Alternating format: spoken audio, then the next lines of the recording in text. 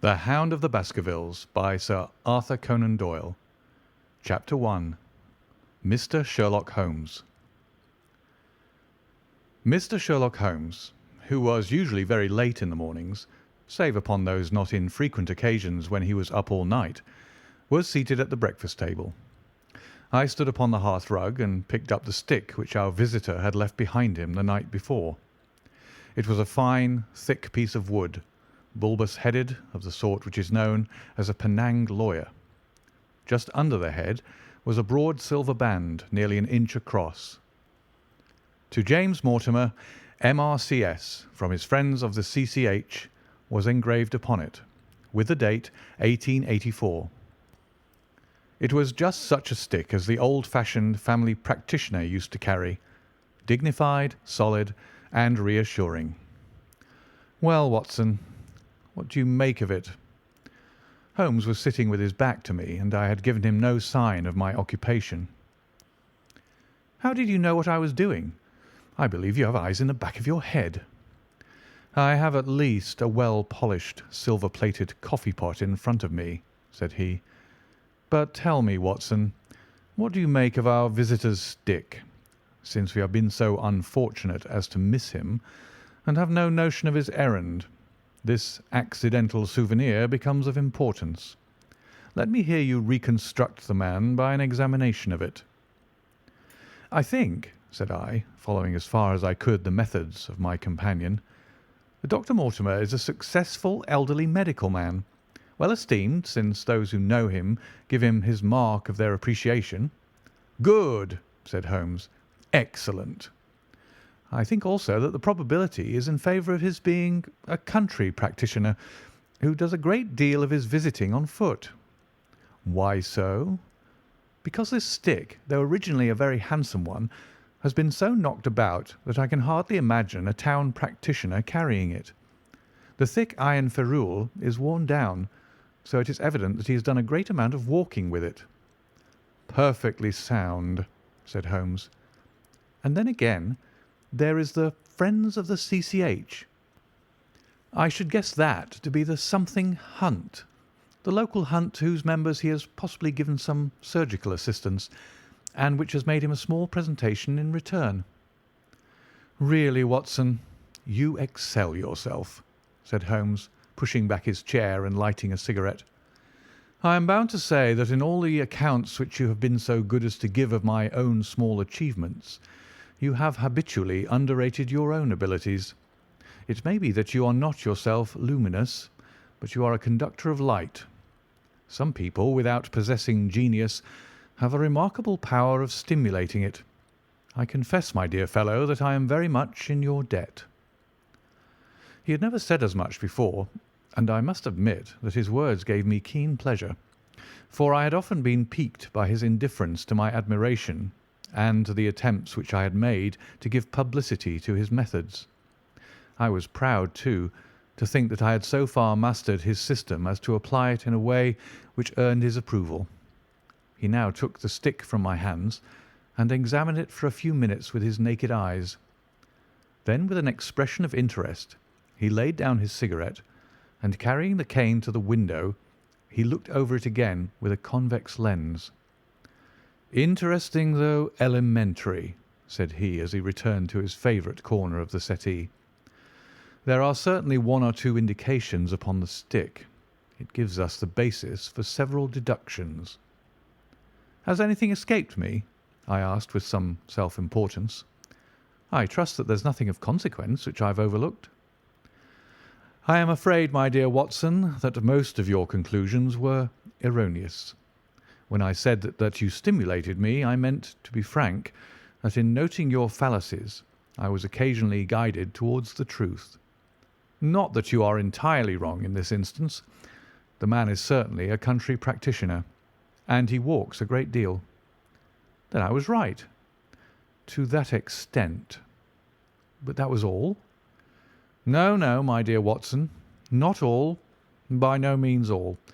I would suggest, for example, that a presentation to a doctor is more likely to come from a hospital than from a hunt, and that when initials C.C. are placed before that hospital, the words Charing Cross very naturally suggest themselves. You may be right. The probability lies in that direction, and if we take this as a working hypothesis, we have a fresh basis from which to start our construction of this unknown visitor. Well, then, supposing that CCH does stand for Charing Cross Hospital, what further inferences may we draw? Do none suggest themselves? You know my methods. Apply them. I can only think of the obvious conclusion that the man has practised in town before going to the country. I think that we might venture a little farther than this. Look at it in this light. On what occasion would it be most probable that such a presentation would be made? When would his friends unite to give him a pledge of their goodwill? Obviously at the moment when Dr. Mortimer withdrew from the service of the hospital in order to start a practice for himself. We know there has been a presentation. We believe there has been a change from a town hospital to a country practice. Is it, then, stretching our inference too far, to say that the presentation was on the occasion of the change? It certainly seems probable.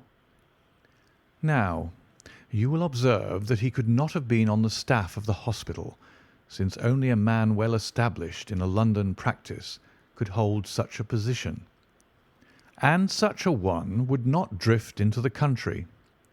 What was he then? If he was in the hospital, and yet not on the staff, he could only have been a house surgeon or a house physician, little more than a senior student. And he left 5 years ago. The date is on the stick.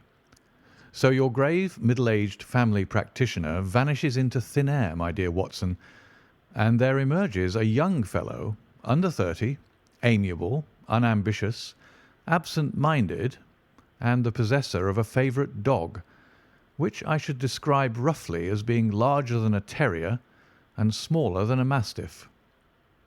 I laughed incredulously as Sherlock Holmes leaned back in his settee and blew little wavering rings of smoke up to the ceiling. "As to the latter part, I have no means of checking you," said I, "but at least it is not difficult to find out a few particulars about the man's age and professional career."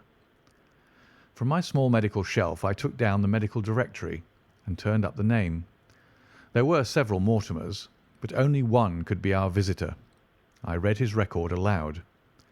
Mortimer James, M.R.C.S., 1882, Grimpen, Dartmoor, Devon. House surgeon from 1882 to 1884 at Charing Cross Hospital. Winner of the Jackson Prize for Comparative Pathology, with essay entitled "Is Disease a Reversion?" Corresponding member of the Swedish Pathological Society, author of Some Freaks of Atavism, Lancet, 1882. Do We Progress? Journal of Psychology, March 1883. Medical officer for the parishes of Grimpen, Thorsley, and High Barrow. No mention of that local hunt, Watson, said Holmes with a mischievous smile, but a country doctor, as you very astutely observed. I think that I am fairly justified in my inferences. As to the adjectives, I said, if I remember right, amiable, unambitious, and absent-minded. It is my experience that it is only an amiable man in this world who receives testimonials, only an unambitious one who abandons a London career for the country, and only an absent-minded one who leaves his stick and not his visiting card after waiting an hour in your room. And the dog? Has been in the habit of carrying this stick behind his master. Being a heavy stick, the dog has held it tightly by the middle, and the marks of his teeth are very plainly visible. The dog's jaw, as shown in the space between these marks, is too broad, in my opinion, for a terrier, and not broad enough for a mastiff. It may have been, yes, by Jove, it is a curly-haired spaniel. He had risen and paced the room as he spoke. Now he halted in the recess of the window. There was such a ring of conviction in his voice that I glanced up in surprise. "My dear fellow, how can you possibly be so sure of that?" "For the very simple reason that I see the dog himself on our very doorstep, and there is the ring of its owner." Don't move, I beg you, Watson. He is a professional brother of yours, and your presence may be of assistance to me. Now is the dramatic moment of fate, Watson, when you hear a step upon the stair which is walking into your life, and you know not whether for good or ill. What does Dr. James Mortimer, the man of science, ask of Sherlock Holmes, the specialist in crime? Come in." The appearance of our visitor was a surprise to me, since I had expected a typical country practitioner. He was a very tall, thin man with a long nose like a beak, which jutted out between two keen grey eyes, set closely together and sparkling brightly from behind a pair of gold-rimmed glasses. He was clad in a professional but rather slovenly fashion, for his frock-coat was dingy and his trousers frayed. Though young, his long back was already bowed, and he walked with a forward thrust of his head and a general air of peering benevolence. As he entered, his eyes fell upon the stick in Holmes's hand, and he ran towards it with an exclamation of joy. "I'm so very glad," said he.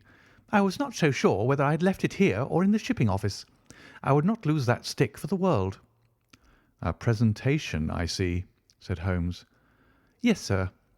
"From Charing Cross Hospital?" "From one or two friends there on the occasion of my marriage." "Dear, dear, that's bad," said Holmes, shaking his head. Dr. Mortimer blinked through his glasses in mild astonishment. "Why was it bad?" "Only that you have disarranged our little deductions. Your marriage, you say?" "Yes, sir.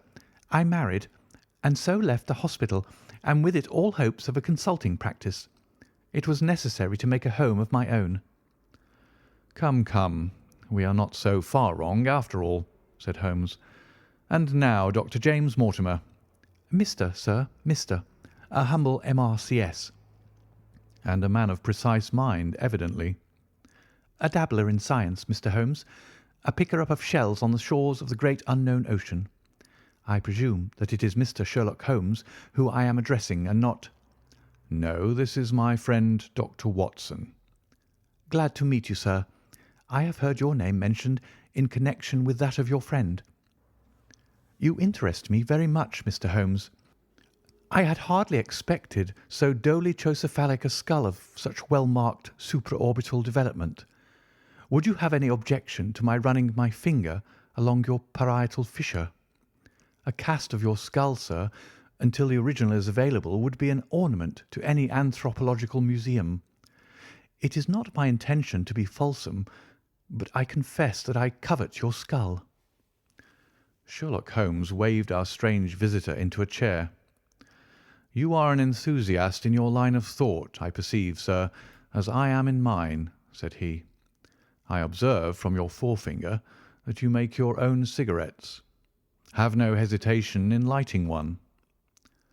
The man drew out paper and tobacco and twirled the one up in the other with surprising dexterity. He had long, quivering fingers, as agile and restless as the antennae of an insect. Holmes was silent, but his little darting glances showed me the interest which he took in our curious companion. "I presume, sir," said he at last, "that it was not merely for the purpose of examining my skull that you have done me the honour to call here last night and again to-day." "No, sir, no, though I am happy to have had the opportunity of doing that as well. I came to you, Mr. Holmes, because I recognise that I am myself an unpractical man, and because I am suddenly confronted with a most serious and extraordinary problem. Recognising as I do that you are the second highest expert in Europe." "Indeed, sir. May I inquire who has the honour to be the first?" asked Holmes with some asperity. "To the man of precisely scientific mind, the work of Monsieur Bertillon must always appeal strongly." "Then had you not better consult him?" "I said, sir, to the precisely scientific mind. But as a practical man of affairs, it is acknowledged that you stand alone. I trust, sir, that I have not inadvertently—" "Just a little," said Holmes. "I think, Dr. Mortimer, you would do wisely if, without more ado, you would kindly tell me plainly what the exact nature of the problem is in which you demand my assistance. End of Chapter 1.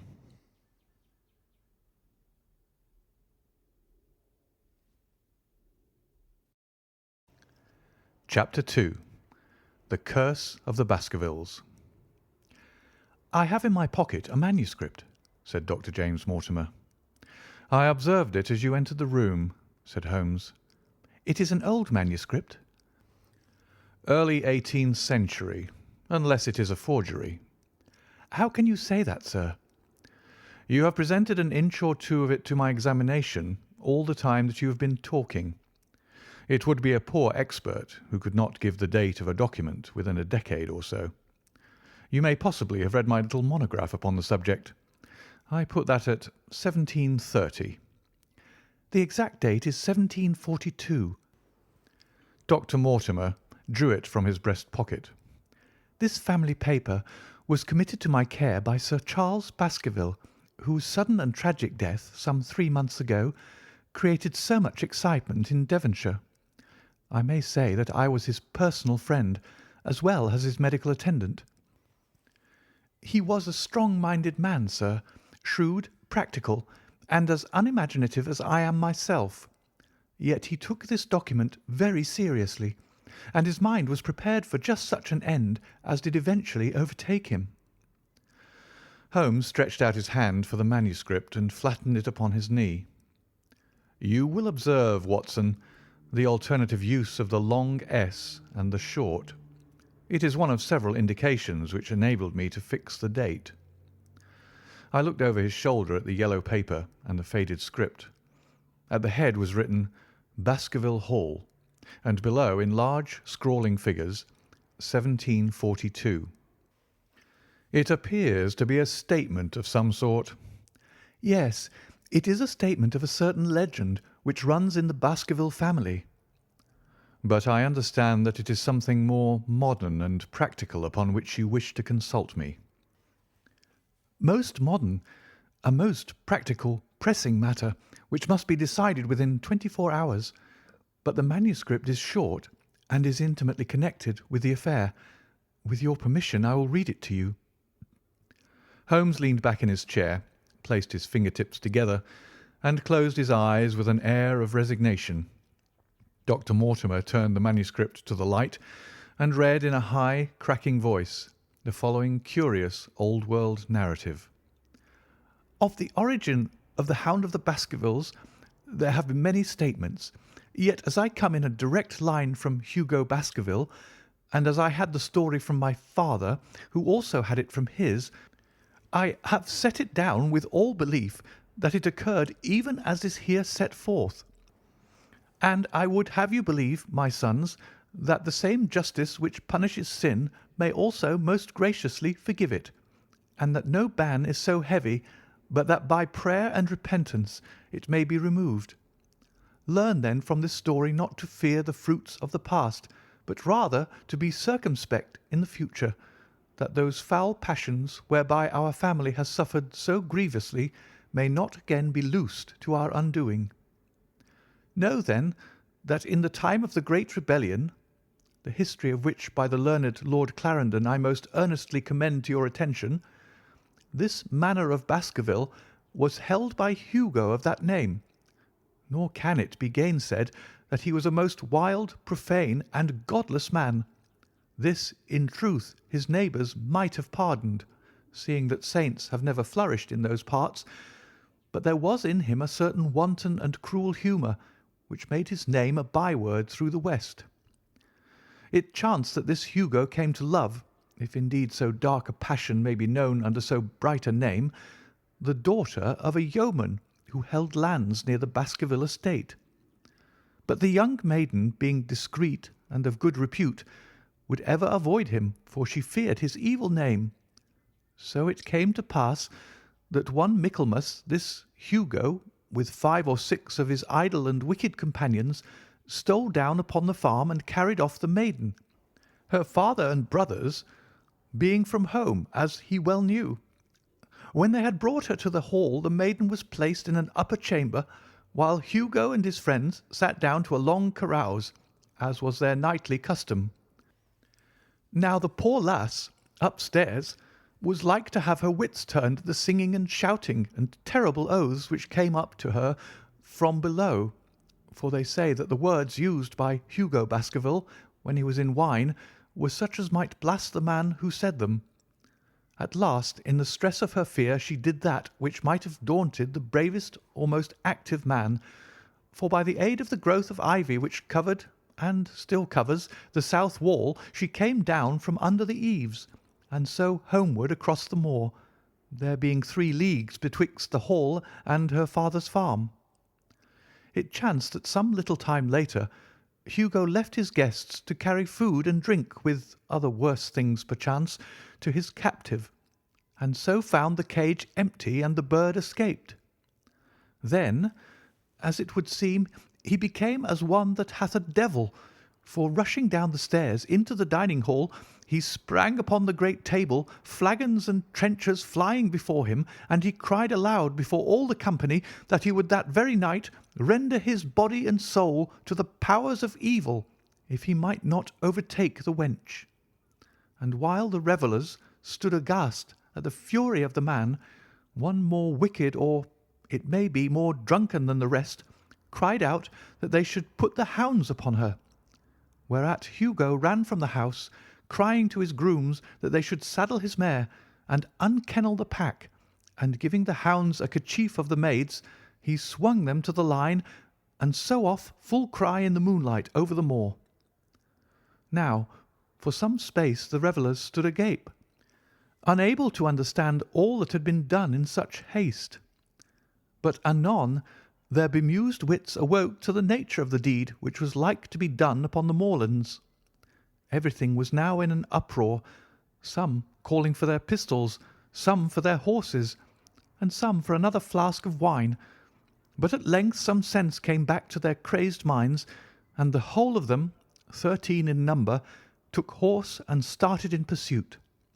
The moon shone clear above them, and they rode swiftly abreast, taking that course which the maid must needs have taken if she were to reach her own home. They had gone a mile or 2 when they passed one of the night shepherds upon the moorlands, and they cried to him to know if he had seen the hunt. And the man, as the story goes, was so crazed with fear that he could scarce speak, but at last he said that he had indeed seen the unhappy maiden with the hounds upon her track. "But I have seen more than that," said he, "for Hugo Baskerville passed me upon his black mare, and there ran mute behind him such a hound of hell as God forbid should ever be at my heels."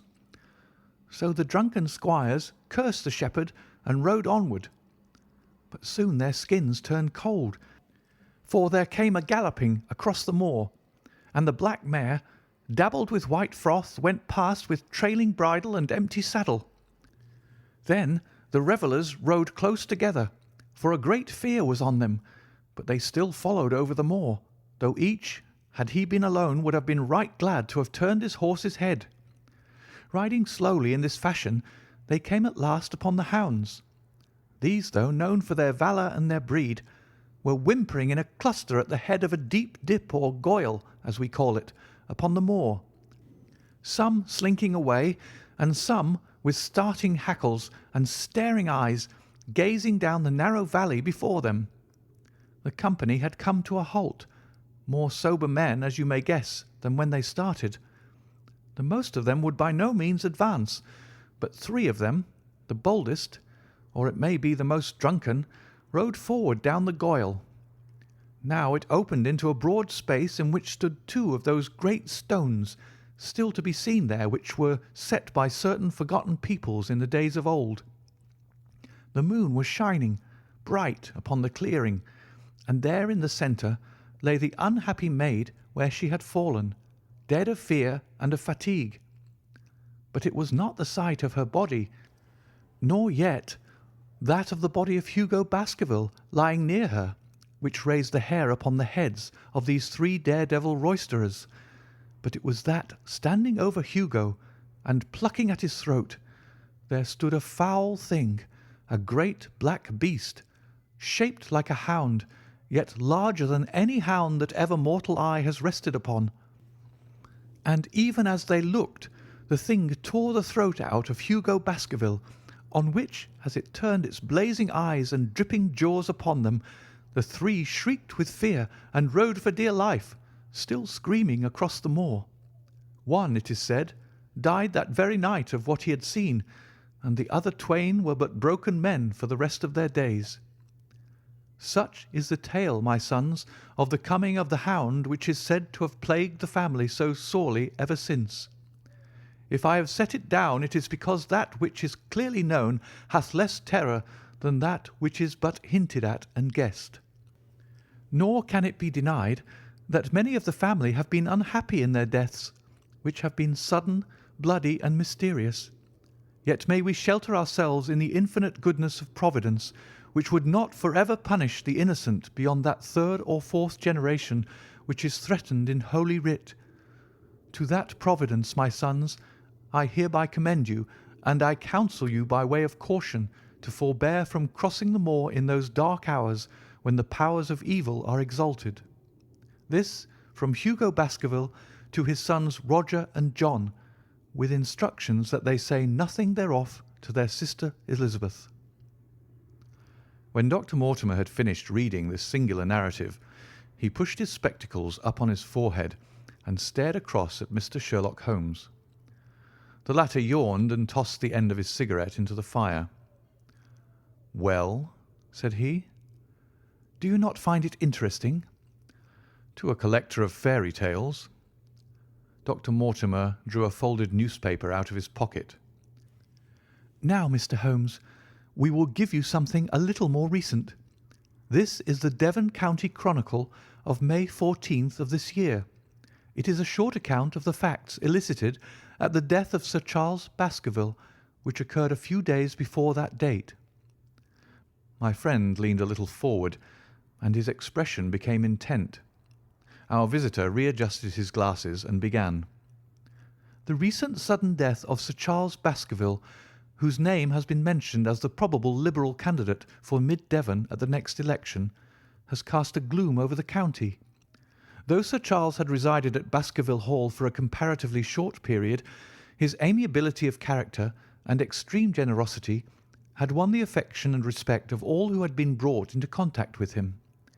In these days of nouveau riche, it is refreshing to find a case where the scion of an old county family which had fallen upon evil days is able to make his own fortune and to bring it back with him to restore the fallen grandeur of his line.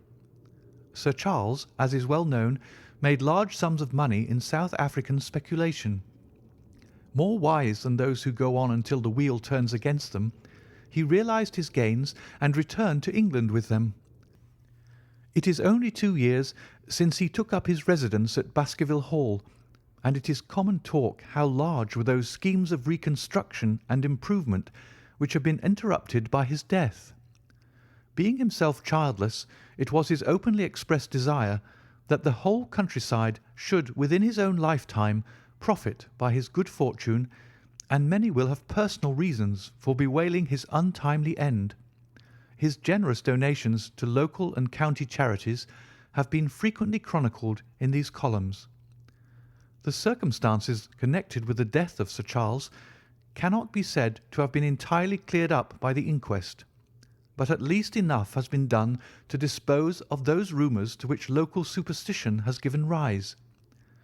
There is no reason whatever to suspect foul play, or to imagine that death could be from any but natural causes.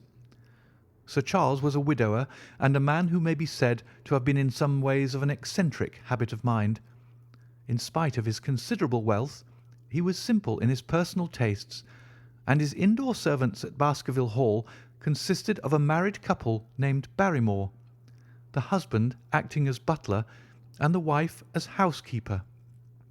Their evidence, corroborated by that of several friends, tends to show that Sir Charles' health has for some time been impaired, and points especially to some affection of the heart, manifesting itself in changes of colour, breathlessness, and acute attacks of nervous depression. Dr. James Mortimer, The friend and medical attendant of the deceased has given evidence to the same effect. The facts of the case are simple. Sir Charles Baskerville was in the habit every night before going to bed of walking down the famous yew alley of Baskerville Hall. The evidence of Barrymore's shows that this had been his custom. On the 4th of May, Sir Charles had declared his intention of starting next day for London, and had ordered Barrymore to prepare his luggage. That night he went out as usual for his nocturnal walk, in the course of which he was in the habit of smoking a cigar. He never returned. At 12 o'clock Barrymore, finding the hall door still open, became alarmed, and lighting a lantern went in search of his master. The day had been wet, and Sir Charles's footmarks were easily traced down the alley. Halfway down this walk there is a gate which leads out onto the moor. There were indications that Sir Charles had stood for some little time here. He then proceeded down the alley, and it was at the far end of it that his body was discovered.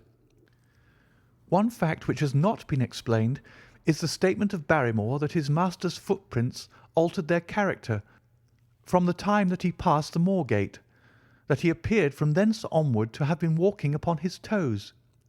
One Murphy, a gipsy horse dealer, was on the moor at no great distance at the time, but he appears by his own confession to have been the worse for drink. He declares that he heard cries, but is unable to state from what direction they came.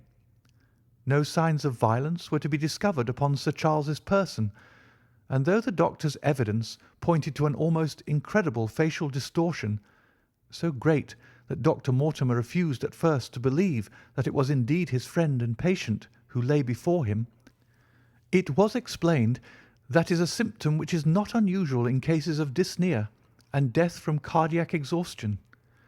This explanation was borne out by the post-mortem examination, which showed long-standing organic disease, and the coroner's jury returned a verdict in accordance with the medical evidence. It is well that this is so, for it is obviously of the utmost importance that Sir Charles's heir should settle at the Hall and continue the good work which has been so sadly interrupted. Had the prosaic finding of the coroner not finally put an end to the romantic stories which have been whispered in connection with the affair, it might have been difficult to find a tenant for Baskerville Hall. It is understood that the next of kin is Mr. Henry Baskerville, if he is still alive, the son of Sir Charles Baskerville's younger brother. The young man, when last heard of, was in America, and inquiries are being instituted with a view to informing him of his good fortune. Dr. Mortimer refolded his paper and replaced it in his pocket. Those are the public facts, Mr. Holmes, in connection with the death of Sir Charles Baskerville. I must thank you, said Sherlock Holmes, for calling my attention to a case which certainly presents some features of interest. I had observed some newspaper comment at the time, but I was exceedingly preoccupied by that little affair of the Vatican cameos, and in my anxiety to oblige the Pope, I lost touch with several interesting English cases. This article, you say, contains all the public facts? It does. Then let me have the private ones. He leaned back, put his fingertips together, and assumed his most impassive and judicial expression. In doing so, said Dr. Mortimer, who had begun to show signs of some strong emotion, I am telling that which I have not confided to anyone. My motive for withholding it from the coroner's inquiry is that a man of science shrinks from placing himself in the public position of seeming to endorse a popular superstition. I had the further motive that Baskerville Hall, as the paper says, would certainly remain untenanted if anything were done to increase its already rather grim reputation. For both these reasons, I thought that I was justified in telling rather less than I knew, since no practical good could result from it, but with you there is no reason why I should not be perfectly frank. The moor is very sparsely inhabited, and those who live near each other are thrown very much together. For this reason I saw a good deal of Sir Charles Baskerville. With the exception of Mr. Frankland of Lafter Hall and Mr. Stapleton, the naturalist, There are no other men of education within many miles. Sir Charles was a retiring man, but the chance of his illness brought us together, and a community of interest in science kept us so. He had brought back much scientific information from South Africa, and many a charming evening we had spent together discussing the comparative anatomy of the Bushman and the Hottentot. Within the last few months it became increasingly plain to me that Sir Charles's nervous system was strained to the breaking point. He had taken this legend which I have read you exceedingly to heart, so much so that although he would walk in his own grounds, nothing would induce him to go out upon the moor at night. Incredible as it may appear to you, Mr. Holmes, he was honestly convinced that a dreadful fate overhung his family, and certainly the records which he was able to give of his ancestors were not encouraging. The idea of some ghastly presence constantly haunted him, and on more than one occasion he has asked me whether I had on my medical journeys at night ever seen any strange creature or heard the baying of a hound. The latter question he put to me several times, and always with a voice which vibrated with excitement. I can well remember driving up to his house in the evening some 3 weeks before the fatal event. He chanced to be at his hall door. I had descended from my gig and was standing in front of him when I saw his eyes fix themselves over my shoulder and stare past me with an expression of the most dreadful horror. I whisked round and had just time to catch a glimpse of something which I took to be a large black calf passing at the head of the drive. So excited and alarmed was he that I was compelled to go down to the spot where the animal had been and look around for it. It was gone, however, and the incident appeared to make the worst impression upon his mind. I stayed with him all the evening, and it was on that occasion, to explain the emotion which he had shown, that he confided to my keeping that narrative which I read to you when I first came in. I mention this small episode because it assumes some importance in view of the tragedy which followed, but I was convinced at the time that the matter was entirely trivial, and that his excitement had no justification. I was at my advice that Sir Charles was about to go to London. His heart was, I knew, affected, and the constant anxiety in which he lived, however chimerical the cause of it might be, was evidently having a serious effect upon his health. I thought that a few months among the distractions of town would send him back a new man. Mr. Stapleton, a mutual friend who was much concerned at his state of health, was of the same opinion. At the last instant came this terrible catastrophe. On the night of Sir Charles's death, Barrymore the butler, who made the discovery, sent Perkins the groom on horseback to me, and as I was sitting up late, I was able to reach Baskerville Hall within an hour of the event. I checked and corroborated all the facts which were mentioned at the inquest. I followed the footsteps down the yew alley. I saw the spot at the moor-gate where he seemed to have waited. I remarked the change in the shape of the prints after that point. I noted that there were no other footsteps save those of Barrymore on the soft gravel. And finally, I carefully examined the body, which had not been touched until my arrival. Sir Charles lay on his face, his arms out, his fingers dug into the ground, and his features convulsed with some strong emotion to such an extent that I could hardly have sworn to his identity. There was certainly no physical injury of any kind, but one false statement was made by Barrymore at the inquest. He said that there were no traces upon the ground round the body. He did not observe any, but I did, some little distance off, but fresh and clear. Footprints? Footprints. A man's or a woman's? Dr. Mortimer looked strangely at us for an instant, and his voice sank almost to a whisper as he answered, "Mr. Holmes, they were the footprints of a gigantic hound." End of chapter 2.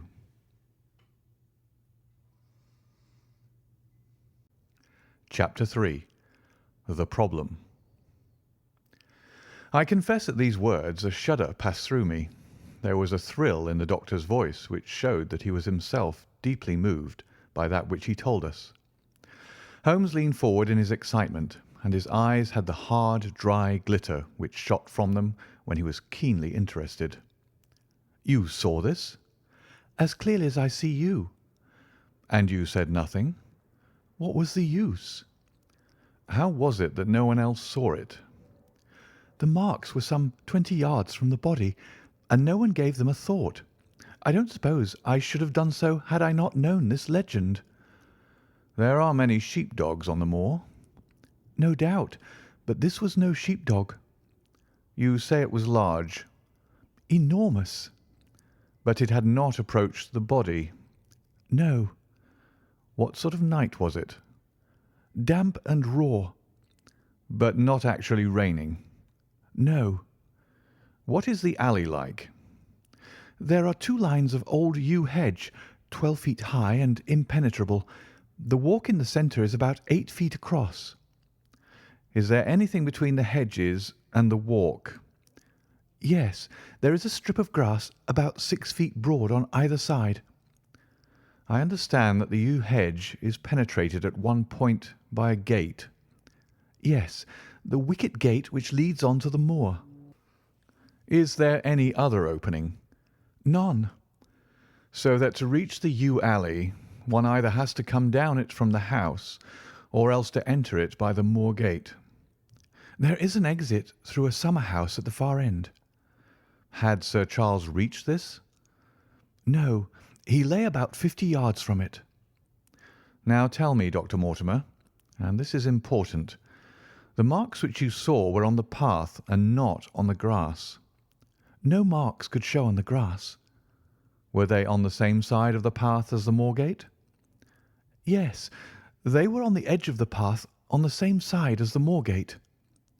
"You interest me exceedingly. Another point. Was the wicket gate closed?" "Closed and padlocked." "How high was it?" "About 4 feet high." "Then anyone could have got over it?" "Yes." "And what marks did you see by the wicket gate?" "None in particular." "Good heaven! Did no one examine?" "Yes, I examined myself." "And found nothing?" "It was all very confused. Sir Charles had evidently stood there for 5 or 10 minutes." "How do you know that?" "Because the ash had twice dropped from his cigar." "Excellent. This is a colleague, Watson, after our own heart.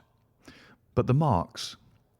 "He had left his own marks all over that small patch of gravel. I could discern no others." Sherlock Holmes struck his hand against his knee with an impatient gesture. "If I had only been there!" he cried.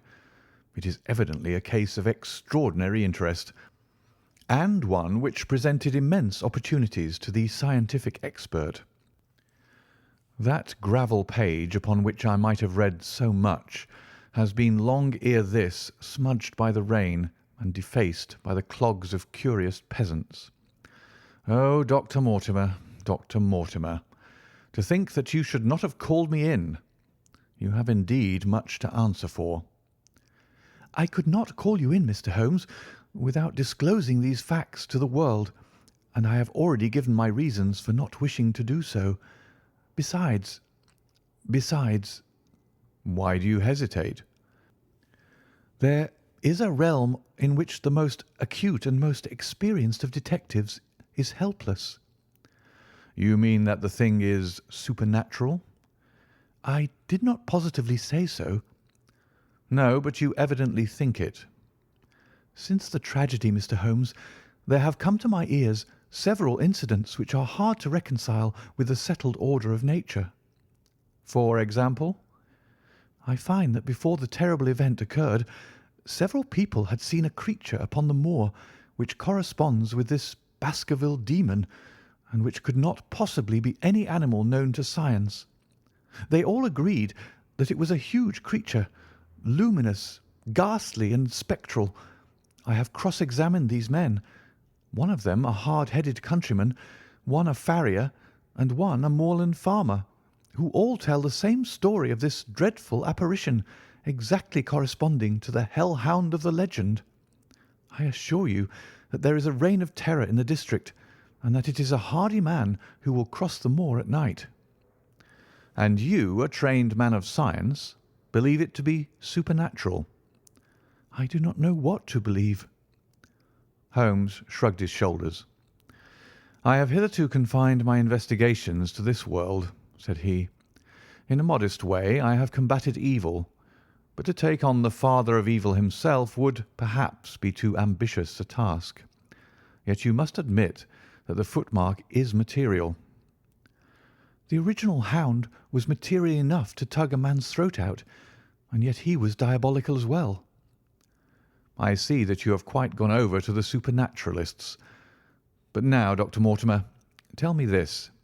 If you hold these views, why have you come to consult me at all? You tell me in the same breath that it is useless to investigate Sir Charles's death, and that you desire me to do it." "I did not say that I desired you to do it." "Then how can I assist you?" "By advising me as to what I should do with Sir Henry Baskerville, who arrives at Waterloo Station." Dr. Mortimer looked at his watch. "In exactly 1 hour and a quarter." "He being the heir?" "Yes. On the death of Sir Charles, we inquired for this young gentleman, and found that he had been farming in Canada. From the accounts which have reached us, he is an excellent fellow in every way. I speak now not as a medical man, but as a trustee and executor of Sir Charles's will." "There is no other claimant, I presume?" "None. The only other kinsman whom we have been able to trace was Roger Baskerville, the youngest of 3 brothers, of whom poor Sir Charles was the elder. The second brother, who died young, is the father of this lad Henry. The third, Roger, was the black sheep of the family. He came of the old masterful Baskerville strain, and was the very image, they tell me, of the family picture of old Hugo. He made England too hot to hold him, fled to Central America, and died there in 1876 of yellow fever. Henry is the last of the Baskervilles. In 1 hour and 5 minutes I meet him at Waterloo Station. I have had a wire that he arrived at Southampton this morning. Now, Mr. Holmes, what would you advise me to do with him?" "Why should he not go to the home of his fathers?" "It seems natural, does it not? And yet consider that every Baskerville who goes there meets with an evil fate. I feel sure that if Sir Charles could have spoken with me before his death, he would have warned me against bringing this, the last of the old race, and the heir to great wealth, to that deadly place. And yet it cannot be denied that the prosperity of the whole poor, bleak countryside depends upon his presence. All the good work which has been done by Sir Charles will crash to the ground if there is no tenant of the hall. I fear lest I should be swayed too much by my own obvious interest in the matter, and that is why I bring the case before you, and ask for your advice." Holmes considered for a little time. "Put into plain words, the matter is this," said he. "In your opinion, there is a diabolical agency which makes Dartmoor an unsafe abode for a Baskerville. That is your opinion?" "At least I might go the length of saying that there is some evidence that this may be so." "Exactly. But surely, if your supernatural theory be correct, it could work the young man evil in London as easily as in Devonshire. A devil with merely local powers, like a parish vestry, would be too inconceivable a thing." "You put the matter more flippantly, Mr. Holmes, than you would probably do if you were brought into personal contact with these things. Your advice, then, as I understand it, is that the young man will be as safe in Devonshire as in London. He comes in 50 minutes. What would you recommend?" "I recommend, sir, that you take a cab, call off your spaniel who is scratching at my front door, and proceed to Waterloo to meet Sir Henry Baskerville." "And then?" "And then you will say nothing to him at all until I have made up my mind about the matter." "How long will it take you to make up your mind?" 24 hours. At 10 o'clock tomorrow, Dr. Mortimer. I'll be much obliged to you if you will call upon me here, and it will be of help to me in my plans for the future if you will bring Sir Henry Baskerville with you." "I will do so, Mr. Holmes." He scribbled the appointment on his shirt cuff and hurried off in his strange, peering, absent-minded fashion. Holmes stopped him at the head of the stair. "Only one more question, Dr. Mortimer. You say that before Sir Charles Baskerville's death several people saw this apparition upon the moor." "3 people did." "Did any see it after?" "I have not heard of any." "Thank you. Good morning." Holmes returned to his seat with that quiet look of inward satisfaction which meant that he had a congenial task before him. "Going out, Watson?" "Unless I can help you." "No, my dear fellow. It is at the hour of action that I turn to you for aid." "But this is splendid, really unique from some points of view. When you pass Bradley's, would you ask him to send up a pound of the strongest shag tobacco? Thank you. It would be as well if you could make it convenient not to return before evening. Then I shall be very glad to compare impressions as to this most interesting problem which has been submitted to us this morning." I knew that seclusion and solitude were very necessary for my friend in those hours of intense mental concentration during which he weighed every particle of evidence, constructed alternative theories, balanced one against the other, and made up his mind as to which points were essential and which immaterial. I therefore spent the day at my club, and did not return to Baker Street until evening.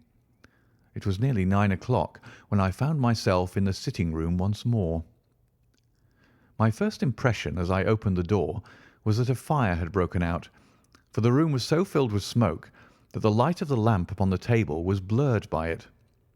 As I entered, however, my fears were set at rest, for it was the acrid fumes of strong, coarse tobacco which took me by the throat and set me coughing. Through the haze I had a vague vision of Holmes in his dressing-gown, coiled up in an armchair with his black clay pipe between his lips. Several rolls of paper lay around him. "Caught cold, Watson?" said he. "No, it's this poisonous atmosphere." "I suppose it is pretty thick, now that you mention it."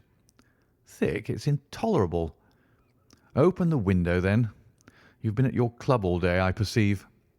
"My dear Holmes." "Am I right?" "Certainly, but how?" He laughed at my bewildered expression.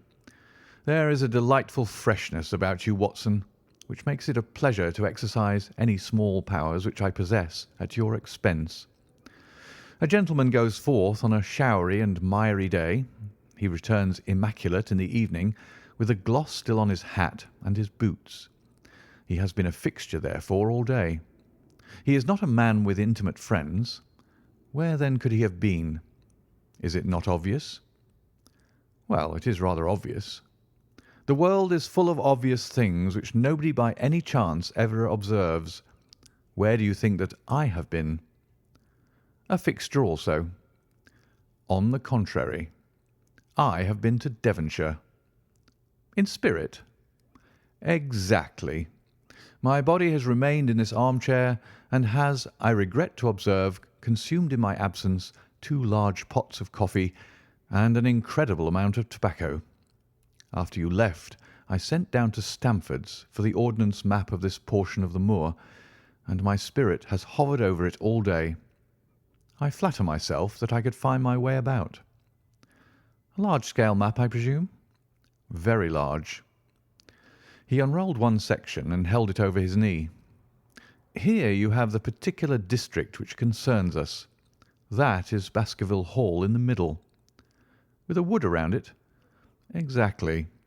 I fancy the yew alley, though not marked under that name, must stretch along this line, with the moor, as you perceive, upon the right of it. This small clump of buildings here is the hamlet of Grimpen, where our friend Dr. Mortimer has his headquarters. Within a radius of 5 miles there are, as you see, only a very few scattered dwellings. Here is Laughter Hall, which was mentioned in the narrative. There is a house indicated here, which may be the residence of the naturalist. Stapleton, if I remember right, was his name. Here are two moorland farmhouses, High Tor and Foulmire. Then 14 miles away, the great convict prison of Princetown. Between and around these scattered points extends the desolate, lifeless moor. This, then, is the stage upon which tragedy has been played, and upon which we may help to play it again. It must be a wild place. Yes, the setting is a worthy one, if the devil did desire to have a hand in the affairs of men. Then you are yourself inclining to the supernatural explanation? The devil's agents may be of flesh and blood, may they not? There are two questions waiting for us at the outset. The one is whether any crime has been committed at all. The second is what is the crime and how was it committed? Of course, if Dr. Mortimer's surmise should be correct, and we are dealing with forces outside the ordinary laws of nature, there is an end of our investigation. But we are bound to exhaust all other hypotheses before falling back upon this one. I think we'll shut that window again, if you don't mind. It is a singular thing that I find that a concentrated atmosphere helps a concentration of thought. I have not pushed it to the length of getting into a box to think, but that is the logical outcome of my convictions. Have you turned the case over in your mind? Yes, I've thought a good deal of it in the course of the day. What do you make of it? It is very bewildering. It has certainly a character of its own. There are points of distinction about it. That change in the footprints, for example. What do you make of that? Mortimer said that the man had walked on tiptoe down that portion of the alley. He only repeated what some fool had said at the inquest. Why should a man walk on tiptoe down the alley? What then? He was running, Watson, running desperately, running for his life, running until he burst his heart and fell dead upon his face. Running from what? There lies our problem. There are indications that the man was crazed with fear before he ever began to run. How can you say that? I am presuming that the cause of his fears came to him across the moor. If that was so, and it seems most probable, only a man who had lost his wits would have run from the house instead of towards it. If the gipsy's evidence may be taken as true, he ran with cries for help in the direction where help was least likely to be. Then again, whom was he waiting for that night? And why was he waiting for him in the yew alley rather than in his own house? You think that he was waiting for someone? The man was elderly and infirm. We can understand his taking an evening stroll, but the ground was damp and the night inclement. Is it natural that he should stand for 5 or 10 minutes, as Dr. Mortimer, with more practical sense than I should have given him credit for, deduced from the cigar ash? But he went out every evening. I think it unlikely that he waited at the moor-gate every evening. On the contrary, the evidence is that he avoided the moor. That night he waited there. It was the night before he made his departure for London. The thing takes shape, Watson. It becomes coherent. Might I ask you to hand me my violin, and we will postpone all further thought upon this business until we have had the advantage of meeting Dr. Mortimer and Sir Henry Baskerville in the morning. End of Chapter 3. Chapter 4. Sir Henry Baskerville. Our breakfast table was cleared early, and Holmes waited in his dressing gown for the promised interview. Our clients were punctual to their appointment, for the clock had just struck 10 when Dr. Mortimer was shown up, followed by the young baronet. The latter was a small, alert, dark-eyed man about 30 years of age, very sturdily built, with thick black eyebrows and a strong, pugnacious face.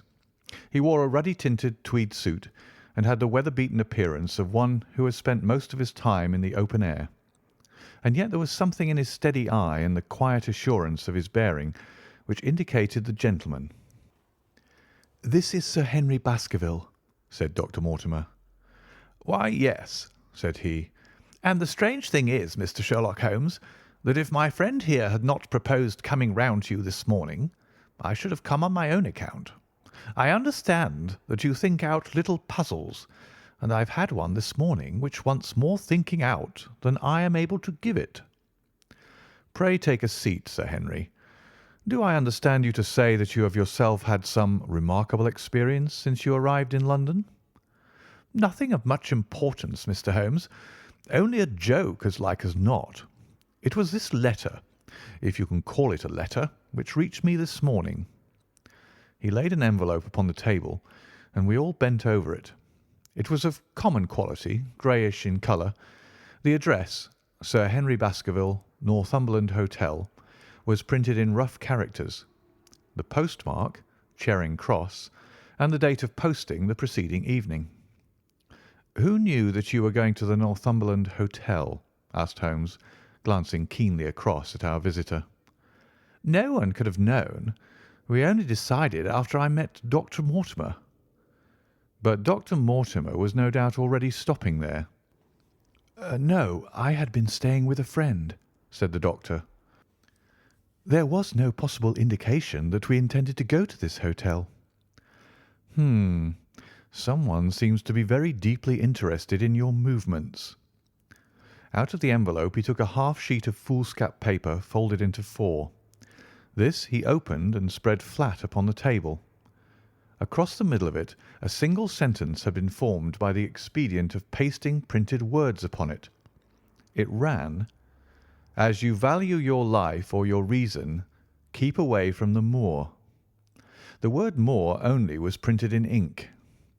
"Now," said Sir Henry Baskerville, "perhaps you will tell me, Mr. Holmes, what in thunder is the meaning of that, and who it is that takes so much interest in my affairs?" "What do you make of it, Dr. Mortimer? You must allow that there is nothing supernatural about this, at any rate."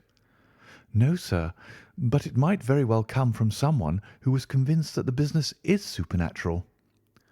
"What business?" asked Sir Henry sharply. "It seems to me that all you gentlemen know a great deal more than I do about my own affairs." "You shall share our knowledge before you leave this room, Sir Henry. I promise you that," said Sherlock Holmes. "We will confine ourselves for the present, with your permission, to this very interesting document, which must have been put together and posted yesterday evening. Have you yesterday's Times, Watson?" "It is here in the corner." "Might I trouble you for it? The inside page, please, with the leading articles." He glanced swiftly over it, running his eyes up and down the columns. "Capital article this on Free Trade. Permit me to give you an extract from it. You may be cajoled into imagining that your own special trade or your own industry will be encouraged by a protective tariff, but it stands to reason that such legislation must in the long run keep away wealth from the country, diminish the value of our imports, and lower the general conditions of life in this island. What do you think of that, Watson?" cried Holmes in high glee, rubbing his hands together with satisfaction. "Don't you think that is an admirable sentiment?" Dr. Mortimer looked at Holmes with an air of professional interest, and Sir Henry Baskerville turned a pair of puzzled dark eyes upon me. "I don't know much about the tariff and things of that kind," said he, "but it seems to me we've got a bit off the trail so far as that note is concerned." "On the contrary, I think we are particularly hot upon the trail, Sir Henry. Watson here knows more about my methods than you do, but I fear that even he has not quite grasped the significance of this sentence." "No, I confess that I see no connection." "And yet, my dear Watson, there is so very close a connection that the one is extracted out of the other. You, your life, reason, value, keep away from the. Don't you see now whence these words have been taken?" "By thunder, you're right. Well, if that isn't smart!" cried Sir Henry. "If any possible doubt remained, it is settled by the fact that keep away and from thee are cut out in one piece." "Well, now, so it is." "Really, Mr. Holmes, this exceeds anything which I could have imagined," said Dr. Mortimer, gazing at my friend in amazement. I could understand anyone saying that the words were from a newspaper, but that you should name which and add that it came from the leading article is really one of the most remarkable things which I have ever known. How did you do it?" "I presume, Doctor, that you could tell the skull of a negro from that of an Eskimo." "Most certainly." "But how?" "Because that is my special hobby. The differences are obvious. The supraorbital crest, the facial angle, the maxillary curve, the—" "But this is my special hobby, and the differences are equally obvious. There is as much difference to my eyes between the leaded bourgeois type of a Times article and the slovenly print of an evening halfpenny paper as there could be between your negro and your Eskimo. The detection of types is one of the most elementary branches of knowledge to the special expert in crime, though I confess that once when I was very young I confused the Leeds Mercury with the Western Morning News.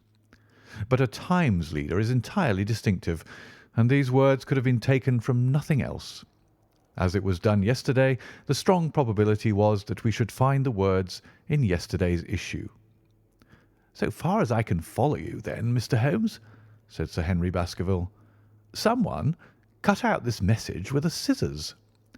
"Nail scissors," said Holmes. "You can see that it was a very short-bladed scissors, since the cutter had to take 2 snips over 'keep away.'" "That is so. Someone, then, cut out the message with a pair of short-bladed scissors, pasted it with paste—" "Gum," said Holmes. "With gum onto the paper. But I want to know why the word 'more' should have been written." "Because he could not find it in print. The other words were all simple and might be found in any issue, but 'more' would be less common." "Why, of course. That would explain it. Have you read anything else in this message, Mr. Holmes?" "There are 1 or 2 indications, and yet the utmost pains have been taken to remove all clues. The address, you observe, is printed in rough characters. But the Times is a paper which is seldom found in any hands but those of the highly educated. We may take it, therefore, that the letter was composed by an educated man who wished to pose as an uneducated one, and his effort to conceal his own writing suggests that the writing might be known or come to be known by you. Again, you will observe that the words are not gummed on in an accurate line, but that some are much higher than others. Life, for example, is quite out of its proper place.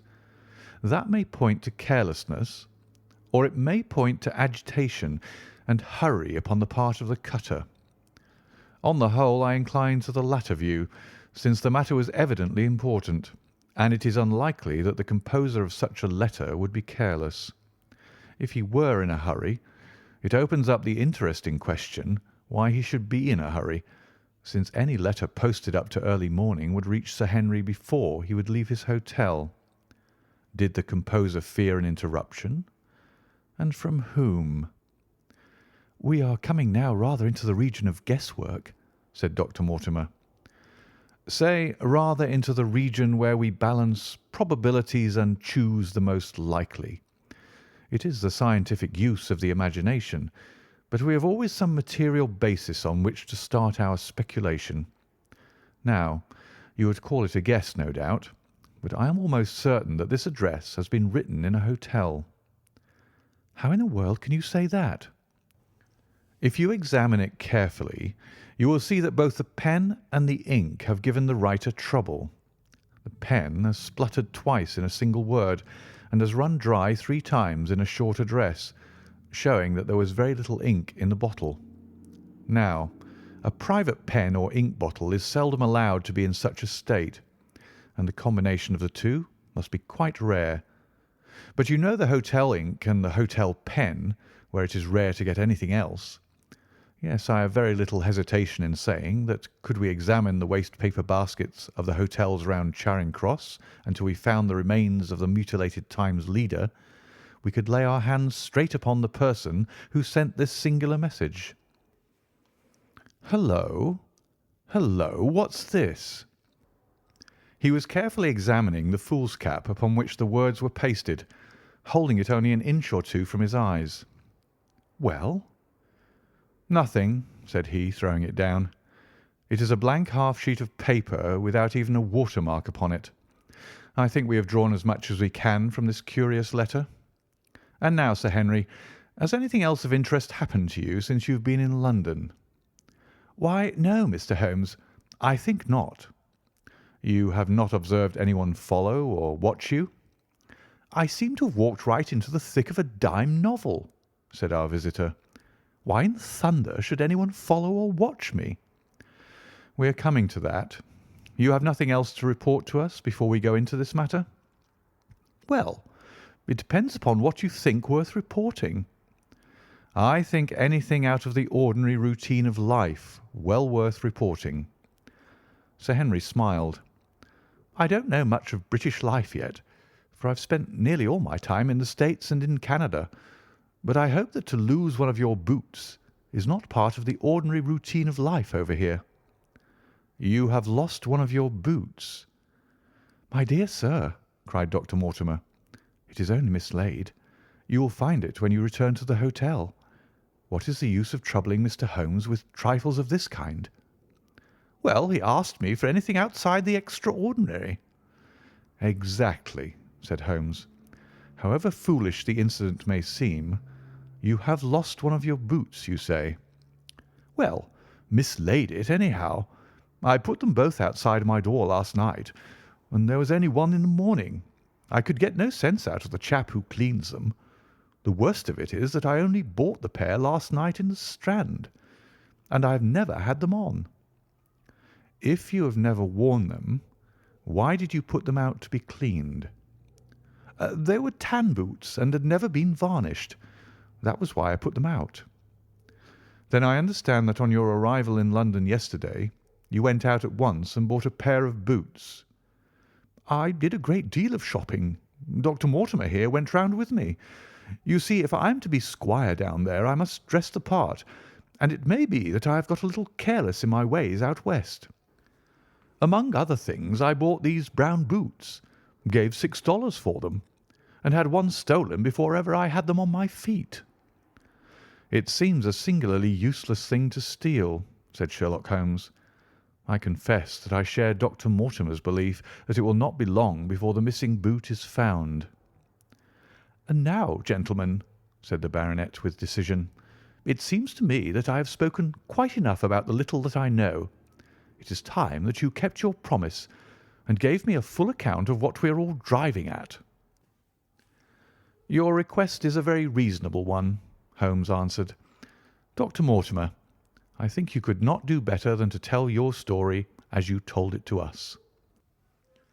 Thus encouraged, our scientific friend drew his papers from his pocket and presented the whole case as he had done upon the morning before. Sir Henry Baskerville listened with the deepest attention and with an occasional exclamation of surprise. "Well, I seem to have come into an inheritance with a vengeance," said he, when the long narrative was finished. "Of course, I've heard of the Hound ever since I was in the nursery. It's the pet story of the family, though I never thought of taking it seriously before. But as to my uncle's death, well, it all seems boiling up in my head, and I can't get it clear yet. You don't seem quite to have made up your mind whether it's a case for a policeman or a clergyman." "Precisely." "And now there's this affair of the letter to me at the hotel. I suppose that fits into its place." "It seems to show that someone knows more than we do about what goes on upon the moor," said Dr. Mortimer. "And also," said Holmes, "that someone is not ill-disposed towards you, since they warn you of danger." "Or it may be that they wish, for their own purposes, to scare me away." "Well, of course, that is possible also. I am very much indebted to you, Dr. Mortimer, for introducing me to a problem which presents several interesting alternatives. But the practical point which we now have to decide, Sir Henry, is whether it is or is not advisable for you to go to Baskerville Hall." "Why should I not go?" "There seems to be danger." Do you mean danger from this family fiend, or do you mean danger from human beings?" "Well, that is what we have to find out." "Whichever it is, my answer is fixed. There is no devil in hell, Mr. Holmes, and there is no man upon earth who can prevent me from going to the home of my own people, and you may take that to be my final answer." His dark brows knitted and his face flushed to a dusky red as he spoke. It was evident that the fiery temper of the Baskervilles was not extinct in this their last representative. "Meanwhile," said he, "I have hardly had time to think over all that you've told me. It's a big thing for a man to have to understand and to decide at one sitting. I should like to have a quiet hour by myself to make up my mind. Now look here, Mr. Holmes, it's 11:30 now, and I'm going back right away to my hotel.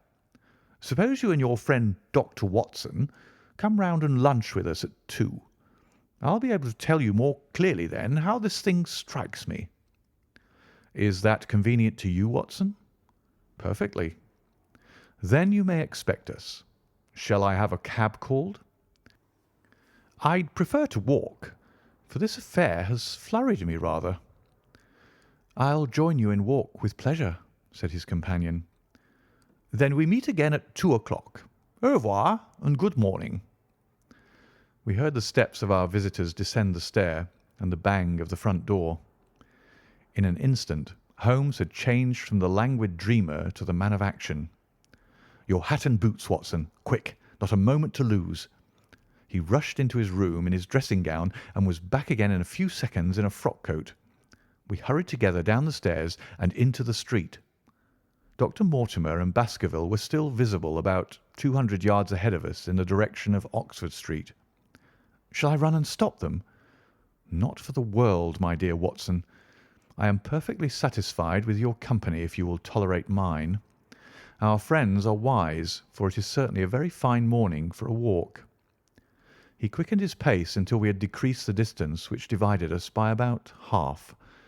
Then, still keeping 100 yards behind, we followed into Oxford Street and so down Regent Street.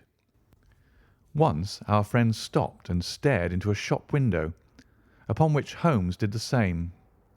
An instant afterwards he gave a little cry of satisfaction, and following the direction of his eager eyes, I saw that a hansom cab with a man inside, which had halted on the other side of the street, was now proceeding slowly onward again. "There's our man, Watson. Come along. We'll have a good look at him, even if we can do no more." At that instant I was aware of a bushy black beard and a pair of piercing eyes turned upon us through the side window of the cab. Instantly the trap-door at the top flew up. Something was screamed to the driver, and the cab flew madly off down Regent Street. Holmes looked eagerly around for another, but no empty one was in sight. Then he dashed in wild pursuit amid the stream of the traffic, but the start was too great, and already the cab was out of sight. "There now," said Holmes bitterly as he emerged panting and white with vexation from the tide of vehicles. "Was ever such bad luck and such bad management too? Watson, Watson, if you're an honest man you will record this also and set it against my successes." "Who was the man?" "I have not an idea." "A spy?" "Well, it was evident from what we have heard that Baskerville has been very closely shadowed by someone since he has been in town. How else could it be known so quickly that it was the Northumberland Hotel which he had chosen? If they had followed him the first day, I argued that they would follow him also the second. You may have observed that I twice strolled over to the window while Dr. Mortimer was reading his legend." "Yes, I remember." "I was looking out for loiterers in the street, but I saw none. We are dealing with a clever man, Watson. This matter cuts very deep, and though I have not finally made up my mind whether it is a benevolent or a malevolent agency which is in touch with us, I am conscious always of power and design. When our friends left, I at once followed them in the hopes of marking down their invisible attendant. So wily was he that he had not trusted himself upon foot, but he had availed himself of a cab so that he could loiter behind or dash past them and so escape their notice. His method had the additional advantage that if they were to take a cab he was all ready to follow them. It has, however, one obvious disadvantage. It puts him in the power of the cabman? Exactly. What a pity we didn't get the number. My dear Watson, clumsy as I have been, you surely do not seriously imagine that I neglected to get the number. No, 2704 is our man, but that is no use to us for the moment. I fail to see how you could have done more. On observing the cab, I should have instantly turned and walked in the other direction. I should then, at my leisure, have hired a second cab and followed the first at a respectful distance, or, better still, have driven to the Northumberland Hotel and waited there.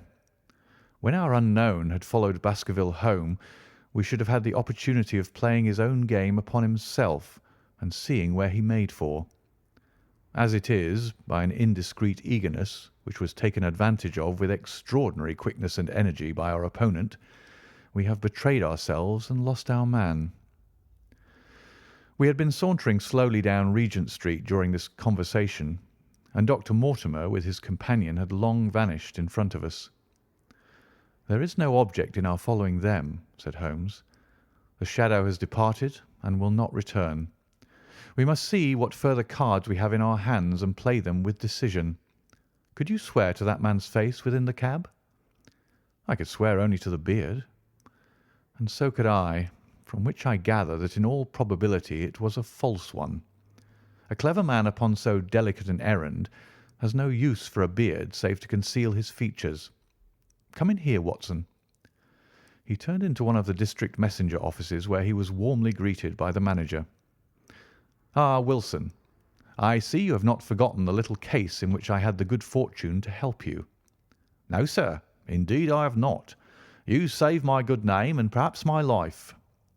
"My dear fellow, you exaggerate.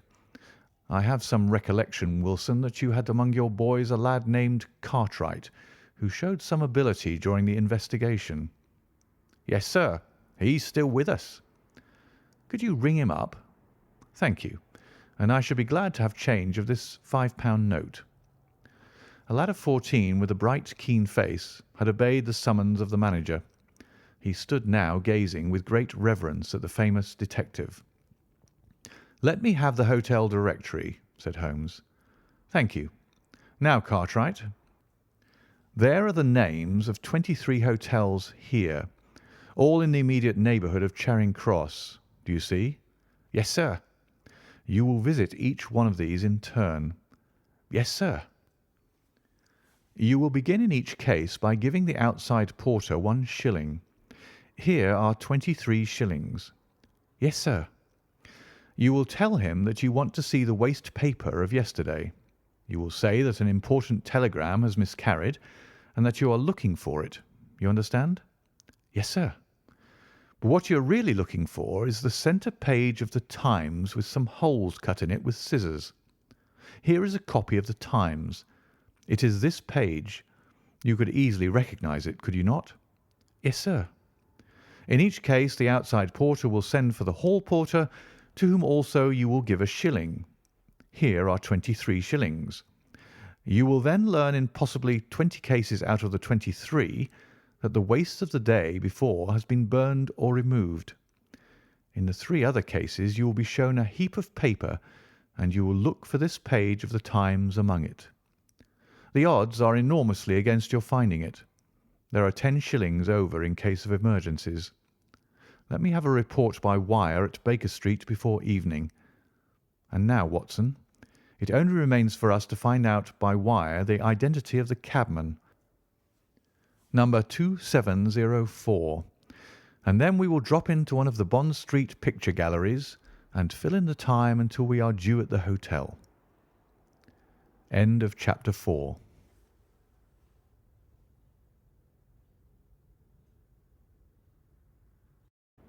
Chapter 5.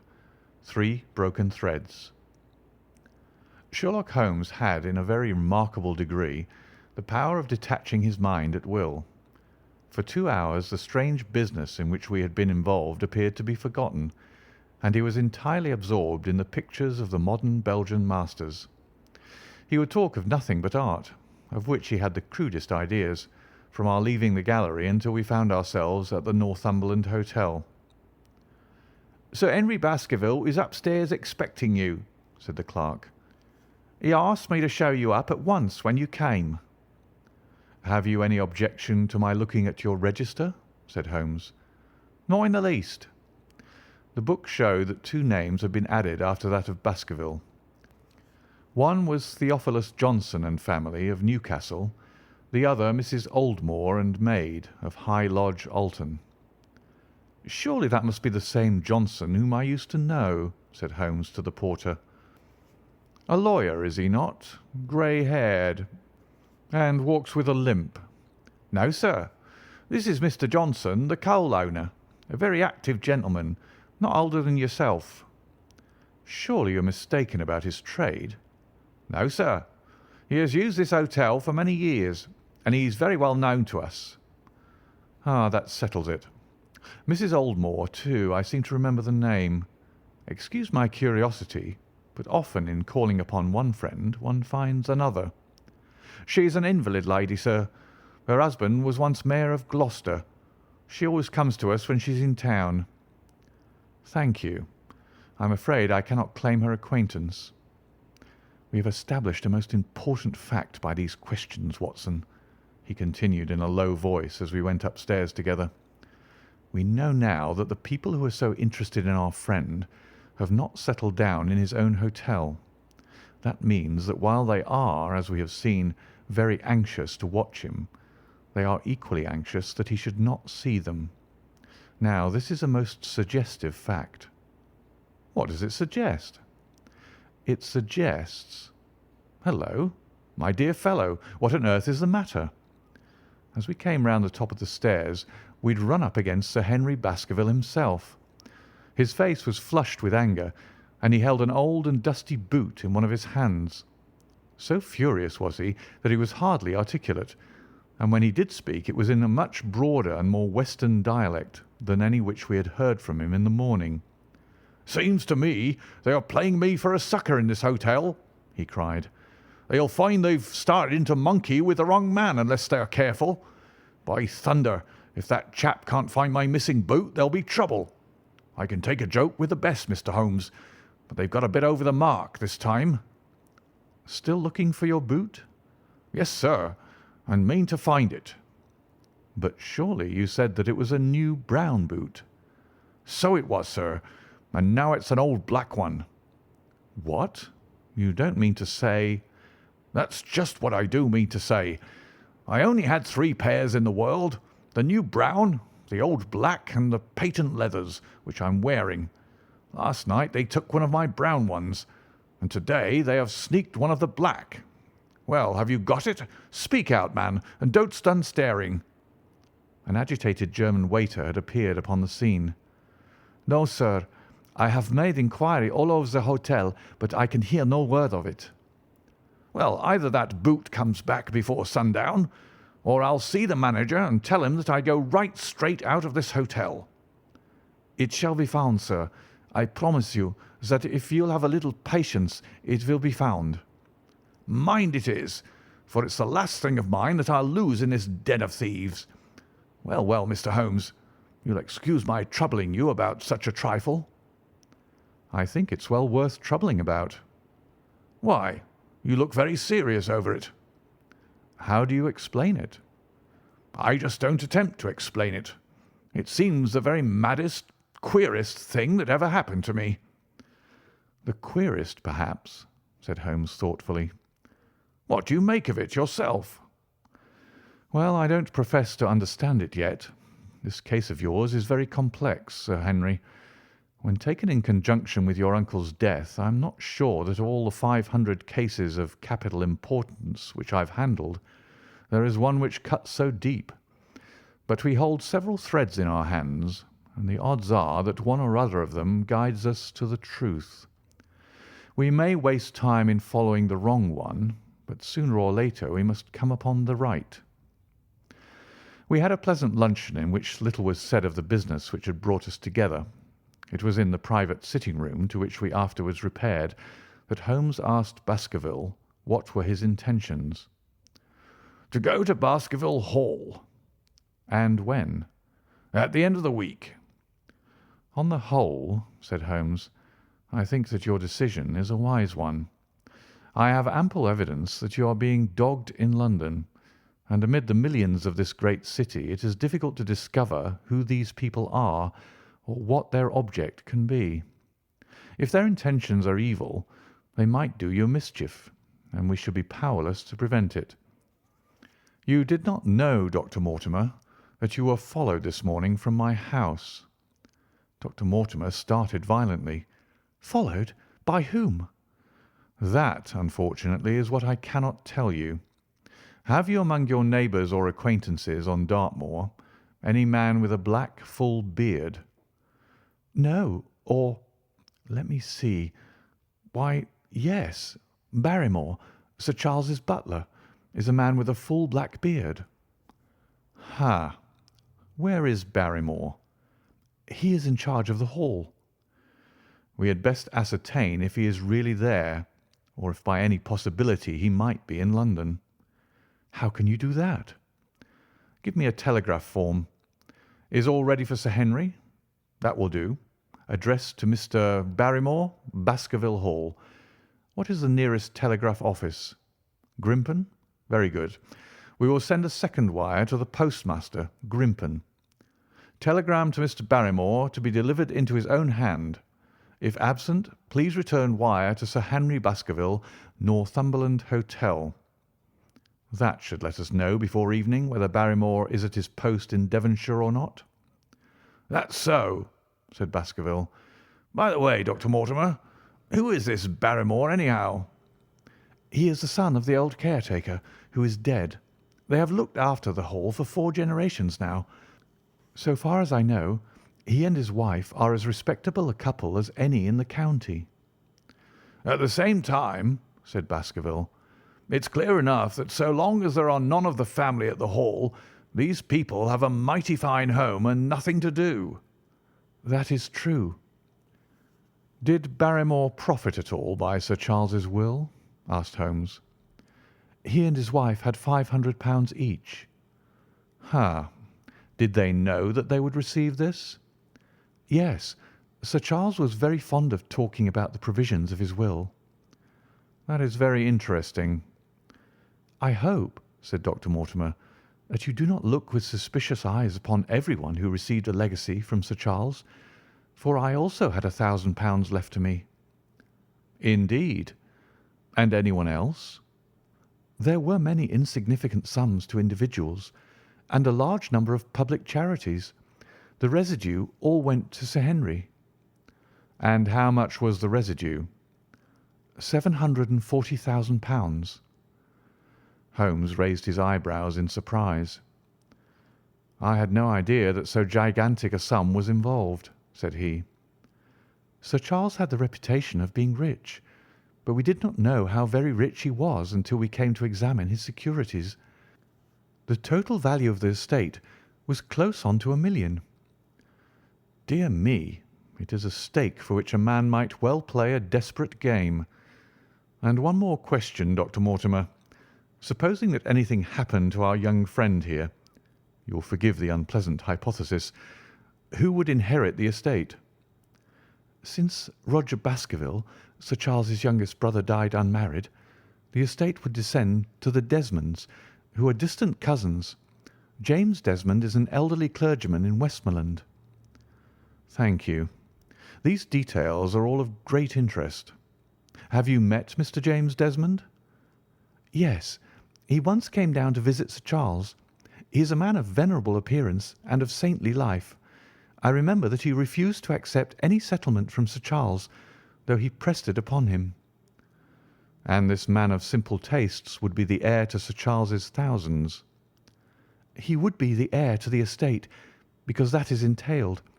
He would also be the heir to the money unless it were willed otherwise by the present owner, who can, of course, do what he likes with it." "And have you made your will, Sir Henry?" "No, Mr. Holmes, I have not. I have had no time.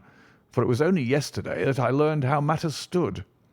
But in any case I feel that the money should go with the title and estate. That was my poor uncle's idea. How is the owner going to restore the glories of the Baskervilles if he has not money enough to keep up the property? House, land, and dollars must go together."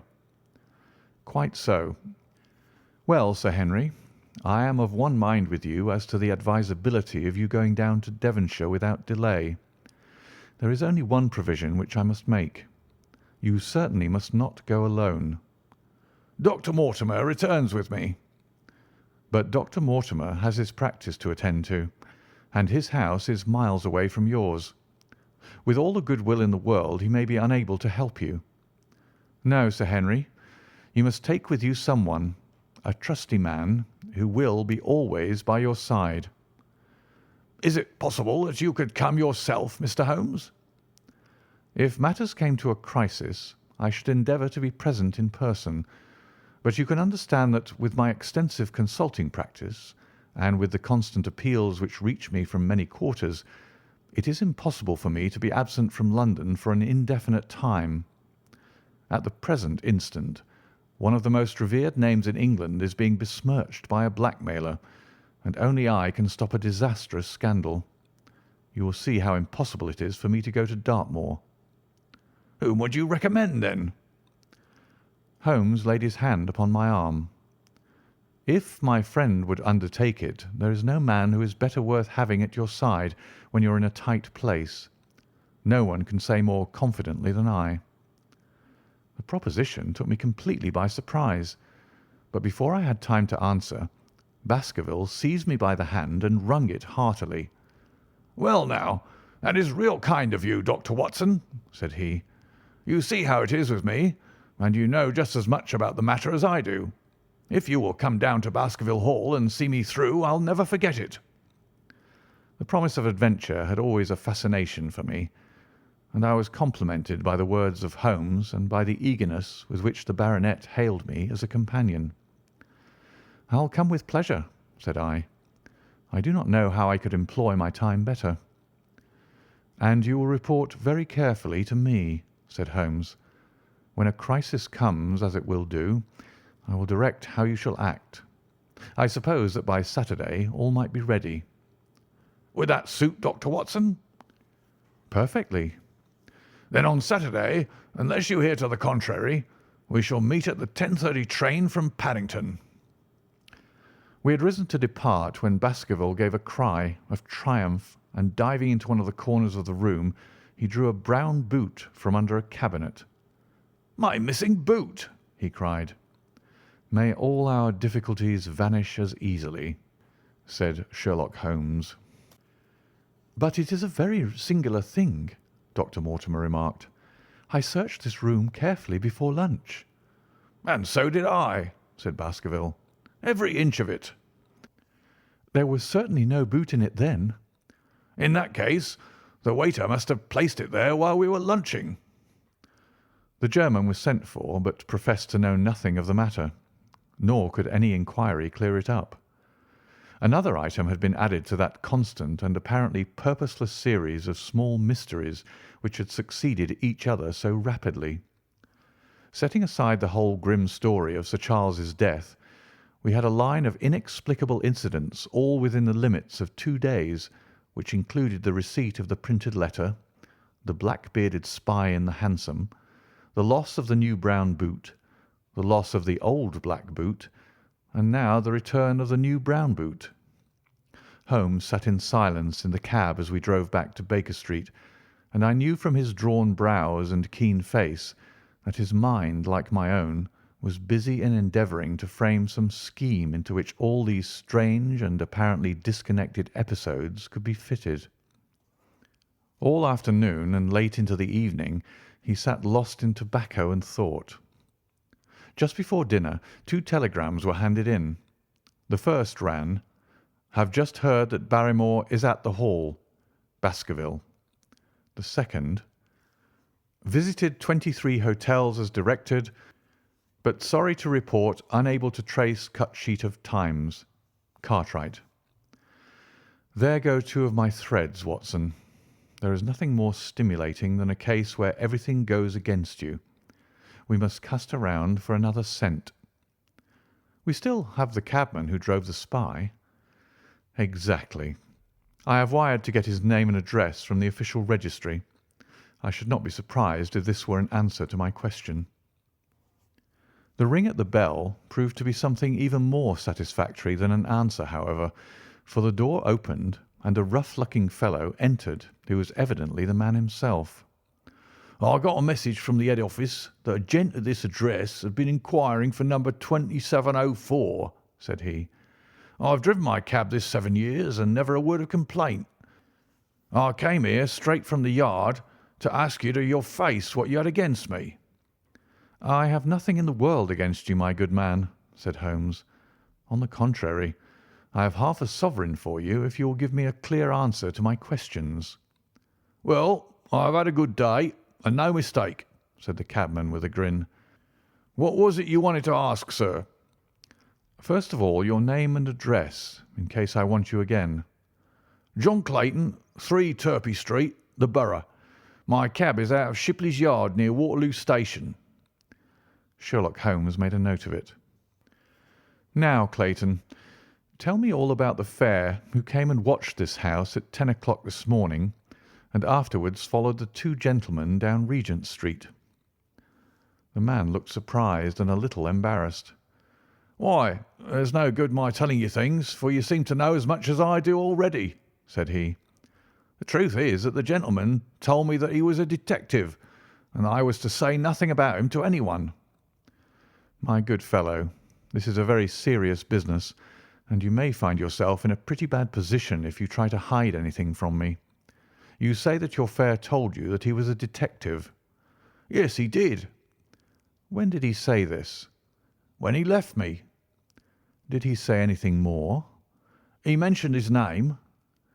Holmes cast a swift glance of triumph at me. "Oh, he mentioned his name, did he? That was imprudent. What was the name that he mentioned?" "His name," said the cabman, "was Mr. Sherlock Holmes." Never have I seen my friend more completely taken aback than by the cabman's reply.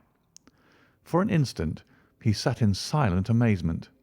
Then he burst into a hearty laugh. "A touch, Watson, an undeniable touch," said he. "I feel a foil as quick and supple as my own. He got home upon me very prettily that time. So his name was Sherlock Holmes, was it?"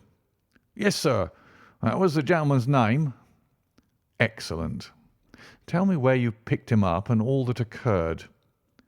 "He hailed me at 9:30 in Trafalgar Square. He said that he was a detective, and he offered me 2 guineas if I would do exactly what he wanted all day and ask no questions. I was glad enough to agree. First we drove down to the Northumberland Hotel and waited there until 2 gentlemen came out and took a cab from the rank.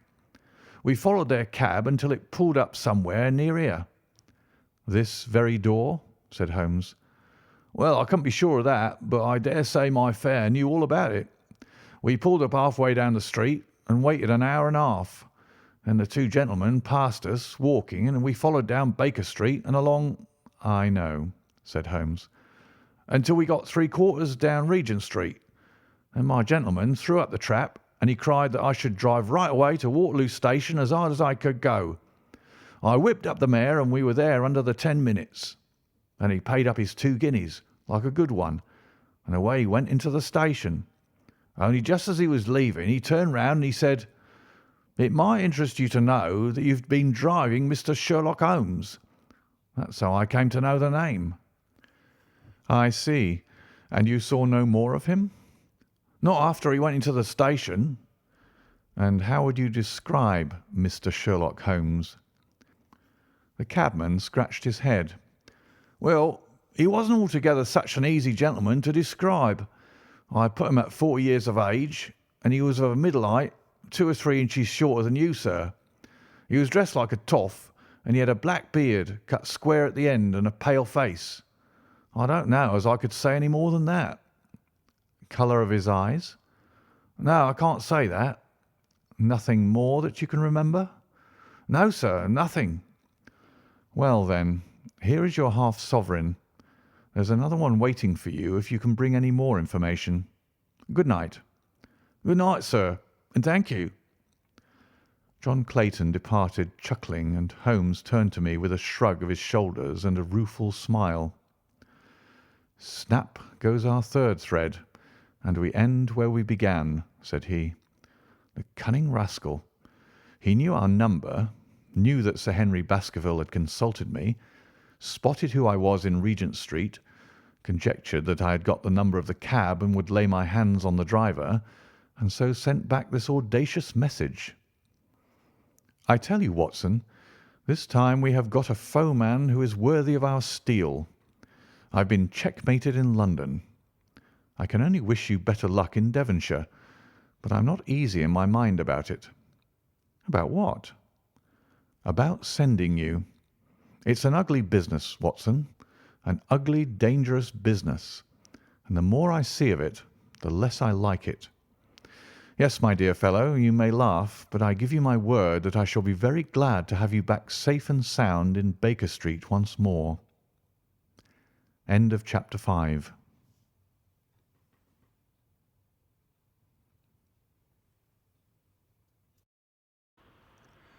Chapter 6. Baskerville Hall. Sir Henry Baskerville and Dr. Mortimer were ready upon the appointed day, and we started as arranged for Devonshire.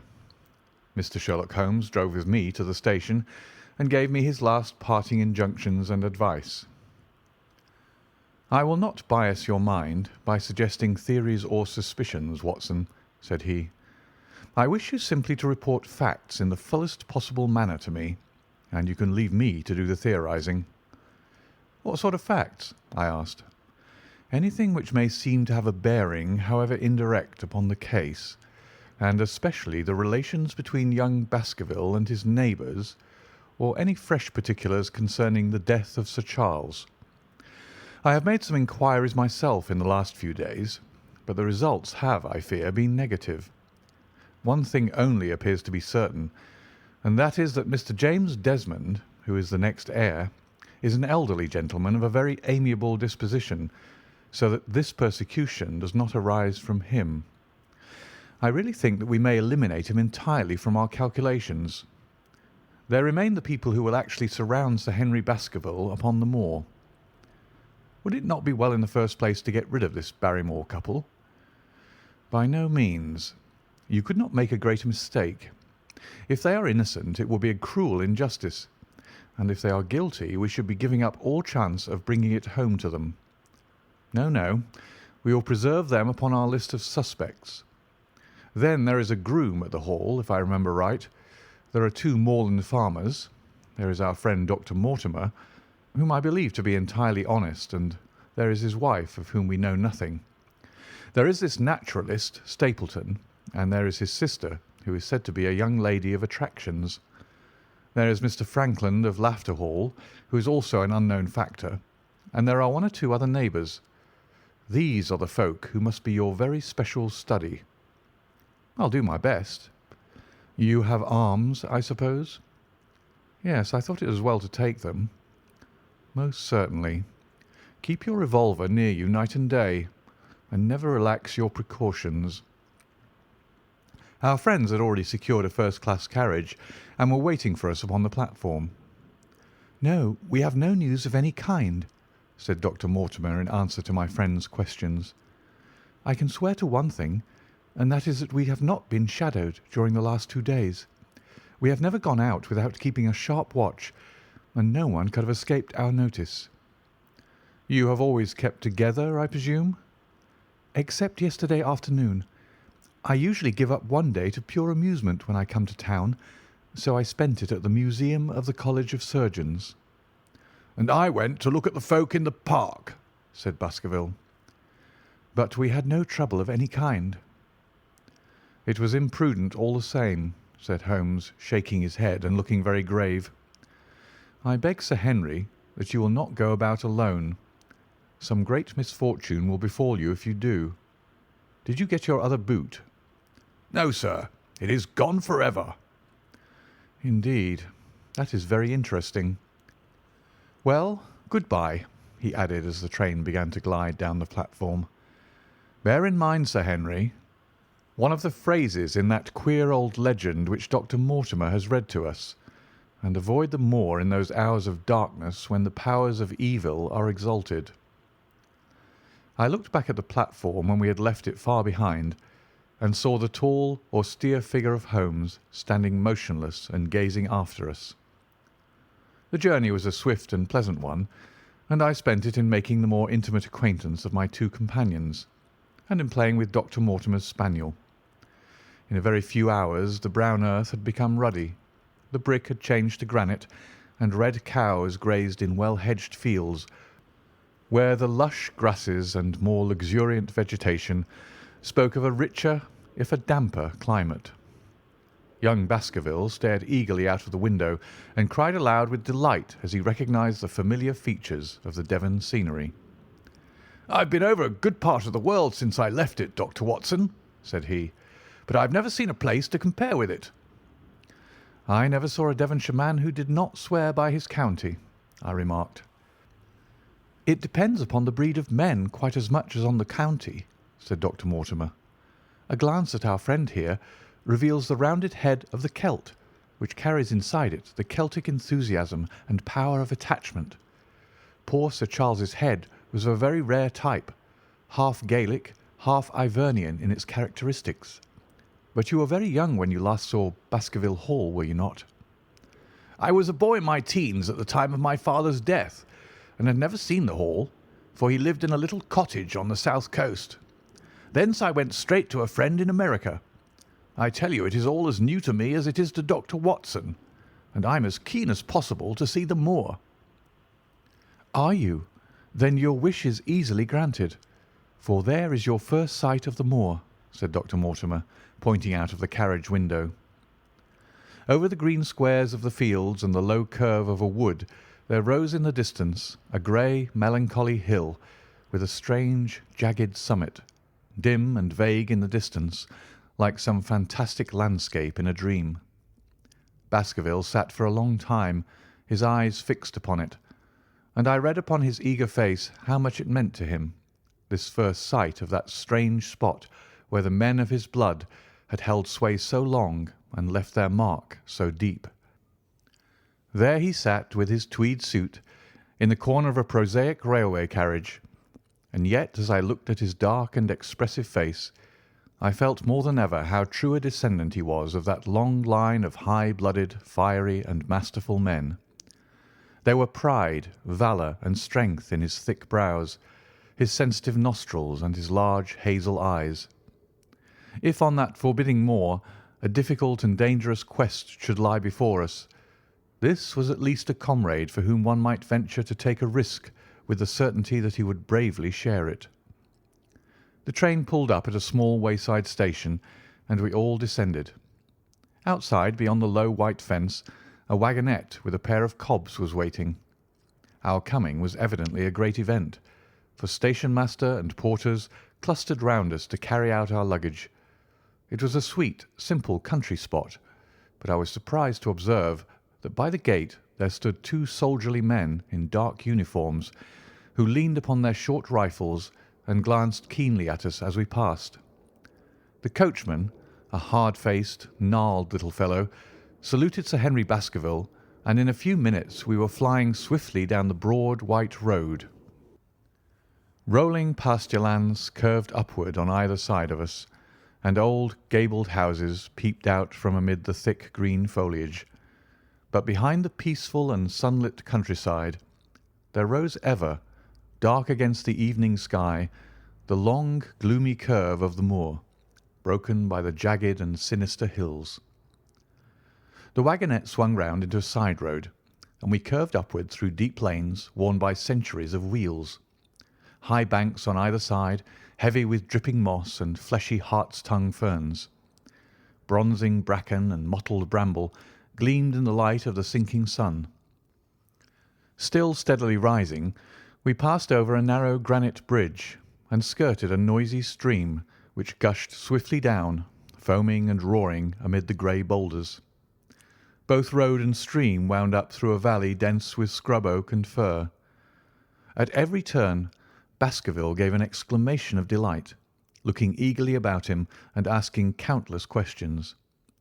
To his eyes all seemed beautiful, but to me a tinge of melancholy lay upon the countryside, which bore so clearly the mark of the waning year.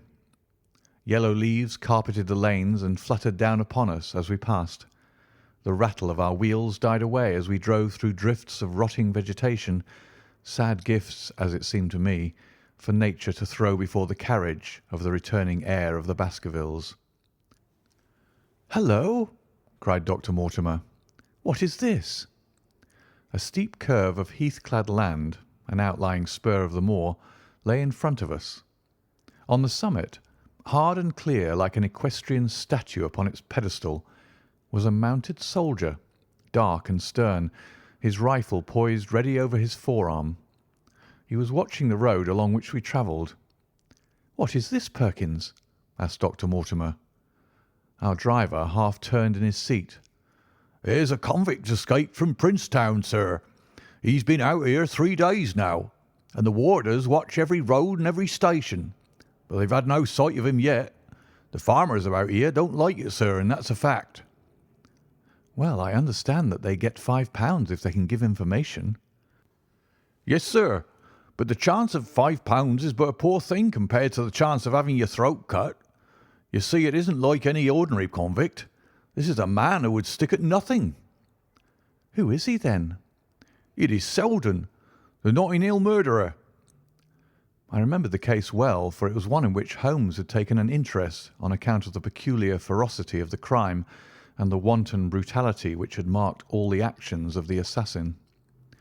The commutation of his death sentence had been due to some doubts as to his complete sanity, so atrocious was his conduct. Our wagonette had topped a rise, and in front of us rose the huge expanse of the moor, mottled with gnarled and craggy cairns and tors. A cold wind swept down from it and set us shivering.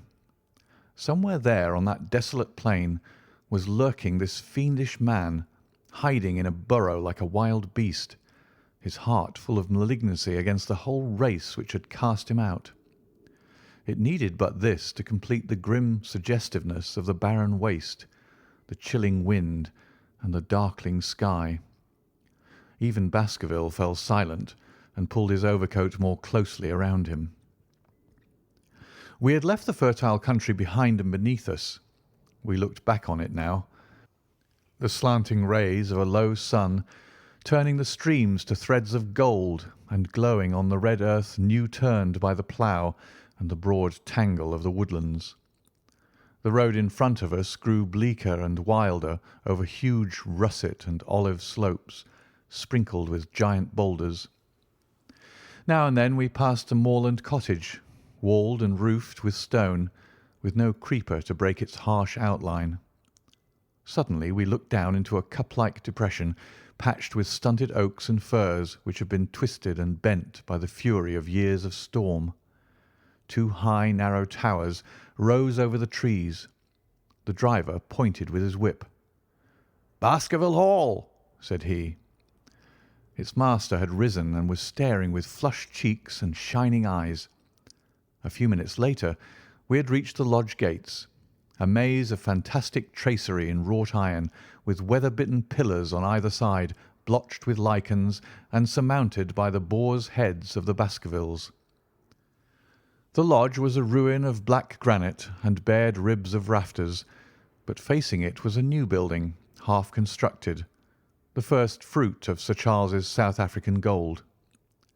Through the gateway we passed into the avenue, where the wheels were again hushed amid the leaves, and the old trees shot their branches in a sombre tunnel over our heads. Baskerville shuddered as we looked up the long, dark drive to where the house glimmered like a ghost at the farther end. "Was it here?" he asked in a low voice. No, the yew alley is on the other side." The young heir glanced round with a gloomy face. "It's no wonder my uncle felt as if trouble were coming on him in such a place as this," said he. "It's enough to scare any man. I'll have a row of electric lamps up here inside of 6 months, and you won't know it again with 1,000 candle-power Swan and Edison right here in front of the hall door." The avenue opened into a broad expanse of turf, and the house lay before us. In the fading light I could see that the centre was a heavy block of building from which a porch projected. The whole front was draped in ivy, with a patch clipped bare here and there where a window or a coat of arms broke through the dark veil. From this central block rose the twin towers, ancient, crenellated, and pierced with many loopholes. To right and left of the turrets were more modern wings of black granite. A dull light shone through heavy mullioned windows, and from the high chimneys which rose from the steep, high-angled roof there sprang a single black column of smoke. "Welcome, Sir Henry! Welcome to Baskerville Hall!" A tall man had stepped from the shadow of the porch to open the door of the wagonette. The figure of a woman was silhouetted against the yellow light of the hall. She came out and helped the man to hand down our bags. "You don't mind my driving straight home, Sir Henry?" said Dr. Mortimer. "My wife is expecting me." "Surely you'll stay and have some dinner?" "No, I must go. I shall probably find some work awaiting me. I would stay to show you over the house, but Barrymore will be a better guide than I. Good-bye, and never hesitate, night or day, to send for me if I can be of service."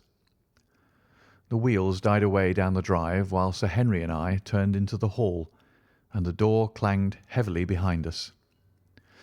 It was a fine apartment in which we found ourselves, large, lofty, and heavily raftered, with huge baulks of age-blackened oak.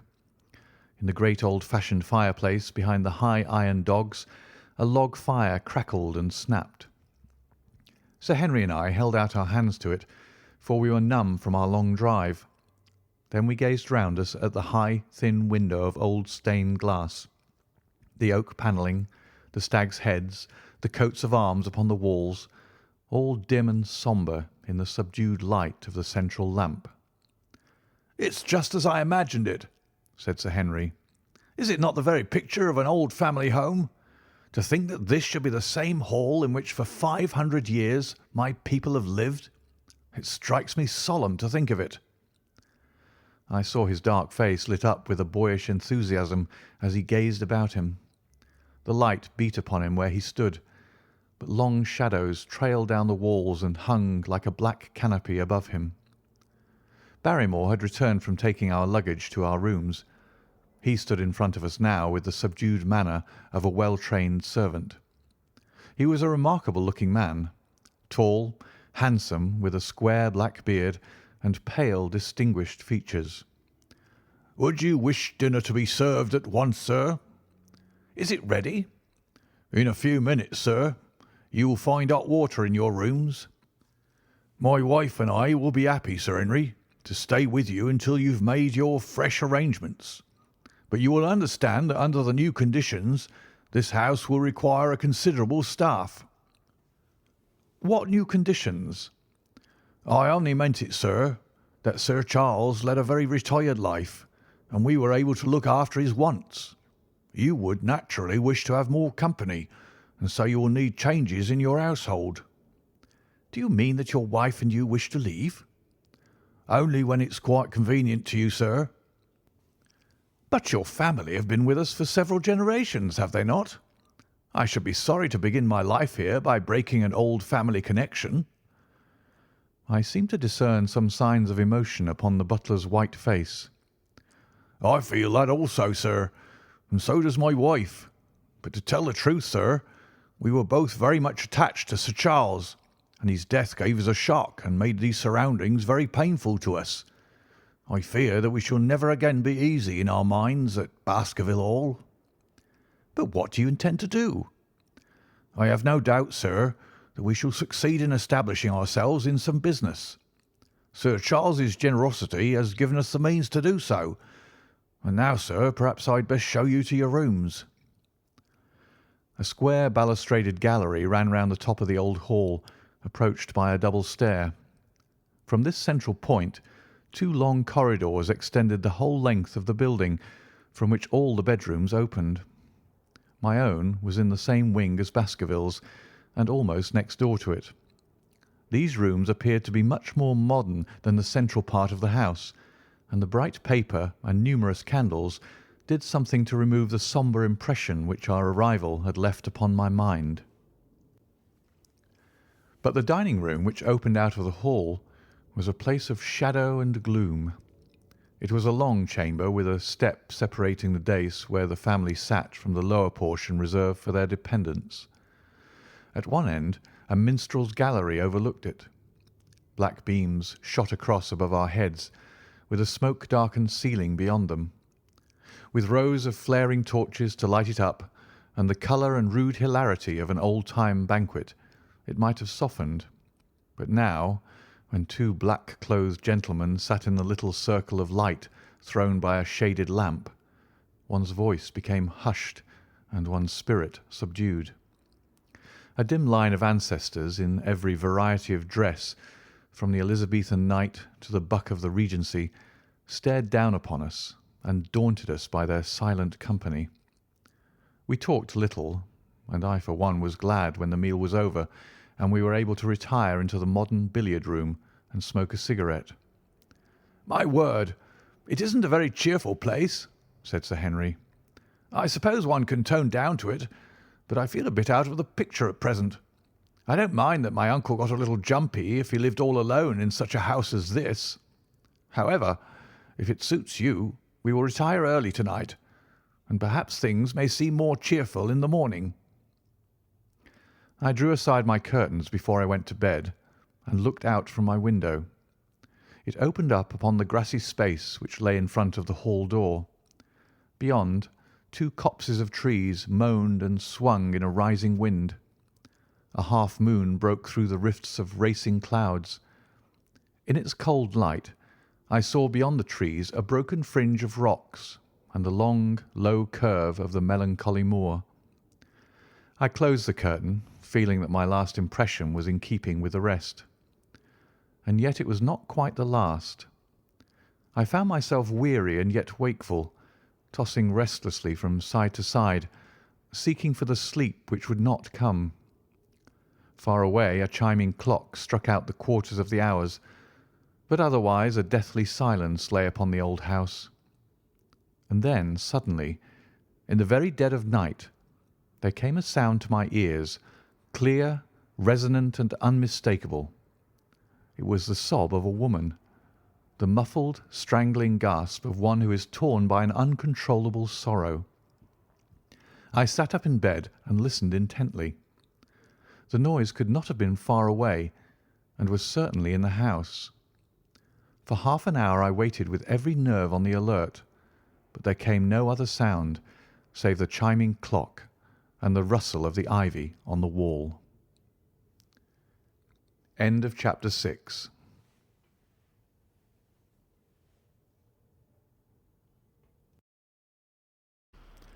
Chapter 7. The Stapletons of Merripit House. The fresh beauty of the following morning did something to efface from our minds the grim and grey impression which had been left upon both of us by our first experience of Baskerville Hall. As Sir Henry and I sat at breakfast, the sunlight flooded in through the high mullioned windows, throwing watery patches of colour from the coats of arms which covered them. The dark panelling glowed like bronze in the golden rays, and it was hard to realise that this was indeed the chamber which had struck such a gloom into our souls upon the evening before. "I guess it is ourselves and not the house that we have to blame," said the baronet. "We were tired with our journey and chilled by our drive, so we took a grey view of the place. Now we are fresh and well, so it is all cheerful once more." "And yet it was not entirely a question of imagination," I answered. "Did you, for example, happen to hear someone, a woman, I think, sobbing in the night?" "That is curious, for I did when I was half asleep fancy that I heard something of the sort. I waited quite a time, but there was no more of it, so I concluded that it was all a dream." "I heard it distinctly, and I am sure that it was really the sob of a woman." "We must ask about it right away." He rang the bell and asked Barrymore whether he could account for our experience. It seemed to me that the pallid features of the butler turned a shade paler still as he listened to his master's question. "There are only two women in the house, Sir Henry," he answered. "One is the scullery maid, who sleeps in the other wing. The other is my wife, and I can answer for it that the sound could not have come from her." And yet he lied as he said it, for it chanced that after breakfast I met Mrs. Barrymore in the long corridor with the sun full upon her face. She was a large, impassive, heavy-featured woman with a stern, set expression of mouth, but her telltale eyes were red and glanced at me from between swollen lids. It was she, then, who wept in the night, and if she did so, her husband must know it. Yet he had taken the obvious risk of discovery in declaring that it was not so. Why had he done this, and why did she weep so bitterly? Already round this pale-faced, handsome, black-bearded man there was gathering an atmosphere of mystery and of gloom. It was he who had been the first to discover the body of Sir Charles, and we had only his word for all the circumstances which led up to the old man's death. Was it possible that it was Barrymore after all whom we had seen in the cab in Regent Street? The beard might well have been the same. The cabman had described a somewhat shorter man, but such an impression might easily have been erroneous. How could I settle the point forever? Obviously the first thing to do was to see the Grimpen postmaster and find whether the test telegram had really been placed in Barrymore's own hands. Be the answer what it might, I should at least have something to report to Sherlock Holmes. Sir Henry had numerous papers to examine after breakfast, so that the time was propitious for my excursion. It was a pleasant walk of 4 miles along the edge of the moor, leading me at last to a small grey hamlet in which 2 larger buildings, which proved to be the inn and the house of Dr. Mortimer, stood high above the rest. The postmaster, who was also the village grocer, had a clear recollection of the telegram. "Certainly, sir," said he. "I had the telegram delivered to Mr. Barrymore exactly as directed." "Who delivered it?" "My boy here, James. You delivered that telegram to Mr. Barrymore at the Hall last week, did you not?" "Yes, father, I delivered it." "Into his own hands?" I asked. "Well, he was up in the loft at the time, so that he could not put into his own hands, but I gave it into Mrs. Barrymore's hands, and she promised to deliver it at once." "Did you see Mr. Barrymore?" "No, sir. I tell you he was in the loft." "If you didn't see him, how do you know he was in the loft?"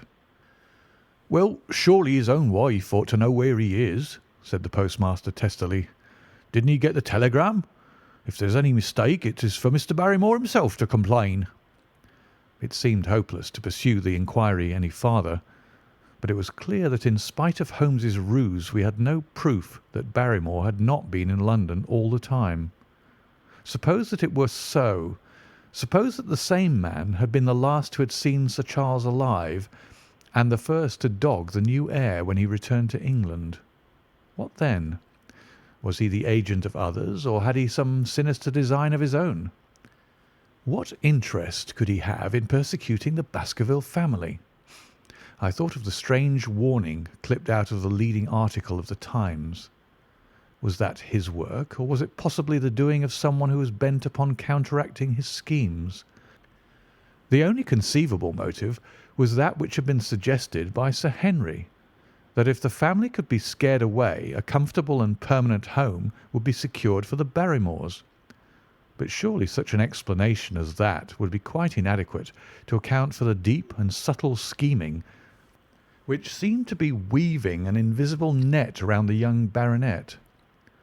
Holmes himself had said that no more complex case had come to him in all the long series of his sensational investigations. I prayed as I walked back along the grey, lonely road that my friend might soon be freed from his preoccupations and able to come down to take his heavy burden of responsibility from my shoulders. Suddenly my thoughts were interrupted by the sound of running feet behind me and by a voice which called me by name. I turned, expecting to see Dr. Mortimer, but to my surprise it was a stranger who was pursuing me. He was a small, slim, clean-shaven, prim-faced man, flaxen-haired and lean-jawed, between 30 and 40 years of age, dressed in a grey suit and wearing a straw hat. A tin box for botanical specimens hung over his shoulder, and he carried a green butterfly net in one of his hands. "You will, I am sure, excuse my presumption, Dr. Watson," said he as he came panting up to where I stood. "Here on the moor we are a homely folk, and do not wait for formal introductions. You may possibly have heard my name from our mutual friend Mortimer. I am Stapleton of Merripit House." "Your net and box would have told me as much," said I, for I knew that Mr. Stapleton was a naturalist. "But how did you know me?" "I have been calling on Mortimer, and he pointed you out to me from the window of his surgery as you passed. As our road lay the same way, I thought that I could overtake you and introduce myself. I trust that Sir Henry is none the worse for his journey." "He's very well, thank you." "We were all rather afraid that after the sad death of Sir Charles, the new baronet might refuse to live here. It is asking much of a wealthy man to come down and bury himself in a place of this kind. But I need not tell you that it means a very great deal to the countryside. Sir Henry has, I suppose, no superstitious fears in the matter?" "I do not think that it is likely." "Of course you know the legend of the fiend dog which haunts the family?"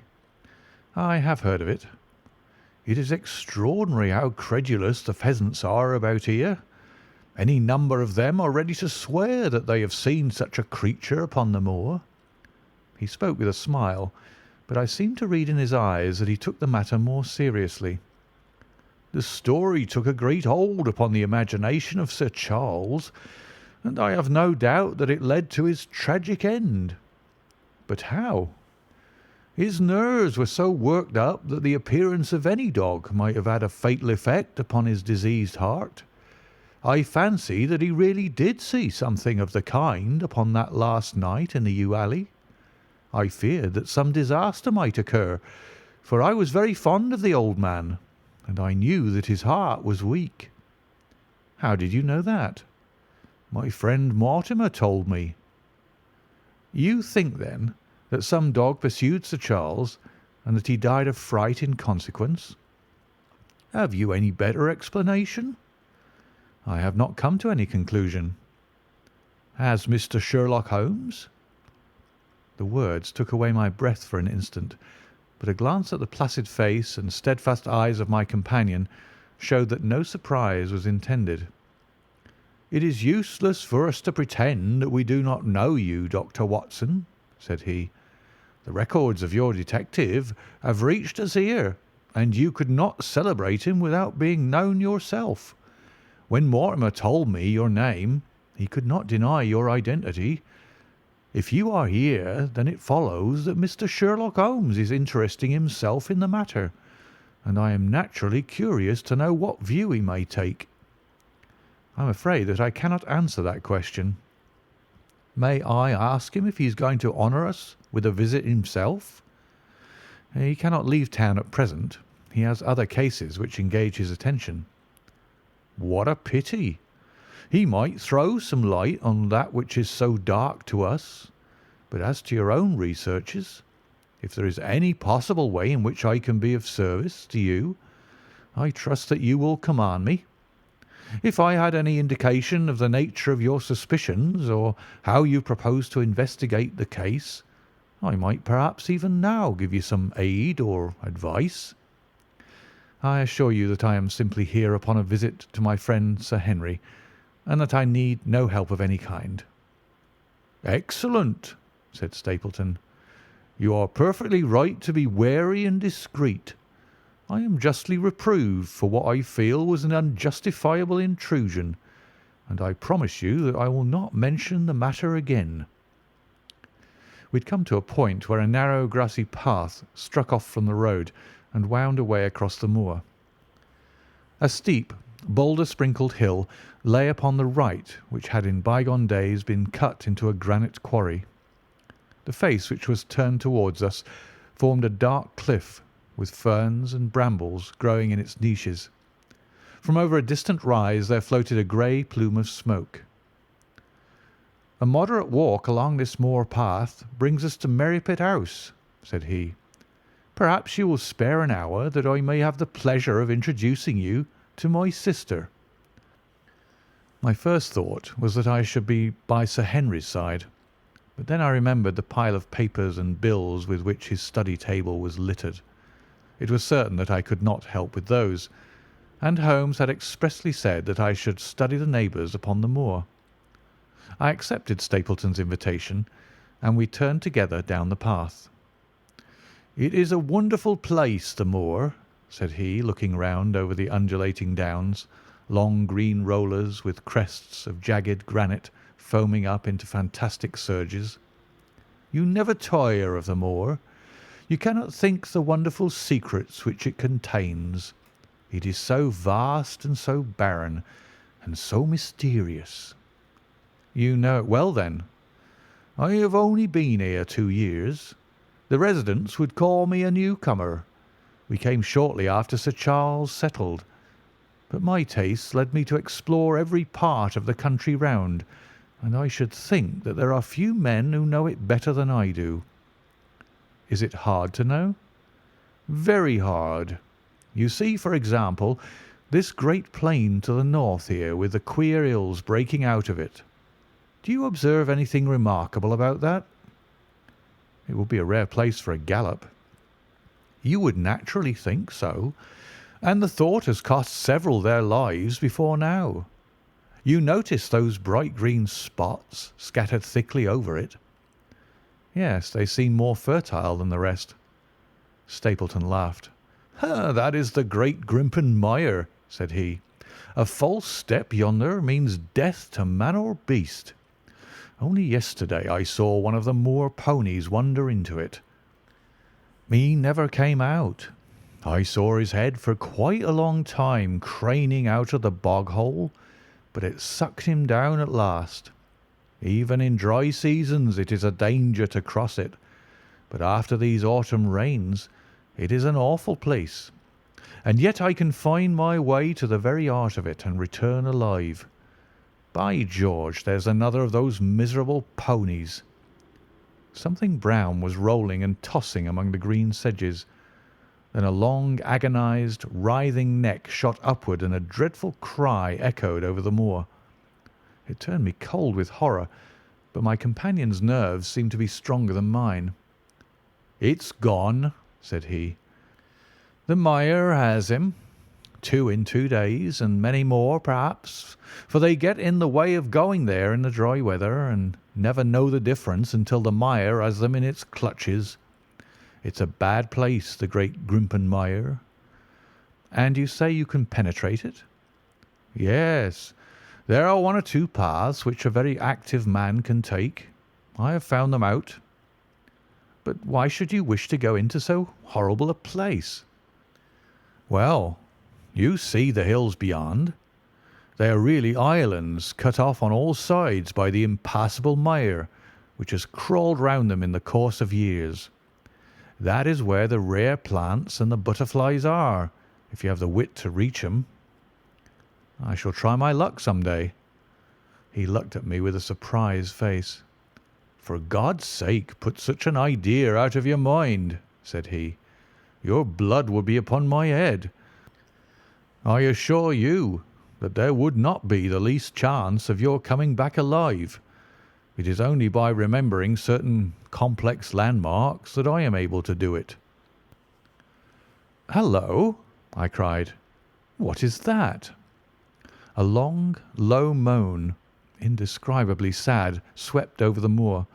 It filled the whole air, and yet it was impossible to say whence it came. From a dull murmur it swelled into a deep roar, and then sank back into a melancholy, throbbing murmur once again.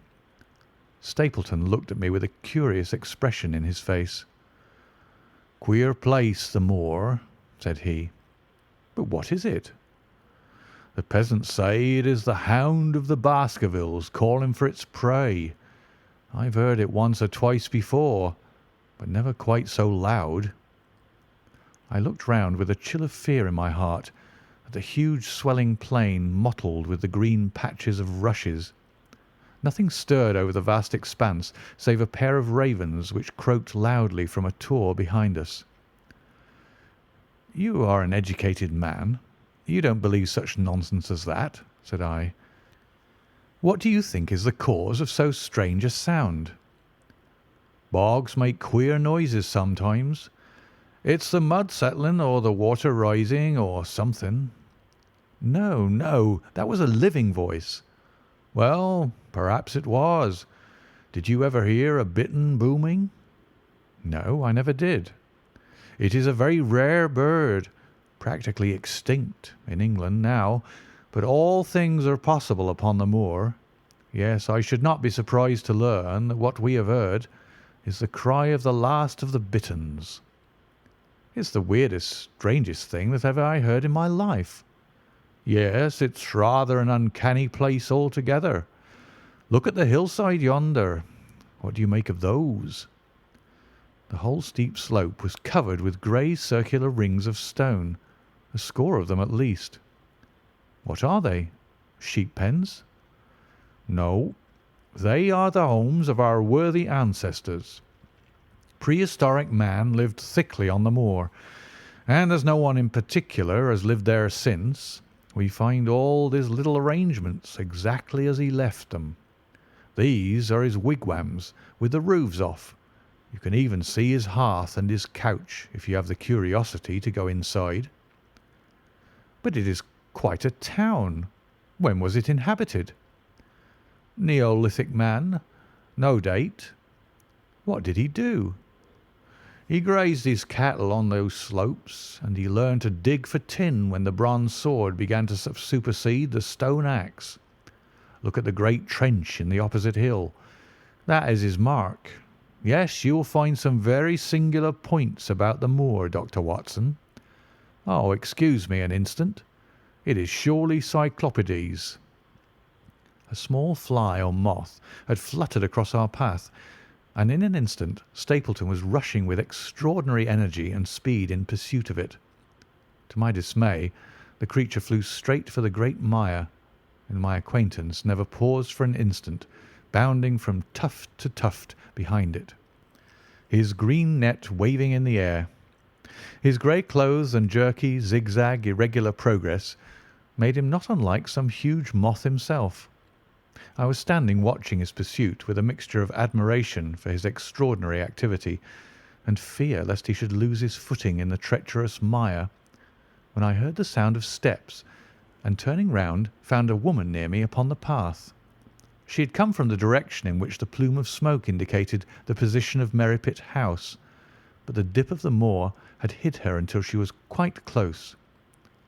I could not doubt that this was the Miss Stapleton of whom I had been told, since ladies of any sort must be few upon the moor, and I remembered that I had heard someone describe her as being a beauty. The woman who approached me was certainly that, and of a most uncommon type. There could not have been a greater contrast between brother and sister, for Stapleton was neutral tinted with light hair and grey eyes, while she was darker than any brunette whom I had seen in England, slim, elegant, and tall. She had a proud, finely cut face, so regular that it might have seemed impassive were it not for the sensitive mouth and the beautiful, dark, eager eyes. With her perfect figure and elegant dress she was indeed a strange apparition upon a lonely moorland path. Her eyes were on her brother as I turned, and then she quickened her pace towards me. I had raised my hat, and was about to make some explanatory remark, when her own words turned all my thoughts into a new channel. "Go back," she said. "Go straight back to London instantly." I could only stare at her in stupid surprise. Her eyes blazed at me, and she tapped the ground impatiently with her foot. "Why should I go back?" I asked. "I cannot explain." She spoke in a low, eager voice, with a curious lisp in her utterance. "But for God's sake, do what I ask you. Go back and never set foot upon the moor again." "But I've only just come." Man," she cried, "can you not tell when a warning is for your own good? Go back to London. Start tonight. Get away from this place at all costs. Hush, my brother's coming. not a word of what I've said. Would you mind getting that orchid for me among the mare's tails yonder? We're very rich in orchids on the moor, though of course you are rather late to see the beauties of the place." Stapleton had abandoned the chase and come back to us breathing hard and flushed with his exertions. "Hello, Beryl," said he, and it seemed to me that the tone of his greeting was not altogether a cordial one. "Well, Jack, you're very hot." "Yes, I was chasing a cyclopedes. He is very rare and seldom found in the late autumn. What a pity that I should have missed him." He spoke unconcernedly, but his small light eyes glanced incessantly from the girl to me. "You have introduced yourselves, I can see." "Yes, I was telling Sir Henry that it was rather late for him to see the true beauties of the moor." "Why, who do you think this is?" "I imagine that it must be Sir Henry Baskerville." "No, no," said I. "Only a humble commoner, but his friend. My name is Dr. Watson." A flush of vexation passed over her expressive face. "We have been talking at cross purposes," said she. "Why, you had not very much time for talk," her brother remarked with the same questioning eyes. "I talked as if Dr. Watson were a resident instead of being merely a visitor," said she. "It cannot much matter to him whether it is early or late for the orchids. But you will come on, will you not, and see Merripit House?" A short walk brought us to it, a bleak moorland house, once the farm of some grazier in the old prosperous days, but now put into repair and turned into a modern dwelling. An orchard surrounded it, but the trees, as is usual upon the moor, were stunted and nipped, and the effect of the whole place was mean and melancholy. We were admitted by a strange, wizened, rusty-coated old manservant, who seemed in keeping with the house. Inside, however, there were large rooms furnished with an elegance in which I seemed to recognize the taste of the lady. As I looked from their windows at the interminable granite-flecked moor, rolling unbroken to the farthest horizon, I could not but marvel at what could have brought this highly educated man and this beautiful woman to live in such a place. "Queer spot to choose, is it not?" said he, as if in answer to my thought. "And yet we manage to make ourselves fairly happy, do we not, Beryl?" "Quite happy," said she, but there was no ring of conviction in her words. "I had a school," said Stapleton. "It was in the North Country. The work to a man of my temperament was mechanical and uninteresting, but the privilege of living with youth, of helping to mould those young minds, and of impressing them with one's own character and ideals was very dear to me. However, the fates were against us. A serious epidemic broke out in the school, and 3 of the boys died.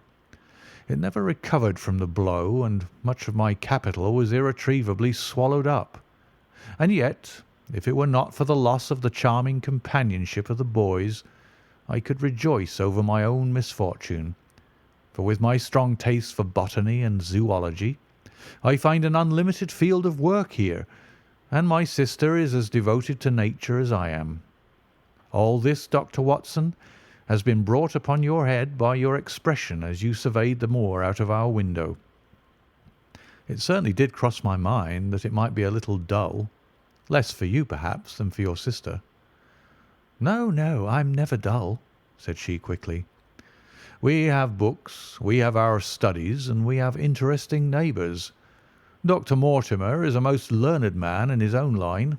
Poor Sir Charles was also an admirable companion. We knew him well and miss him more than I can tell. Do you think that I should intrude if I were to call this afternoon and make the acquaintance of Sir Henry?" "I am sure that he would be delighted." "Then perhaps you would mention that I propose to do so. We may, in our humble way, do something to make things more easy for him, until he becomes accustomed to his new surroundings. Will you come upstairs, Dr. Watson, and inspect my collection of Lepidoptera? I think it is the most complete one in the southwest of England. By the time that you have looked through them, lunch will be almost ready." But I was eager to get back to my charge. The melancholy of the moor, the death of the unfortunate pony, the weird sound which had been associated with the grim legend of the Baskervilles, all these things tinged my thoughts with sadness. Then, on top of these more or less vague impressions, there had come the definite and distinct warning of Miss Stapleton, delivered with such intense earnestness that I could not doubt that some grave and deep reason lay behind it. I resisted all pressure to stay for lunch, and I set off at once upon my return journey, taking the grass-grown path by which we had come. It seems, however, that there must have been some short-cut for those who knew it, for before I had reached the road I was astounded to see Miss Stapleton sitting upon a rock by the side of the track. Her face was beautifully flushed with her exertions, and she held her hand to her side. "I have run all the way in order to cut you off, Dr. Watson," said she. "I had not even time to put on my hat. I must not stop, or my brother may miss me. I wanted to say to you how sorry I am about the stupid mistake I made in thinking that you were Sir Henry. Please forget the words I said, which have no application whatever to you." "But I can't forget them, Miss Stapleton," said I. "I am Sir Henry's friend, and his welfare is a very close concern of mine. Tell me why it was that you were so eager that Sir Henry should return to London." "A woman's whim, Dr. Watson. When you know me better you will understand that I cannot always give reasons for what I say or do." No, no, I remember the thrill in your voice. I remember the look in your eyes. Please, please be frank with me, Miss Stapleton, for ever since I have been here I have been conscious of shadows all round me. Life has become like that great Grimpen mire, with little green patches everywhere into which one may sink, and with no guide to point the track. Tell me then what it was that you meant, and I will promise to convey your warning to Sir Henry. An expression of irresolution passed for an instant over her face, but her eyes had hardened again when she answered me. You make too much of it, Dr. Watson," said she. "My brother and I were very much shocked by the death of Sir Charles. We knew him very intimately, for his favourite walk was over the moor to our house. He was deeply impressed with the curse which hung over the family, and when this tragedy came I naturally felt that there must be some grounds for the fears which he had expressed. I was distressed, therefore, when another member of the family came down to live here, and I felt that he should be warned of the danger which he will run. That was all which I intended to convey." "But what is the danger?" "You know the story of the Hound?" "I do not believe in such nonsense." "But I do. If you have any influence with Sir Henry, take him away from a place which has always been fatal to his family. The world is wide. Why should he wish to live at the place of danger?" "Because it is the place of danger. That is Sir Henry's nature. I fear that unless you can give me some more definite information than this, it would be impossible to get him to move." "I cannot say anything definite, for I do not know anything definite." "I would ask you one more question, Miss Stapleton. If you meant no more than this when you first spoke to me, why should you not wish your brother to overhear what you said? There's nothing to which he or anyone else could object." "My brother is very anxious to have the Hall inhabited, for he thinks it is for the good of the poor folk upon the moor. He would be very angry if he knew that I have said anything which might induce Sir Henry to go away. But I have done my duty now, and I will say no more. I must go back, or he will miss me and suspect that I have seen you. Good-bye." She turned and had disappeared in a few minutes among the scattered boulders, while I, with my soul full of vague fears, pursued my way to Baskerville Hall. End of chapter 7.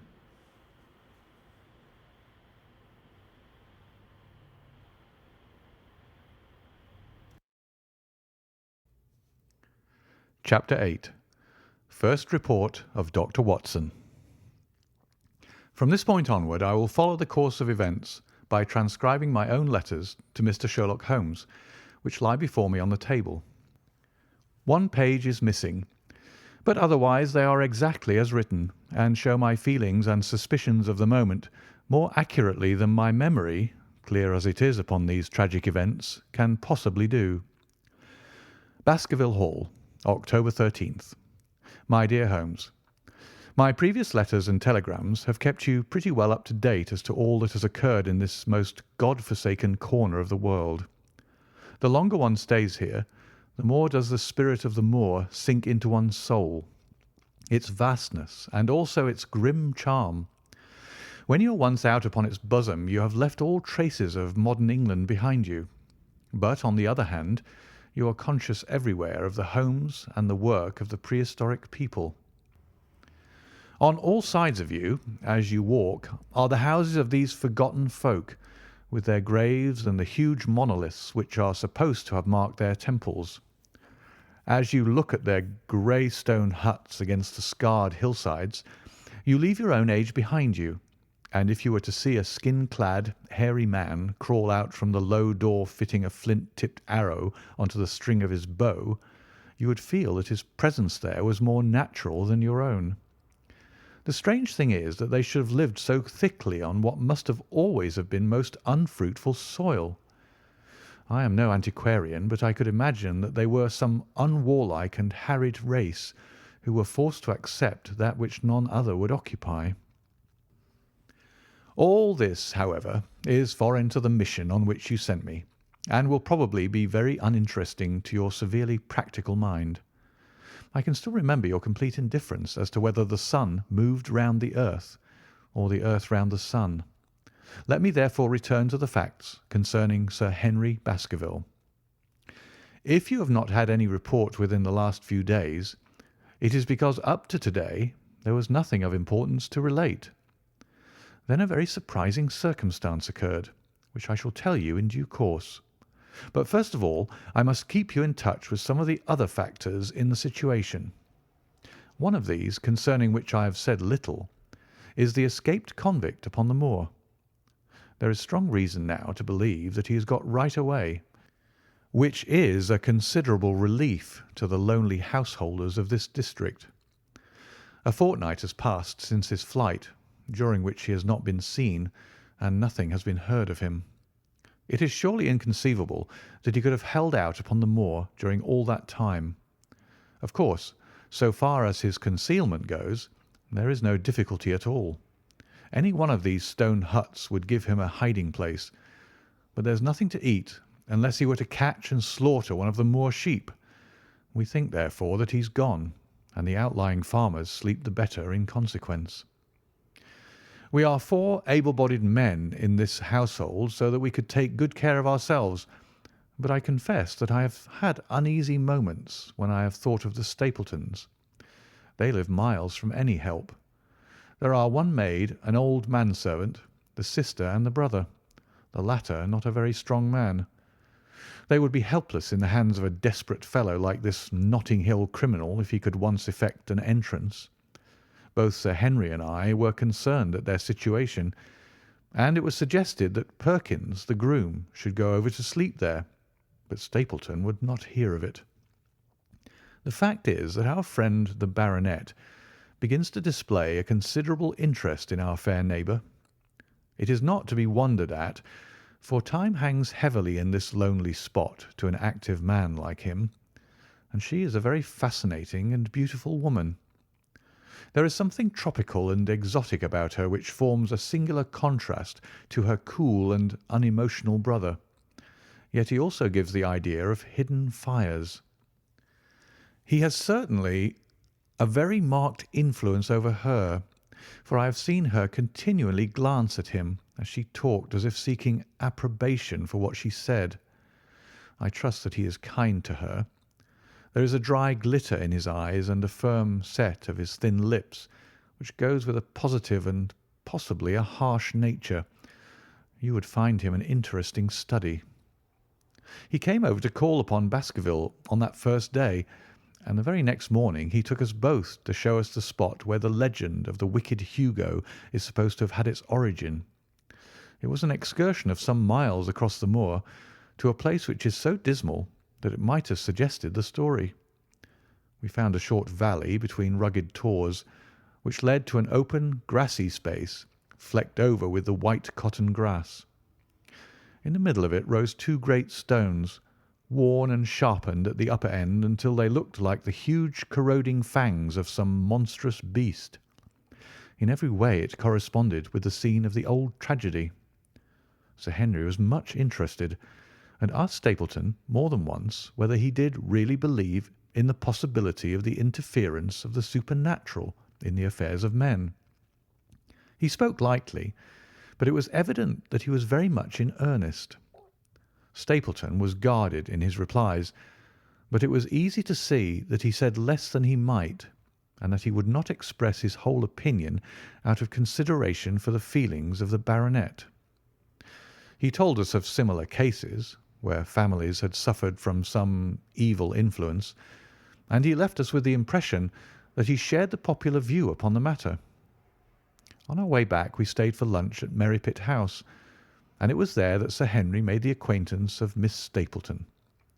From the first moment that he saw her, he appeared to be strongly attracted by her, and I am much mistaken if the feeling was not mutual.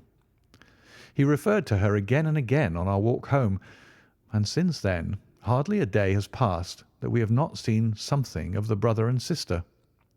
They dine here tonight, and there is some talk of our going to them next week.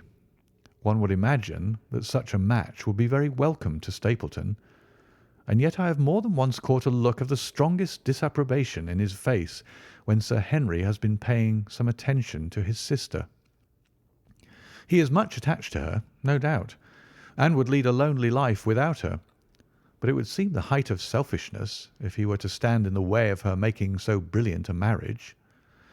Yet I am certain that he does not wish their intimacy to ripen into love, and I have several times observed that he has taken pains to prevent them from being tête-à-tête.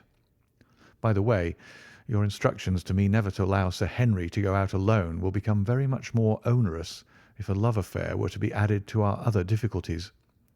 My popularity would soon suffer if I were to carry out your orders to the letter. The other day, Thursday to be more exact, Dr. Mortimer lunched with us. He has been excavating a barrow at Long Down, and has got a prehistoric skull which fills him with great joy. Never was there such a single-minded enthusiast as he.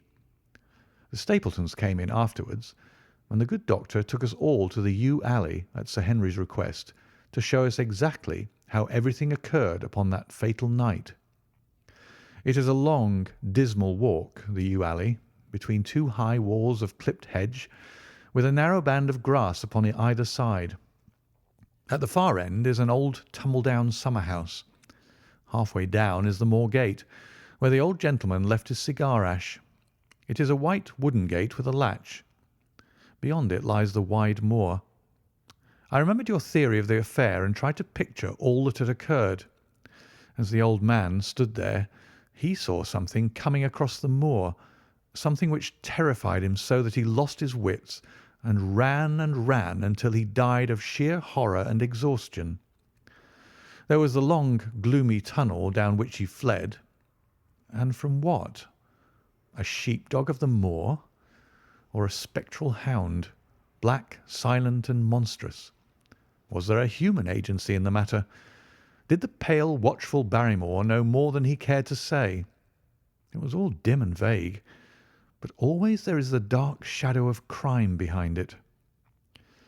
One other neighbour I've met since I wrote last.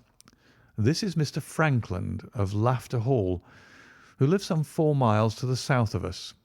He is an elderly man, red-faced, white-haired, and choleric.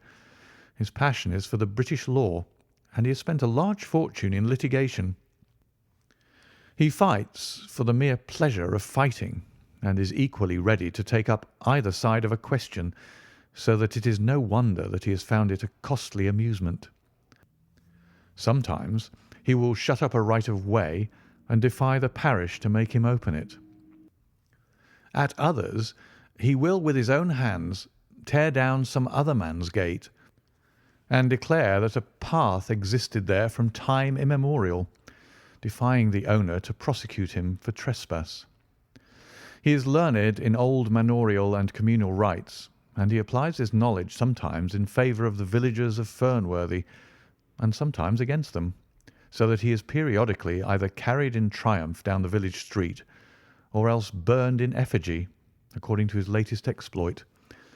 He is said to have about 7 lawsuits upon his hands at present, which will probably swallow up the remainder of his fortune, and so draw his sting and leave him harmless for the future. Apart from the law, he seems a kindly, good-natured person, and I only mention him because you were particular that I should send some description of the people who surround us. He is curiously employed at present, for, being an amateur astronomer, he has an excellent telescope, with which he lies upon the roof of his own house and sweeps the moor all day in the hope of catching a glimpse of the escaped convict. If he would confine his energies to this, all would be well, but there are rumours that he intends to prosecute Dr. Mortimer for opening a grave without the consent of the next of kin, because he dug up the Neolithic skull in the barrow on Longdown. He helps to keep our lives from being monotonous, and gives a little comic relief where it is badly needed. And now, having brought you up to date in the escaped convict, the Stapletons, Dr. Mortimer, and Frankland of Laughter Hall, let me end on that which is most important, and tell you more about the Barrymores, and especially about the surprising development of last night. First of all, about the test telegram which you sent from London in order to make sure that Barrymore was really here. I have already explained that the testimony of the postmaster shows that the test was worthless, and that we have no proof one way or the other. I told Sir Henry how the matter stood, and he at once, in his downright fashion, had Barrymore up and asked him whether he had received the telegram himself. Barrymore said that he had. "Did the boy deliver it into your own hands?" asked Sir Henry. Barrymore looked surprised, and considered for a little time. "No," said he. "I was in the box-room at the time, and my wife brought it up to me." "Did you answer it yourself?" "No, I told my wife what to answer, and she went down to write it." In the evening he recurred to the subject of his own accord. "I could not quite understand the object of your questions this morning, Sir Henry," said he. "I trust that they do not mean that I've done anything to forfeit your confidence." Sir Henry had to assure him that it was not so, and pacify him by giving him a considerable part of his old wardrobe, the London outfit having now all arrived. Mrs. Barrymore is of interest to me. She is a heavy, solid person, very limited, intensely respectable, and inclined to be puritanical. You could hardly conceive a less emotional subject. Yet I have told you how, on the first night here, I heard her sobbing bitterly, and since then I have more than once observed traces of tears upon her face. Some deep sorrow gnaws ever at her heart. Sometimes I wonder if she has a guilty memory which haunts her, and sometimes I suspect Barrymore of being a domestic tyrant. I have always felt that there was something singular and questionable in this man's character, but the adventure of last night brings all my suspicions to a head. And yet it may seem a small matter in itself. You are aware that I'm not a very sound sleeper, and since I have been on guard in this house, my slumbers have been lighter than ever. Last night, about 2 in the morning, I was aroused by a stealthy step passing my room. I rose, opened my door, and peeped out. A long black shadow was trailing down the corridor. It was thrown by a man who walked softly down the passage with a candle held in his hand. He was in shirt and trousers, with no covering to his feet. I could merely see the outline, but his height told me that it was Barrymore. He walked very slowly and circumspectly, and there was something indescribably guilty and furtive in his whole appearance. I have told you that the corridor is broken by the balcony which runs round the hall, but that it is resumed upon the farther side. I waited until he had passed out of sight, and then I followed him. When I came round the balcony, he had reached the end of the farther corridor, and I could see from the glimmer of light through an open door that he had entered one of the rooms. Now, all these rooms are unfurnished and unoccupied, so that his expedition became more mysterious than ever. The light shone steadily, as if he were standing motionless. I crept down the passage as noiselessly as I could, and peeped round the corner of the door.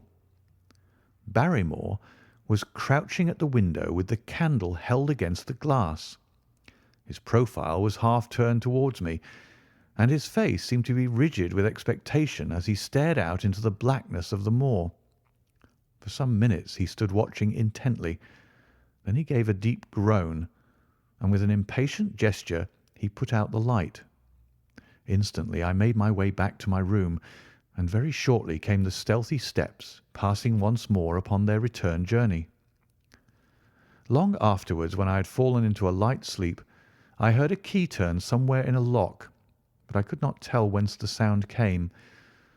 What it all means I cannot guess, but there is some secret business going on in this house of gloom, which sooner or later we shall get to the bottom of. I do not trouble you with my theories, for you asked me to furnish you only with facts. I have had a long talk with Sir Henry this morning, and we have made a plan of campaign founded upon my observations of last night. I will not speak about it just now, but it should make my next report interesting reading. End of Chapter 8.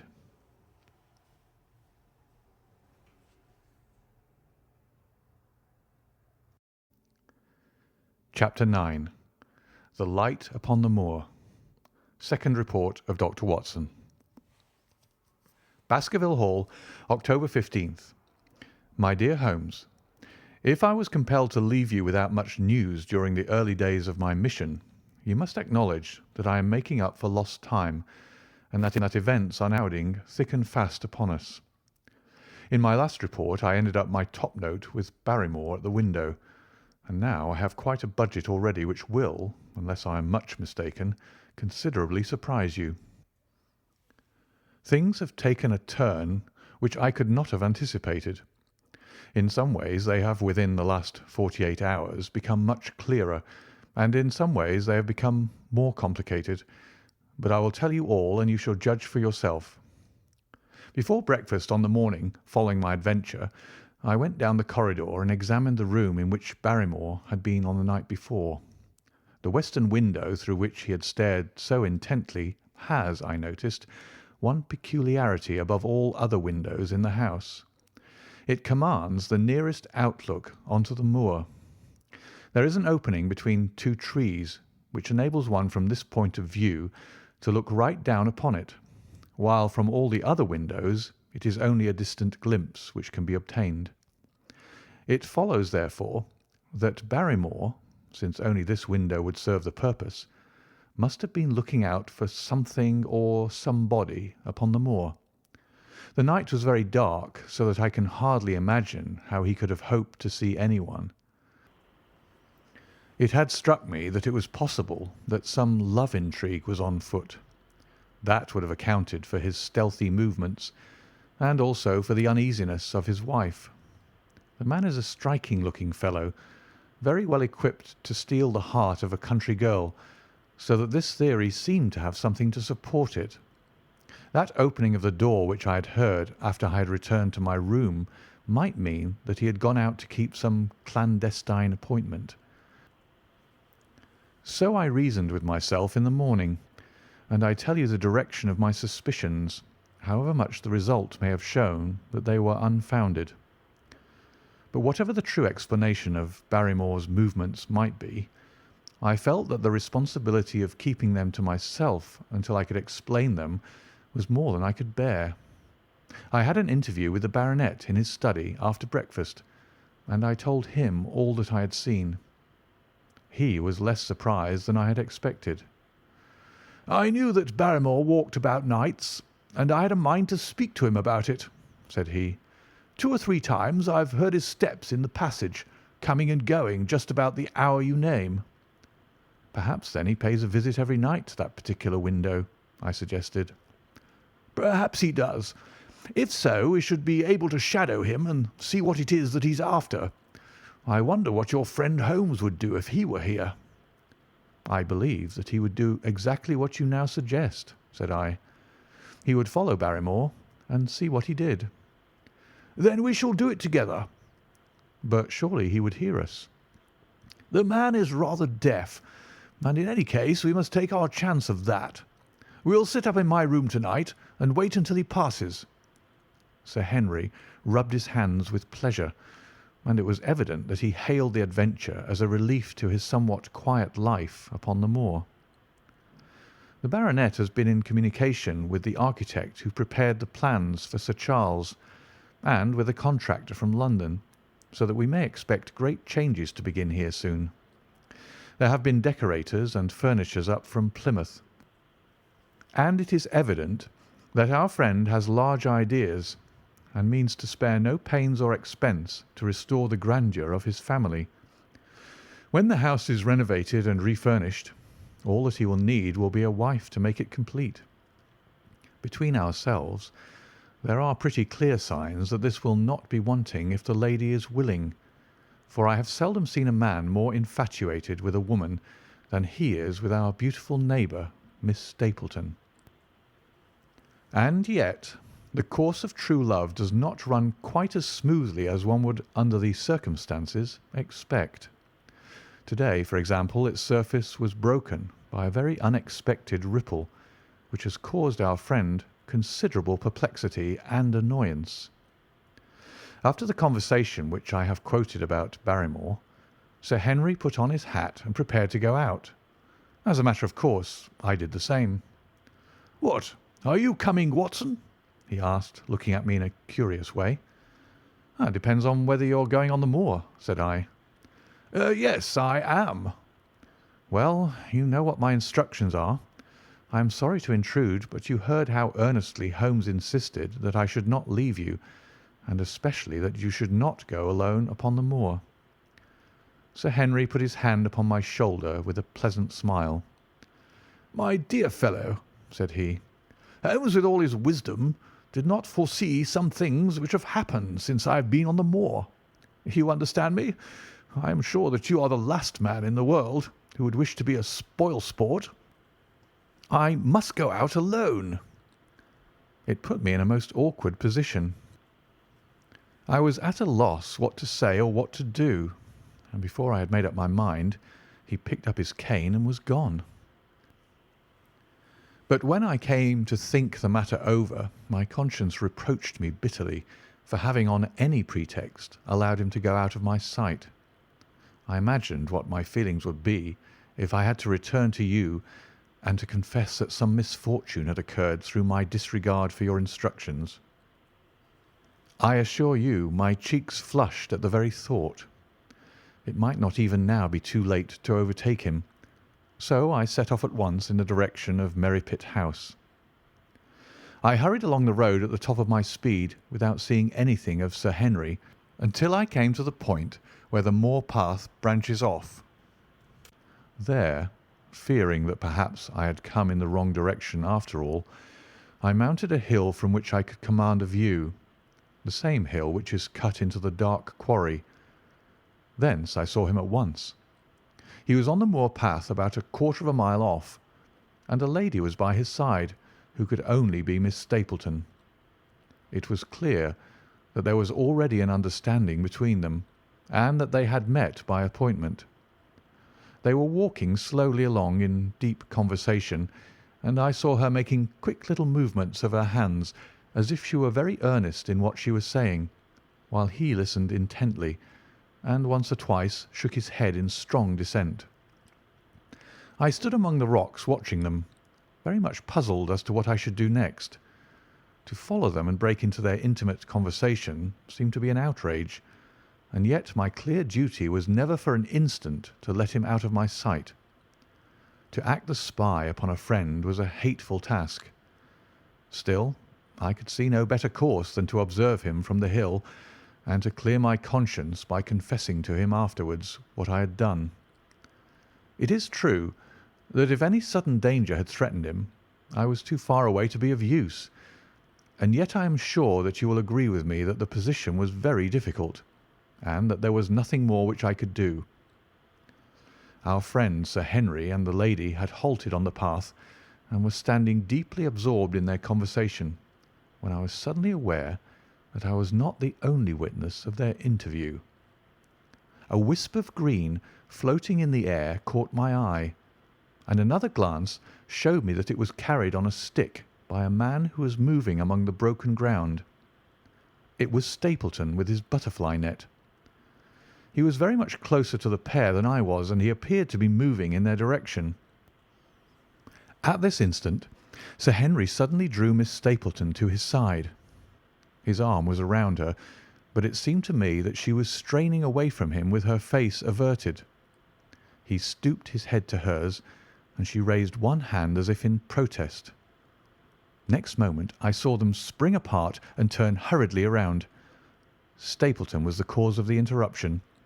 He was running wildly towards them, his absurd net dangling behind him. He gesticulated and almost danced with excitement in front of the lovers.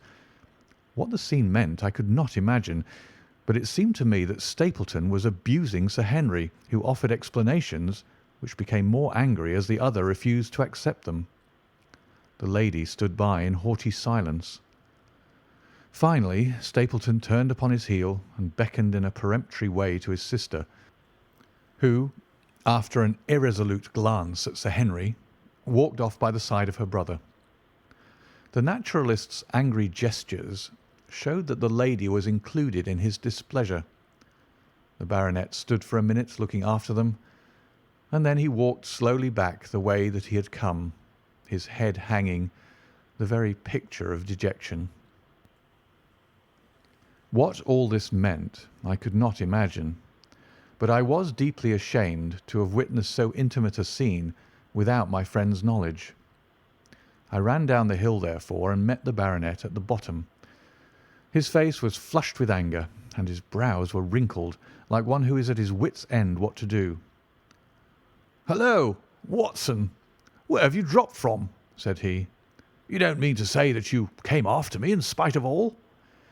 I explained everything to him, how I had found it impossible to remain behind, how I had followed him, and how I had witnessed all that had occurred.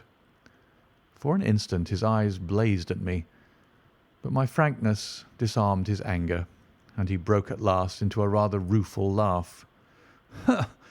"You would have thought the middle of that prairie a fairly safe place for a man to be private," said he. "But by thunder, the whole countryside seems to have been out to see me do my wooing, and a mighty poor wooing at that. Where had you engaged a seat?" "I was on that hill." "Quite in the back row, eh? But her brother was well up to the front. Did you see him come out on us?" "Yes, I did." "Did he ever strike you as being crazy, this brother of hers?" "I can't say that he ever did." "I dare say not. I always thought of him sane enough until to-day, but you can take it from me that either he or I ought to be in a straitjacket. What's the matter with me, anyhow? You've lived near me for some weeks, Watson. Tell me straight, is there anything that would prevent me from making a good husband to a woman that I loved?" "I should say not." "He can't object to my worldly position, so it must be myself that he has this down on. What has he against me? I never hurt man or woman in my life, that I know of, and yet he would not so much as let me touch the tips of her fingers." "Did he say so?" "That and a deal more. I tell you, Watson, I've only known her these few weeks, but from the first I just felt that she was made for me, and she, too, she was happy when she was with me, and that I'll swear. There's a light in a woman's eyes that speaks louder than words. But he's never let us get together, and it was only to-day, for the first time, that I saw a chance of having a few words with her alone. She was glad to meet me, but when she did, it was not love that she would talk about, and she wouldn't have let me talk about it either if she could have stopped it. She kept coming back to it, that this was a place of danger, and that she would never be happy until I had left it. I told her that since I had seen her I was in no hurry to leave it, and that if she really wanted me to go, the only way to work it was for her to arrange to go with me. With that I offered, in as many words, to marry her, but before she could answer, down came this brother of hers, running at us with a face on him like a madman. He was just white with rage, and those light eyes of his were blazing with fury. What was I doing with the lady? How dared I offer her attentions which were distasteful to her? Did I think that because I was a baronet I could do what I liked? If he had not been her brother, I should have known better how to answer him. As it was, I told him that my feelings towards his sister were such as I was not ashamed of, and that I hoped that she might honour me by becoming my wife. That seemed to make the matter no better. So then I lost my temper too, and I answered him rather more hotly than I should perhaps, considering that she was standing by. So it ended by his going off with her, as you saw, and here am I, as badly puzzled a man as any in this county. Just tell me what it all means, Watson, and I'll owe you more than ever I can hope to pay." I tried one or two explanations, but indeed I was completely puzzled myself. Our friend's title, his fortune, his age, his character, and his appearance are all in his favour, and I know nothing against him, unless it be this dark fate which runs in his family. That his advances should be rejected so brusquely without any reference to the lady's own wishes, and that the lady should accept the situation without protest, is very amazing. However, our conjectures were set at rest by a visit from Stapleton himself that very afternoon. He had come to offer apologies for his rudeness of the morning, and after a long private interview with Sir Henry in his study, the upshot of their conversation was that the breach is quite healed, and that we are to dine at Merripit House next Friday as a sign of it. "I don't say now that he isn't a crazy man," said Sir Henry. "I can't forget the look in his eyes when he ran at me this morning, but I must allow that no man could make a more handsome apology than he has done." "Did he give any explanation of his conduct?" "His sister is everything in his life, he says. That is natural enough, and I am glad that he should understand her value. They have always been together, and according to his account he has been a very lonely man with only her as a companion, so that the thought of losing her was really terrible to him. He had not understood, he said, that I was becoming attached to her, but when he saw with his own eyes that it was really so, and that she might be taken away from him, it gave him such a shock that for a time he was not responsible for what he said or did. He was very sorry for all that had passed, and he recognized how foolish and how selfish it was that he should imagine that he could hold a beautiful woman like his sister to himself for her whole life. If she had to leave him, he had rather it was to a neighbour like myself than to anyone else. But in any case it was a blow to him, and it would take him some time before he could prepare himself to meet it. He would withdraw all opposition upon his part if I would promise for 3 months to let the matter rest, and to be content with cultivating the lady's friendship during that time without claiming her love. This I promised, and so the matter rests." So there is one of our small mysteries cleared up. It is something to have touched bottom anywhere in this bog in which we are floundering. We know now why Stapleton looked with disfavour upon his sister's suitor, even when that suitor was so eligible a one as Sir Henry. And now I pass on to another thread which I have extricated out of the tangled skein, the mystery of the sobs in the night, of the tear-stained face of Mrs. Barrymore, of the secret journey of the butler to the western lattice window. Congratulate me, my dear Holmes, and tell me that I have not disappointed you as an agent, that you do not regret the confidence which you showed in me when you sent me down. All these things have by one night's work been thoroughly cleared. I have said by one night's work, but in truth it was by 2 nights' work, for on the first we drew entirely blank. I sat up with Sir Henry in his rooms until nearly 3 o'clock in the morning, but no sound of any sort did we hear except the chiming clock upon the stairs. It was a most melancholy vigil, and ended by each of us falling asleep in our chairs. Fortunately, we were not discouraged, and we determined to try again. The next night we lowered the lamp and sat smoking cigarettes without making the least sound. It was incredible how slowly the hours crawled by, and yet we were helped through it by the same sort of patient interest which the hunter must feel as he watches the trap into which he hopes the game may wander. 1 struck, and 2, and we had almost for the second time given it up in despair, when in an instant we both sat bolt upright in our chairs, with all our weary senses keenly on the alert once more. We had heard the creak of a step in the passage. Very stealthily we heard it pass along until it died away in the distance. Then the baronet gently opened his door, and we set out in pursuit. Already our man had gone round the gallery, and the corridor was all in darkness. Softly we stole along until we had come into the other wing.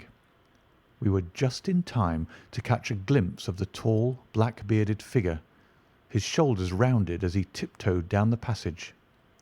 Then he passed through the same door as before, and the light of the candle framed it in the darkness and shot one single yellow beam across the gloom of the corridor.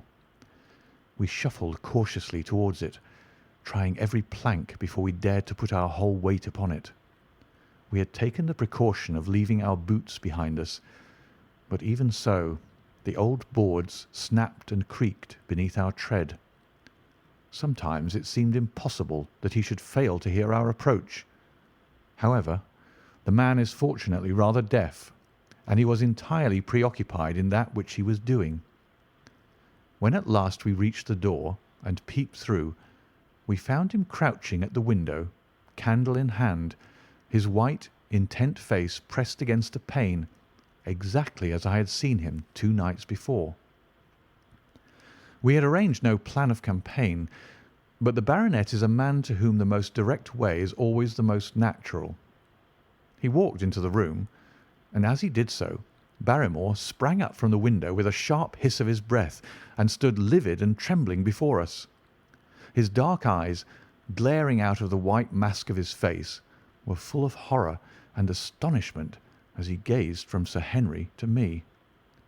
"What are you doing here, Barrymore?" "Nothing, sir." His agitation was so great that he could hardly speak, and the shadows sprang up and down from the shaking of his candle. "It was the window, sir. I go round at night to see that they're fastened." "On the second floor?" "Yes, sir. All the windows." "Look here, Barrymore," said Sir Henry sternly. "We have made up our minds to have the truth out of you, so it will save you trouble to tell it sooner rather than later. Come now, no lies. What were you doing at that window?"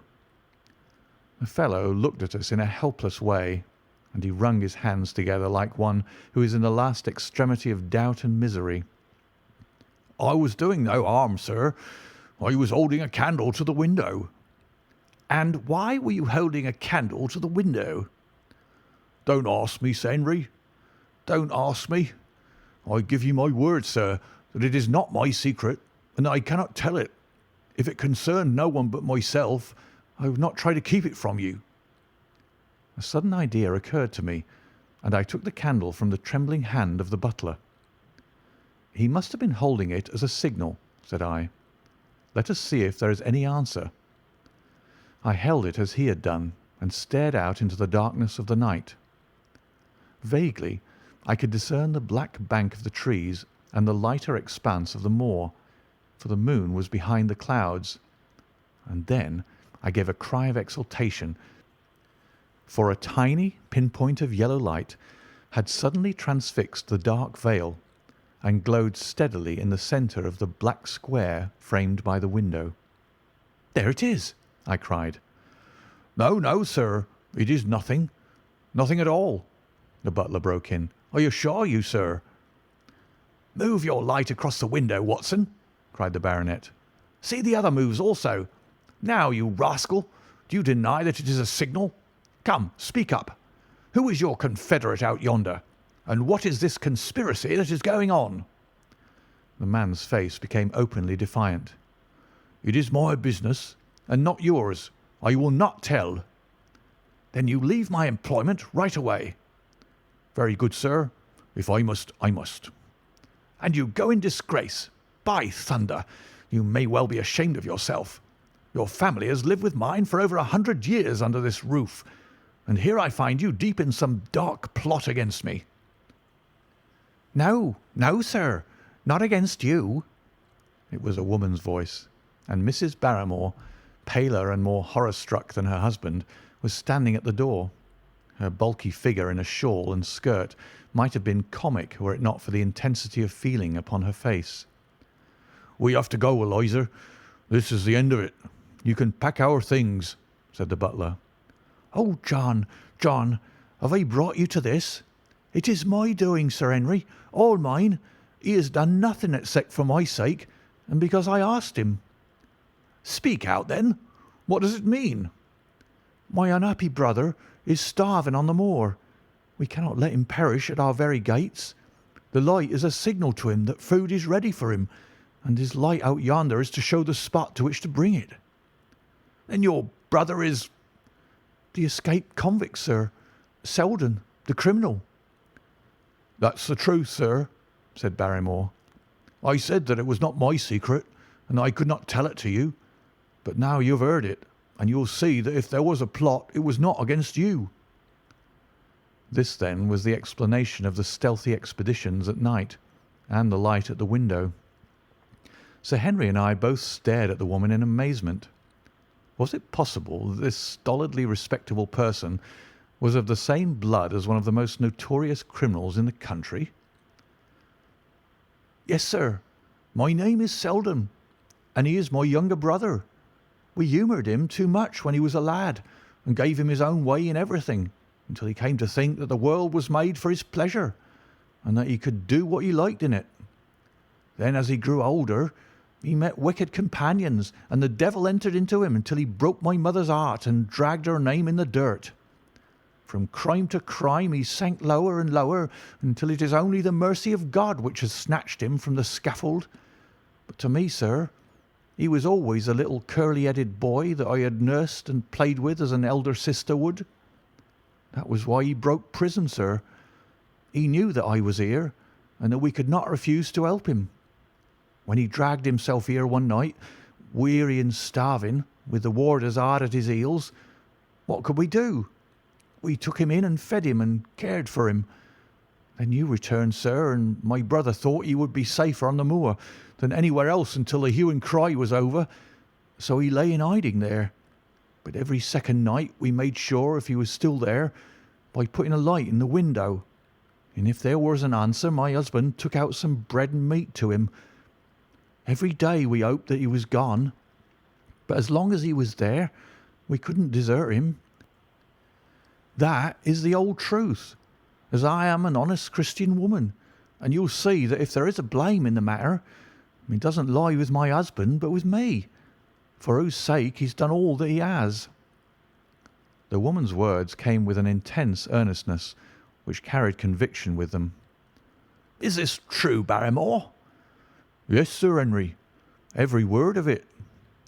"Well, I cannot blame you for standing by your own wife. Forget what I've said. Go to your room, you two, and we shall talk further about this matter in the morning." When they were gone, we looked out of the window again. Sir Henry had flung it open, and the cold night wind beat in upon our faces. Far away in the black distance, there still glowed that one tiny point of yellow light. "I wonder he dares," said Sir Henry. "It may be so placed as to be only visible from here." "Very likely.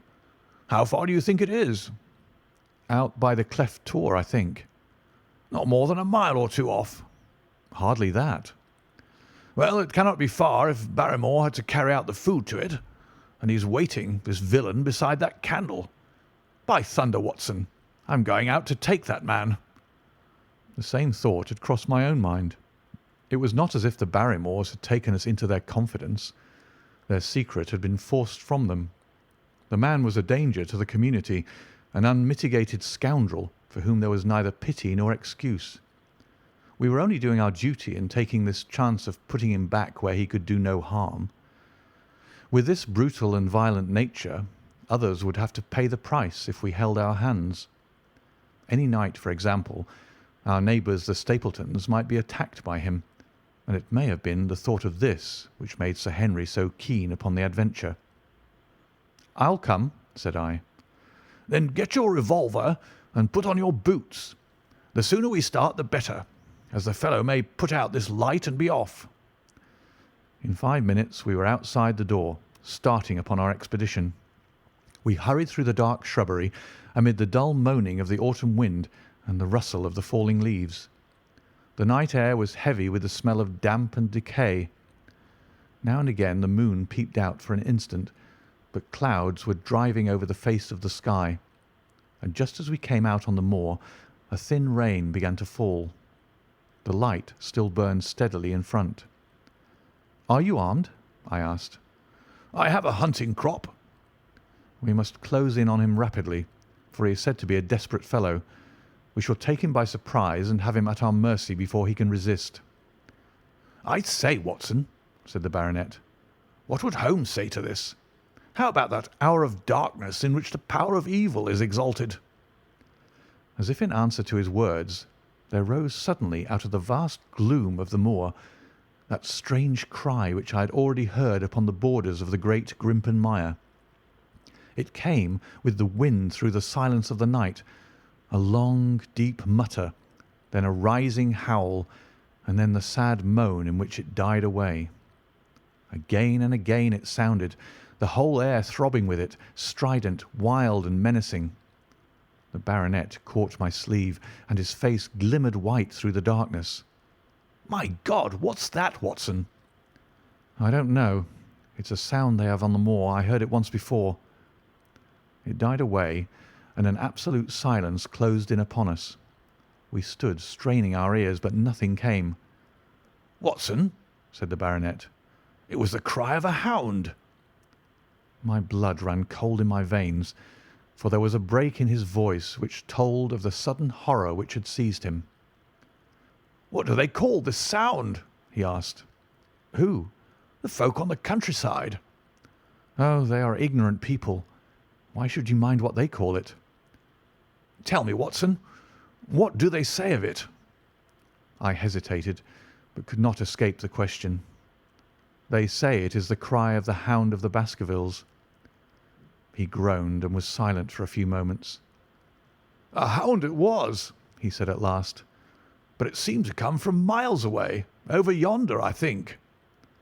It was hard to say whence it came. "It rose and fell with the wind. Isn't that the direction of the great Grimpen Mire?" "Yes, it is." "Well, it was up there. Come now, Watson, didn't you think yourself that it was the cry of a hound? I am not a child. You need not fear to speak the truth." "Stapleton was with me when I heard it last. He said that it might be the calling of a strange bird." "No, no, it was a hound. My God! Can there be some truth in all these stories? Is it possible that I am really in danger from so dark a cause? You don't believe it, do you, Watson?" "No, no." "And yet it was one thing to laugh about it in London, and it is another to stand out here in the darkness of the moor and to hear such a cry as that. And my uncle! There was the footprint of the hound beside him as he lay. It all fits together. I don't think that I'm a coward, Watson, but that sound seemed to freeze my very blood. Feel my hand." It was as cold as a block of marble. "You'll be all right tomorrow." "I don't think I'll get that cry out of my head. What do you advise that we do now?" "Shall we turn back?" "No, by thunder! We've come out to get our man, and we will do it. We after the convict and a hellhound as likely as not after us. Come on, we'll see it through if all the fiends of the pit were loose upon the moor." We stumbled slowly along in the darkness, with the black loom of the craggy hills around us and the yellow speck of light burning steadily in front. There is nothing so deceptive as the distance of a light upon a pitch-dark night, and sometimes the glimmer seemed to be far away upon the horizon, and sometimes it might have been within a few yards of us. But at last we could see whence it came, and then we knew that we were indeed very close. A guttering candle was stuck in a crevice of the rocks which flanked it on each side, so as to keep the wind from it, and also to prevent it from being visible, save in the direction of Baskerville Hall. A boulder of granite concealed our approach, and crouching behind it, we gazed over it at the signal light. It was strange to see this single candle burning there in the middle of the moor, with no sign of life near it, just the one straight yellow flame and the gleam of the rock on each side of it. "What shall we do now?" whispered Sir Henry. "Wait here. He must be near his light. Let us see if we can get a glimpse of him." The words were hardly out of my mouth when we both saw him. Over the rocks, in the crevice of which the candle burned, there was thrust out an evil yellow face, a terrible animal face, all seamed and scored with vile passions, foul with mire, with a bristling beard and hung with matted hair. It might well have belonged to one of those old savages who dwelt in the burrows on the hillsides. The light beneath him was reflected in his small, cunning eyes, which peered fiercely to right and left through the darkness, like a crafty and savage animal who's heard the steps of the hunters. Something had evidently aroused his suspicions. It may have been that Barrymore had some private signal which we had neglected to give, or the fellow may have had some other reason for thinking that all was not well. But I could read his fears upon his wicked face. Any instant he might dash out the light and vanish in the darkness. I sprang forward, therefore, and Sir Henry did the same. At the same moment the convict screamed out a curse at us and hurled a rock which splintered up against the boulder which had sheltered us. I caught one glimpse of his short, squat, strongly built figure as he sprang to his feet and turned to run. At the same moment, by a lucky chance, the moon broke through the clouds. We rushed over the brow of the hill, and there was our man running with great speed down the other side, springing over the stones in his way with the activity of a mountain goat. A lucky long shot of my revolver might have crippled him, but I brought it only to defend myself if attacked, and not to shoot an unarmed man who was running away. We were both swift runners, and in fairly good training, but we soon found that we had no chance of overtaking him. We saw him for a long time in the moonlight, until he was only a small speck moving swiftly among the boulders upon the side of a distant hill. We ran and ran until we were completely blown, but the space between us grew ever wider. Finally we stopped and sat panting on two rocks while we watched him disappearing in the distance. And it was at this moment that there occurred a most strange and unexpected thing. We had risen from our rocks and were turning to go home, having abandoned the hopeless chase.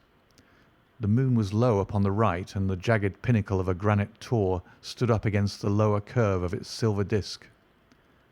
There, outlined as black as any ebony statue on that shining background, I saw the figure of a man upon the tor. Do you think that it was a delusion, Holmes? I assure you that I have never in my life seen anything more clearly. As far as I could judge, the figure was that of a tall, thin man. He stood with his legs a little separated, his arms folded, his head bowed, as if he were brooding over that enormous wilderness of peat and granite which lay before him. He might have been the very spirit of that terrible place. It was not the convict. This man was far from the place where the latter had disappeared. Besides, he was a much taller man. With a cry of surprise I pointed him out to the baronet, but in the instant during which I had turned to grasp his arm, the man was gone. There was the sharp pinnacle of granite still cutting the lower edge of the moon, but its peak bore no trace of that silent and motionless figure. I wished to go in that direction and to search the tor, but it was some distance away. The baronet's nerves were still quivering from that cry, which recalled the dark story of his family, and he was not in the mood for fresh adventures. He had not seen this lonely man upon the tor, and could not feel the thrill which his strange presence and his commanding attitude had given to me. "A warder, no doubt," said he. "The moor has been thick with them since this fellow escaped." Well, perhaps his explanation may be the right one, but I should like to have some further proof of it. Today we mean to communicate to the Princetown people where they should look for their missing man, but it is hard lines that we have not actually had the triumph of bringing him back as our own prisoner. Such are the adventures of last night, and you must acknowledge, my dear Holmes, that I have done you very well in the matter of a report. Much of what I tell you is no doubt quite irrelevant, but still I feel that it is best that I should let you have all the facts and leave you to select for yourself those which will be of most service to you in helping you to your conclusions. We're certainly making some progress.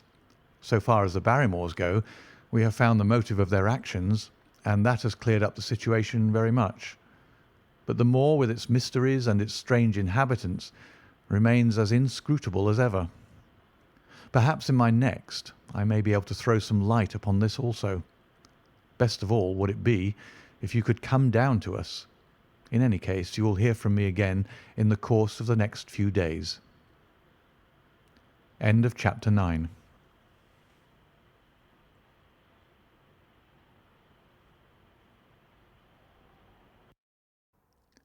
Chapter 10. Extract from the Diary of Dr. Watson. So far, I have been able to quote from the reports which I have forwarded during those early days to Sherlock Holmes. Now, however, I have arrived at a point in my narrative where I am compelled to abandon this method, and to trust once more to my recollections, aided by the diary which I kept at the time. A few extracts from the latter will carry me on to those scenes which are indelibly fixed in every detail upon my memory. I proceed, then, from the morning which followed our abortive chase of the convict and our other strange experiences upon the moor. October 16th. A dull and foggy day with a drizzle of rain. The house is banked in with rolling clouds, which rise now and then to show the dreary curves of the moor, with thin silver veins upon the sides of the hills, and the distant boulders gleaming where the light strikes upon their wet faces. It is melancholy outside and in. The baronet is in a black reaction after the excitements of the night. I am conscious myself of a weight at my heart and a feeling of impending danger, ever-present danger, which is the more terrible because I am unable to define it. And have I not cause for such a feeling? Consider the long sequence of incidents which have all pointed to some sinister influence which is at work around us. There is the death of the last occupant of the hall, fulfilling so exactly the conditions of the family legend, and there are the repeated reports from peasants of the appearance of a strange creature upon the moor. Twice I have with my own ears heard the sound which resembled the distant baying of a hound. It is incredible, impossible, that it should really be outside the ordinary laws of nature. A spectral hound, which leaves material footmarks and fills the air with its howling, is surely not to be thought of. Stapleton may fall in with such a superstition, and Mortimer also. But if I have one quality upon earth, it is common sense, and nothing will persuade me to believe in such a thing. To do so would be to descend to the level of these poor peasants, who are not content with a mere fiend dog, but must needs describe him with hell-fire shooting from his mouth and eyes. Holmes would not listen to such fancies, and I am his agent. But facts are facts, and I have twice heard this crying upon the moor. Suppose that there were really some huge hound loose upon it. That would go far to explain everything. But where could such a hound lie concealed? Where did it get its food? Where did it come from? How was it that no one saw it by day? It must be confessed that the natural explanation offers almost as many difficulties as the other. And always, apart from the hound, there is the fact of the human agency in London, the man in the cab, and the letter which warned Sir Henry against the moor. This at least was real. But it might have been the work of a protecting friend as easily as of an enemy. Where is that friend or enemy now? Has he remained in London? Or has he followed us down here? Could he be the stranger whom I saw upon the tour? It is true that I have had only the one glance at him, and yet there are some things to which I am ready to swear. He is no one whom I have seen down here, and I have now met all the neighbours. The figure was far taller than that of Stapleton. far thinner than that of Frankland. Barrymore it might possibly have been, but we had left him behind us, and I am certain that he could not have followed us. A stranger, then, is still dogging us, just as a stranger dogged us in London. We've never shaken him off. If I could lay my hands upon that man, then at last we might find ourselves at the end of all our difficulties. To this one purpose I must now devote all my energies. My first impulse was to tell Sir Henry all my plans. My second and wisest one is to play my own game and speak as little as possible to anyone. He is silent and distrait. His nerves have been strangely shaken by that sound upon the moor. I will say nothing to add to his anxieties, but I will take my own steps to attain my own end. We had a small scene this morning after breakfast. Barrymore asked leave to speak with Sir Henry, and they were closeted in his study some little time. Sitting in the billiard room, I more than once heard the sound of voices raised, and I had a pretty good idea what the point was which was under discussion. After a time, the baronet opened his door and called for me. "Barrymore considers that he has a grievance," he said. "He thinks that it was unfair on our part to hunt his brother-in-law down when he, of his own free will, had told us the secret." The butler was standing very pale, but very collected before us. "I may have spoken too warmly, sir," said he, "and if I have, I am sure that I beg your pardon. At the same time, I was very much surprised when I heard you two gentlemen come back this morning and learned that you had been chasing Selden. The poor fellow has enough to fight against without my putting more upon his track." "If you told us of your own free will, well, it would have been a different thing," said the baronet. "You only told us, or rather your wife only told us, when it was forced from you, and you could not help yourself." "I didn't think you would have taken advantage of it, Sir Henry. Indeed, I didn't." "The man is a public danger. There are lonely houses scattered over the moor, and he is a fellow who would stick at nothing. You would only want to get a glimpse of his face to see that. Look at Mr. Stapleton's house, for example, with no one but himself to defend it. There's no safety for anyone until he's under lock and key." "He'll break into no house, sir. I give you my solemn word upon it. But he will never trouble anyone in this country again. I assure you, Sir Henry, that in a very few days the necessary arrangements will have been made, and he will be on his way to South America. For God's sake, sir, I beg of you not to let the police know that he's still on the moor. They've given up the chase there, and he can lie quiet until the ship is ready for him. You can't tell on him without getting my wife and me into trouble. I beg you, sir, to say nothing to the police." "What do you say, Watson?" I shrugged my shoulders. If he were safely out of the country, it would relieve the taxpayer of a burden. "But how about the chance of his holding someone up before he goes?" "He would not do anything so mad, sir. We have provided him with all that he can want. To commit a crime would be to show where he was hiding." "That is true," said Sir Henry. "Well, Barrymore?" "God bless you, sir, and thank you for my heart. It would have killed my poor wife had he been taken again." "I guess we are aiding and abetting a felony, Watson. But after what we've heard, I don't feel as if I could give the man up. So there's an end to it. All right, Barrymore, you can go." With a few broken words of gratitude, the man turned, but he hesitated and then came back. "You've been so kind to us, sir, that I should like to do the best I can for you in return. I know something, Sir Henry, and perhaps I should have said it before, but it was long after the inquest that I found it out. I've never breathed a word about it yet to mortal man.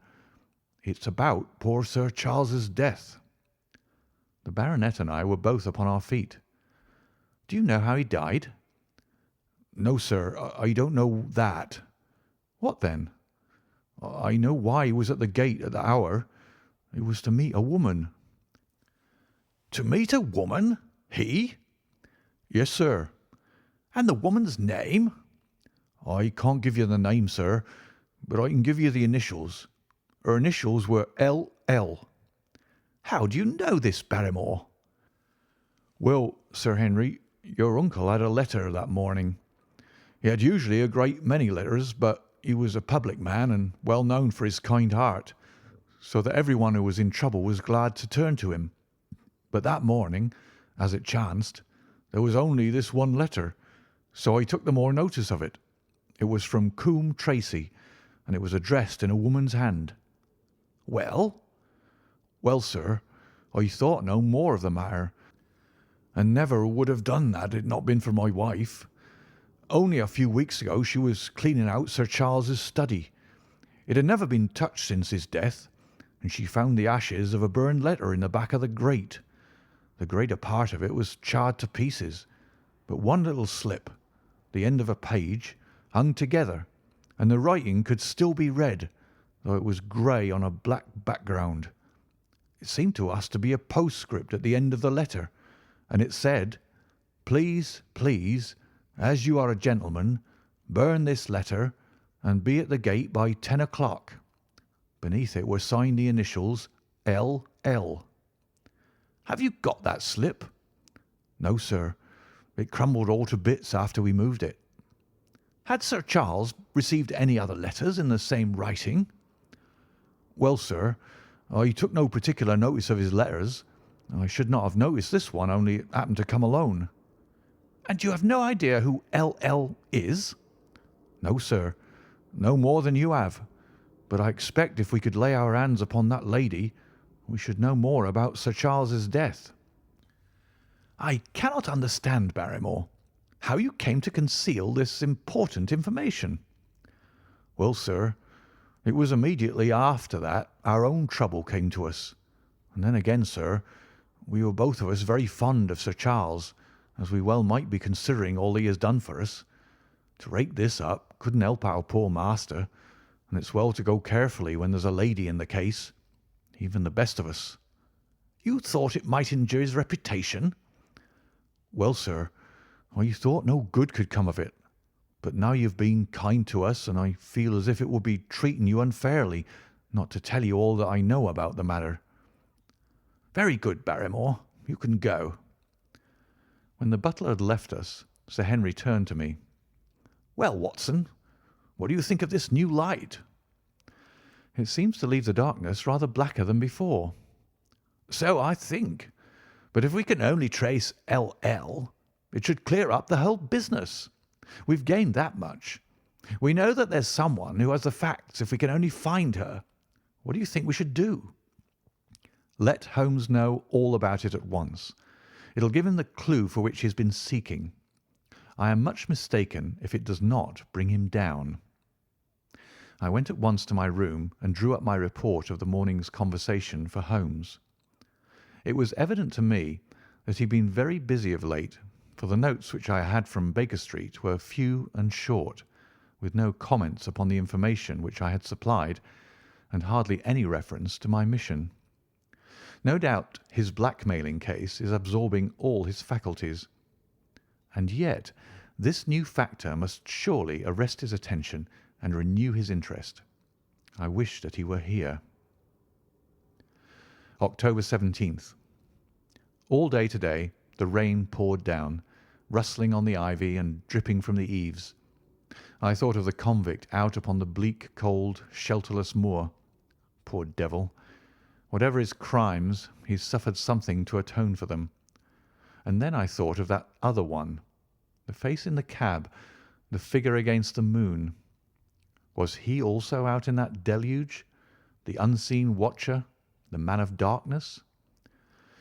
In the evening I put on my waterproof, and I walked far upon the sodden moor, full of dark imaginings, the rain beating upon my face and the wind whistling about my ears.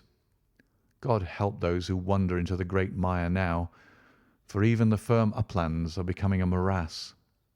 I found the black tor upon which I had seen the solitary watcher, and from its craggy summit I looked out myself across the melancholy downs.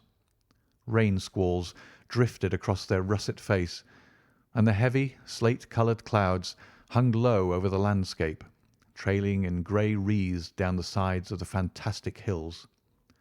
In the distant hollow on the left, half hidden by the mist, the two thin towers of Baskerville Hall rose above the trees.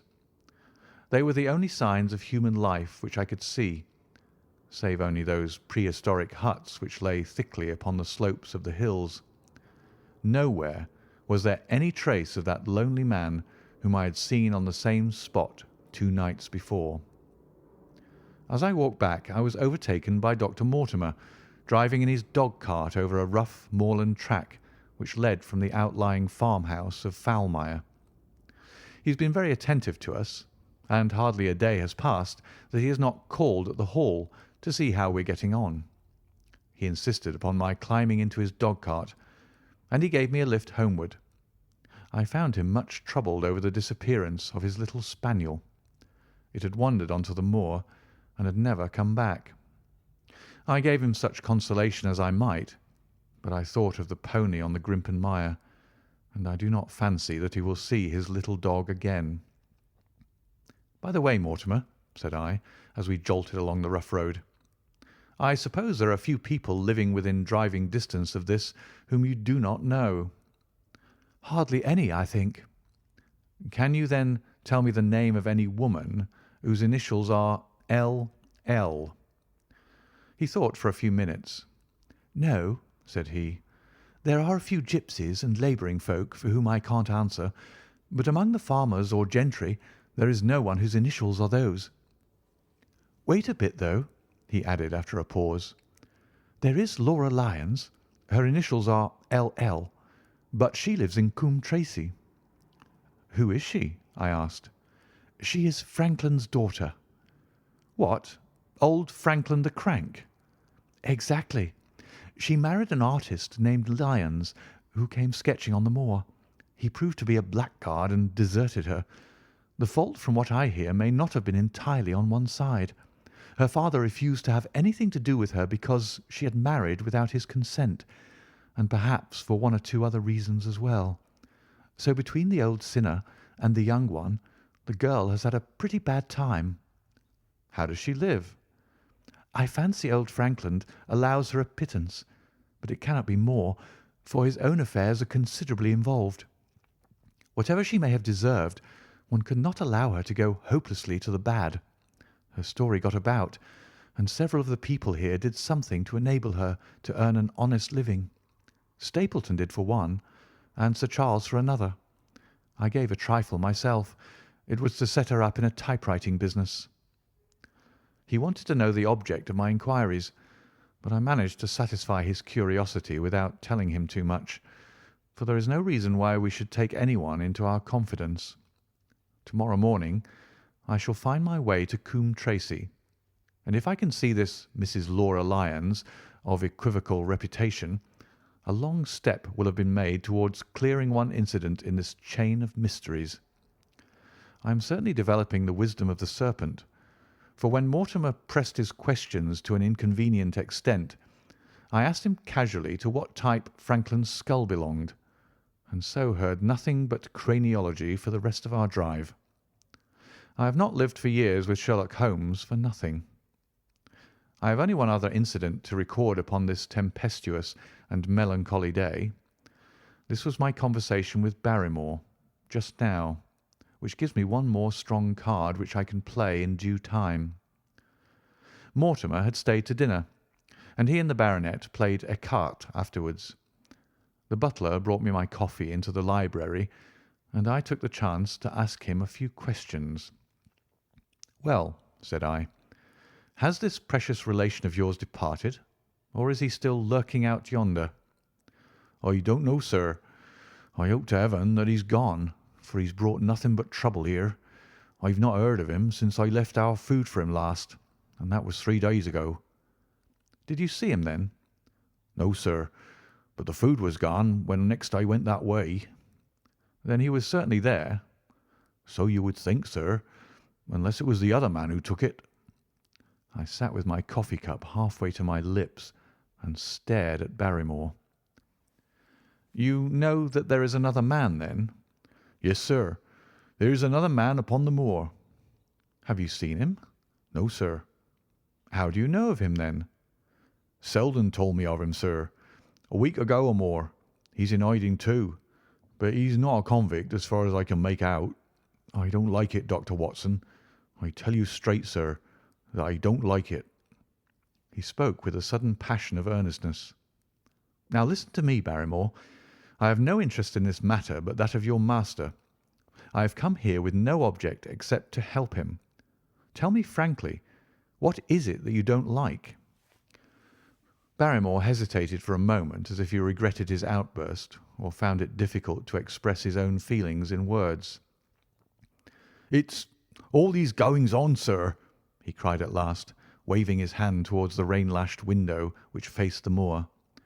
"There's foul play somewhere, and there's black villainy brewing. To that I'll swear. Very glad I should be, sir, to see Sir Henry on his way back to London again." "But what is it that alarms you?" "Look at Sir Charles's death. That was bad enough. For all that the coroner said, look at the noises on the moor at night. There's not a man who would cross it after sundown if he was paid for it. Look at this stranger hiding out yonder and watching and waiting. What's he waiting for? What does it mean? It means no good to anyone of the name of Baskerville, and very glad I shall be to quit of it all in the day that Sir Henry's new servants are ready to take over the hall." "But about this stranger," said I. "Can you tell me anything about him? What did Selden say? Did he find out where he hid, or what he was doing?" "He saw him once or twice, but he's a deep one and gives nothing away. At first he thought that he was the police, but soon he found that he had some lay of his own. A kind of gentleman he was, as far as he could see, but what he was doing he could not make out." "And where did he say that he lived?" "Among the old houses on the hillside, the stone huts where the old folk used to live." "But how about his food?" "Selden found out that he has got a lad who works for him and brings all he needs. I dare say he goes to Coombe Tracey for what he wants." "Very good, Barrymore. We may talk further of this some other time." When the butler had gone, I walked over to the black window, and I looked through a blurred pane at the driving clouds and at the tossing outline of the wind-swept trees. It is a wild night indoors, and what must it be in Stone Hut upon the moor? What passion of hatred can it be which leads a man to lurk in such a place at such a time? And what deep and earnest purpose can he have which calls for such a trial? There in that hut upon the moor seems to lie the very centre of that problem which has vexed me so sorely. I swear that another day shall not have passed before I have done all that man can do to reach the heart of the mystery. End of chapter 10.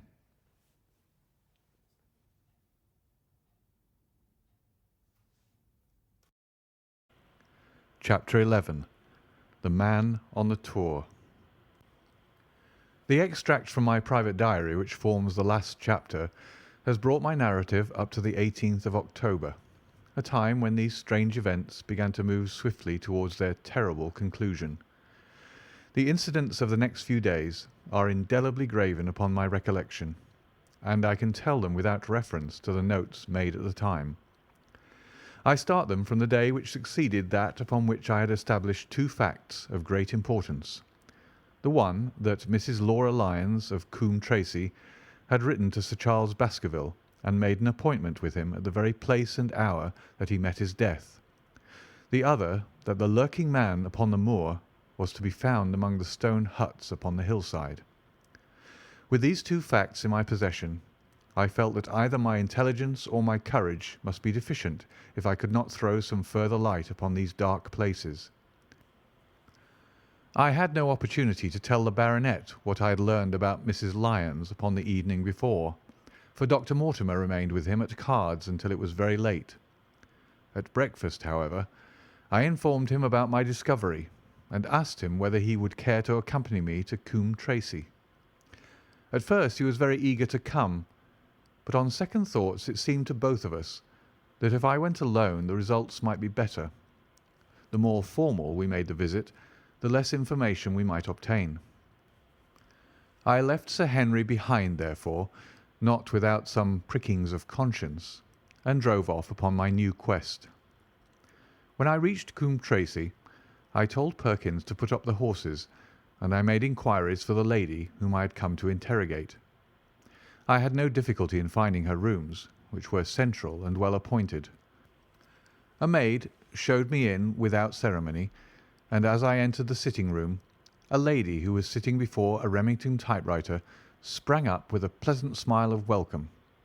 Her face fell, however, when she saw that I was a stranger, and she sat down again and asked me the object of my visit. The first impression left by Mrs. Lyons was one of extreme beauty. Her eyes and hair were of the same rich hazel colour, and her cheeks, though considerably freckled, were flushed with the exquisite bloom of the brunette, the dainty pink which lurks at the heart of the sulphur rose.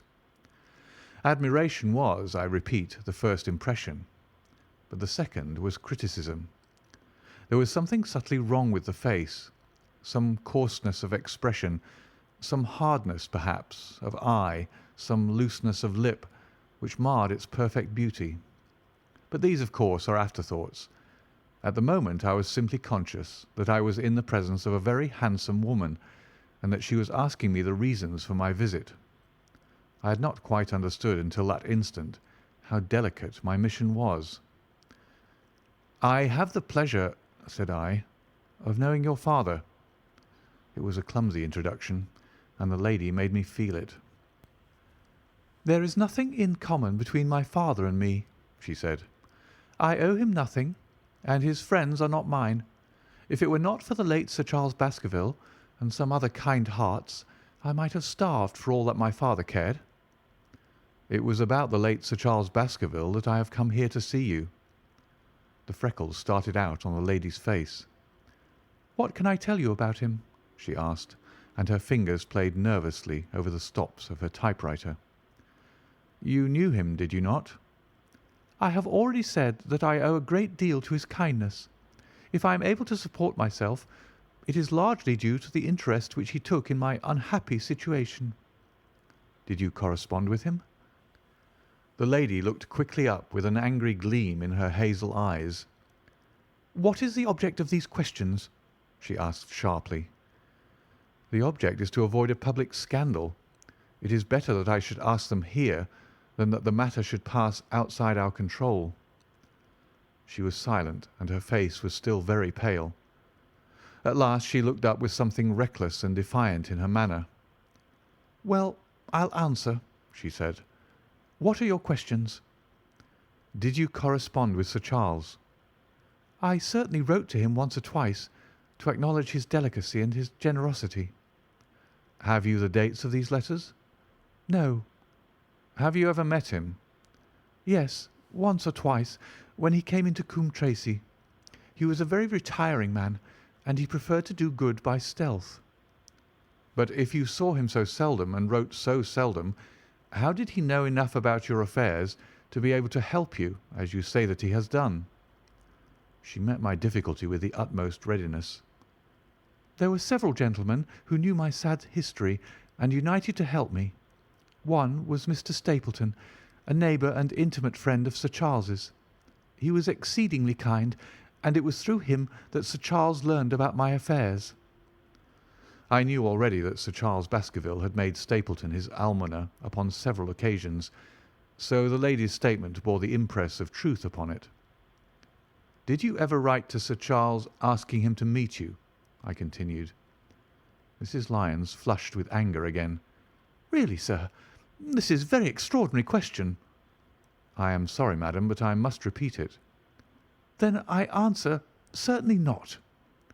"Not on the very day of Sir Charles's death?" The flush had faded in an instant, and a deathly face was before me.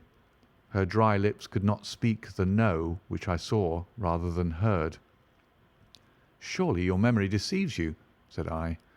"I could even quote a passage of your letter. It ran, 'Please, please, as you are a gentleman, burn this letter and be at the gate by 10 o'clock.'" I thought that she had fainted, but she recovered herself by a supreme effort. "Is there no such thing as a gentleman?" she gasped. You do Sir Charles an injustice. He did burn the letter, but sometimes a letter may be legible even when burned. You acknowledge now that you wrote it." "Yes, I did write it," she cried, pouring out her soul in a torrent of words. "I did write it. Why should I deny it? I have no reason to be ashamed of it. I wished him to help me. I believed that if I had an interview I could gain his help, so I asked him to meet me." "But why at such an hour?"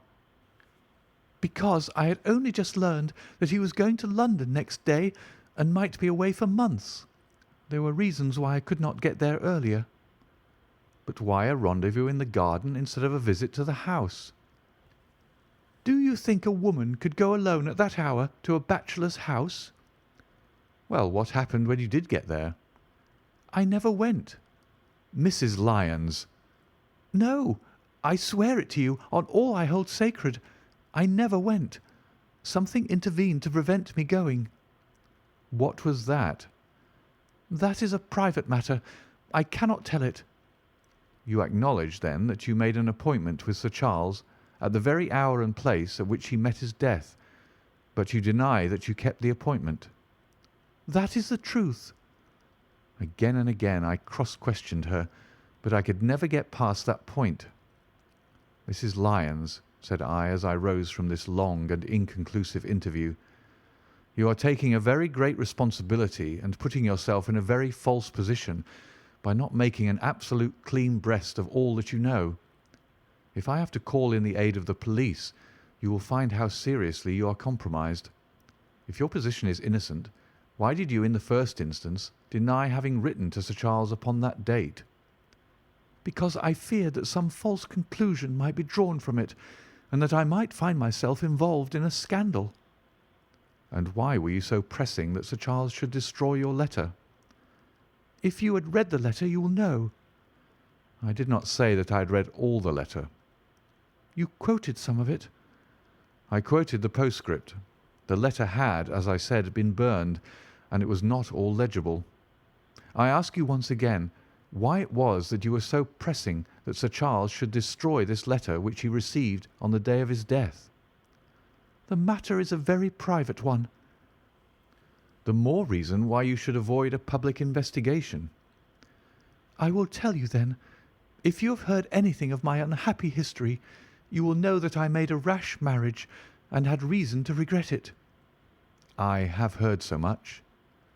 "My life has been one incessant persecution from a husband whom I abhor. The law is upon his side, and every day I am faced by the possibility that he may force me to live with him.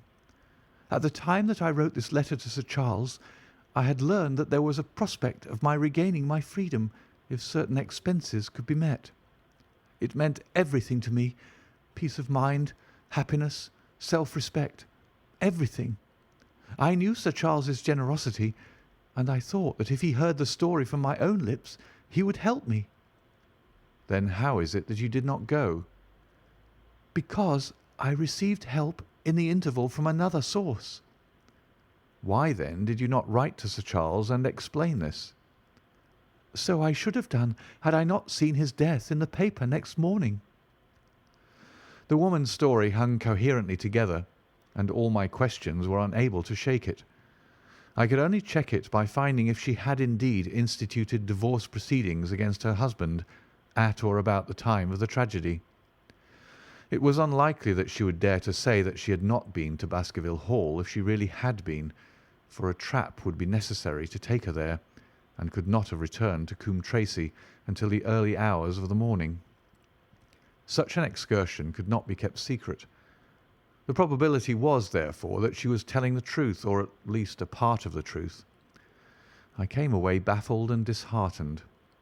Once again, I had reached that dead wall which seemed to be built across every path by which I tried to get at the object of my mission. And yet the more I thought of the lady's face and of her manner, the more I felt that something was being held back from me. Why should she turn so pale? Why should she fight against every admission until it was forced from her? Why should she have been so reticent at the time of the tragedy? Surely the explanation of all this could not be as innocent as she would have me believe. For the moment, I could proceed no farther in that direction, but must turn back to that other clue which was to be sought for among the stone huts upon the moor. And that was a most vague direction. I realized it as I drove back and noted how hill after hill showed traces of the ancient people. Barrymore's only indication had been that the stranger lived in one of those abandoned huts, and many hundreds of them are scattered throughout the length and breadth of the moor. But I had my own experience for a guide, since it had shown me the man himself standing upon the summit of the Black Tor. That, then, should be the centre of my search. From there I should explore every hut upon the moor until I lighted upon the right one. If this man were inside it, I should find out from his own lips, at the point of my revolver, if necessary, who he was and why he had dogged us so long. He might slip away from us in the crowd of Regent Street, but it would puzzle him to do so upon the lonely moor. On the other hand, if I should find the hut and its tenants should not be within it, I must remain there, however long the vigil, until he returned. Holmes had missed him in London. It would indeed be a triumph for me if I could run him to earth where my master had failed. Luck had been against us again and again in this inquiry, but now at last it came to my aid, and the messenger of good fortune was none other than Mr. Frankland, who was standing grey-whiskered and red-faced outside the gate of his garden, which opened on to the high road along which I travelled. "Good day, Dr. Watson," cried he with unwonted good humour. "You must really give your horses a rest, and come in to have a glass of wine and to congratulate me." My feelings towards him were very far from being friendly after what I had heard of his treatment of his daughter, but I was anxious to send Perkins and the wagonette home, and the opportunity was a good one. I alighted and sent a message to Sir Henry that I should walk over in time for dinner. Then I followed Frankland into his dining room. "It is a great day for me, sir. One of the red-letter days of my life," he cried with many chuckles. "I've brought off a double event. I mean to teach them in these parts that law is law, and that there is a man here who does not fear to invoke it. I have established a right of way through the centre of old Middleton's Park, slap across it, sir, within 100 yards of his own front door. What do you think of that? We'll teach these magnates that they cannot ride roughshod over the rights of the commoners, confound them. And I've closed the wood where the Fernworthy folk used to picnic. These infernal people seem to think that there are no rights of property, and that they can swarm where they like with their papers and their bottles. Both cases decided, Dr. Watson, and both in my favour. I haven't had such a day since I'd Sir John Morland for trespass because he shot in his own warren." "How on earth did you do that?" "Look it up in the book, sir. It'll repay reading. Frankland versus Morland, Court of Queen's Bench. It cost me £200, but I got my verdict." "Did it do you any good?" "None, sir, none. I am proud to say that I have no interest in the matter. I act entirely from a sense of public duty. I have no doubt, for example, that the Fernworthy people will burn me in effigy tonight. I told the police last time they did it that they should stop these disgraceful exhibitions. The county constabulary is in a scandalous state, sir, and it has not afforded me the protection to which I am entitled. The case of Frankland versus Regina will bring the matter before the attention of the public. I told them that they would have occasion to regret their treatment of me, and already my words have come true." "How so?" I asked. The old man put on a very knowing expression.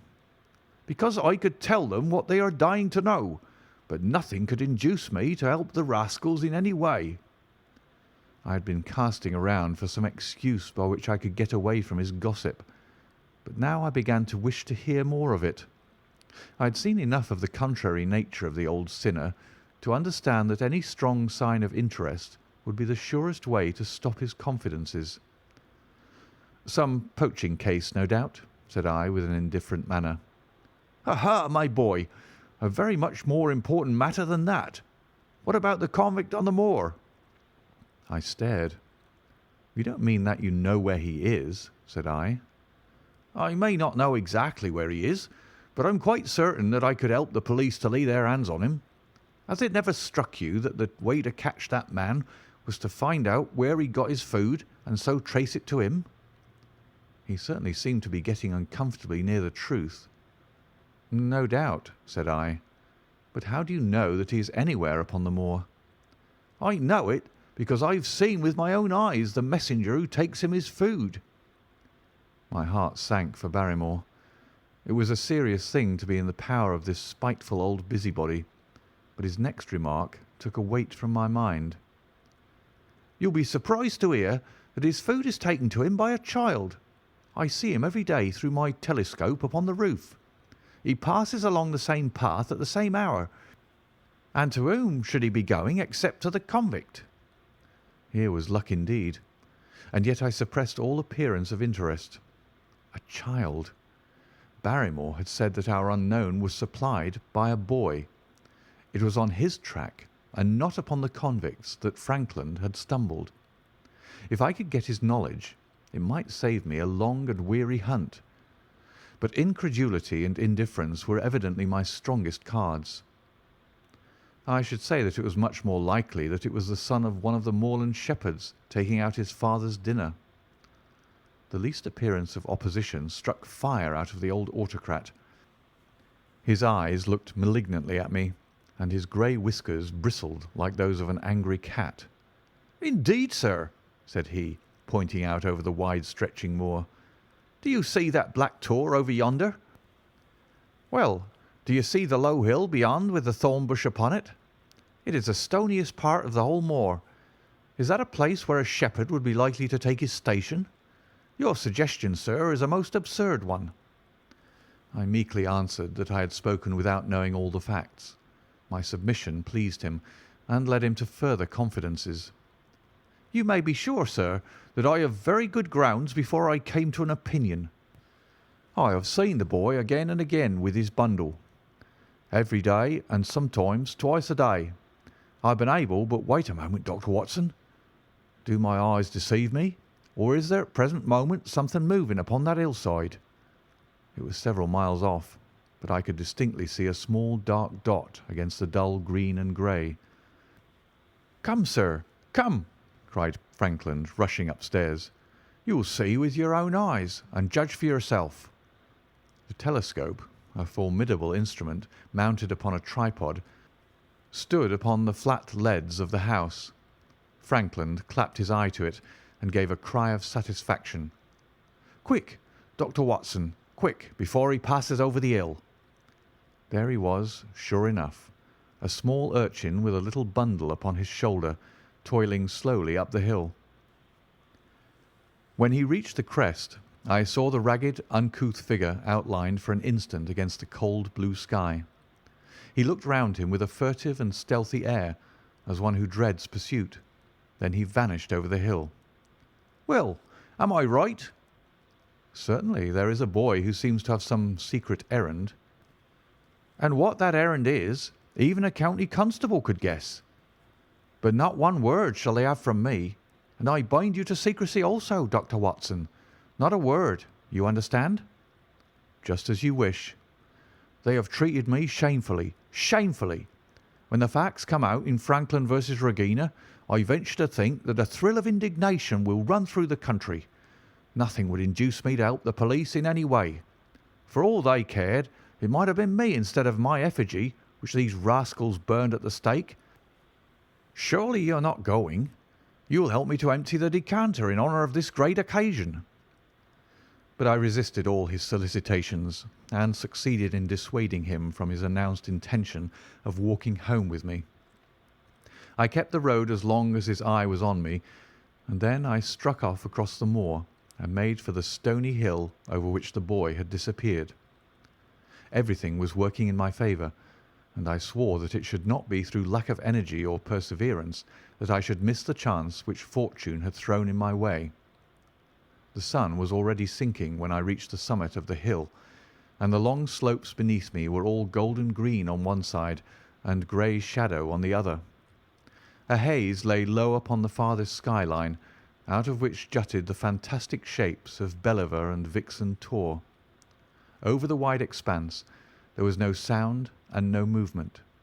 One great grey bird, a gull or curlew, soared aloft in the blue heaven. He and I seemed to be the only living things between the huge arch of the sky and the desert beneath it. The barren scene, the sense of loneliness, and the mystery and urgency of my task all struck a chill into my heart. The boy was nowhere to be seen, but down beneath me in a cleft of the hills there was a circle of the old stone huts, and in the middle of them there was one which retained sufficient roof to act as a screen against the weather. My heart leapt within me as I saw it. This must be the burrow where the stranger lurked. At last my foot was on the threshold of his hiding place.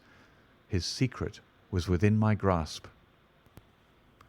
As I approached the hut, walking as warily as Stapleton would do when with poised net he drew near the settled butterfly, I satisfied myself that the place had indeed been used as a habitation.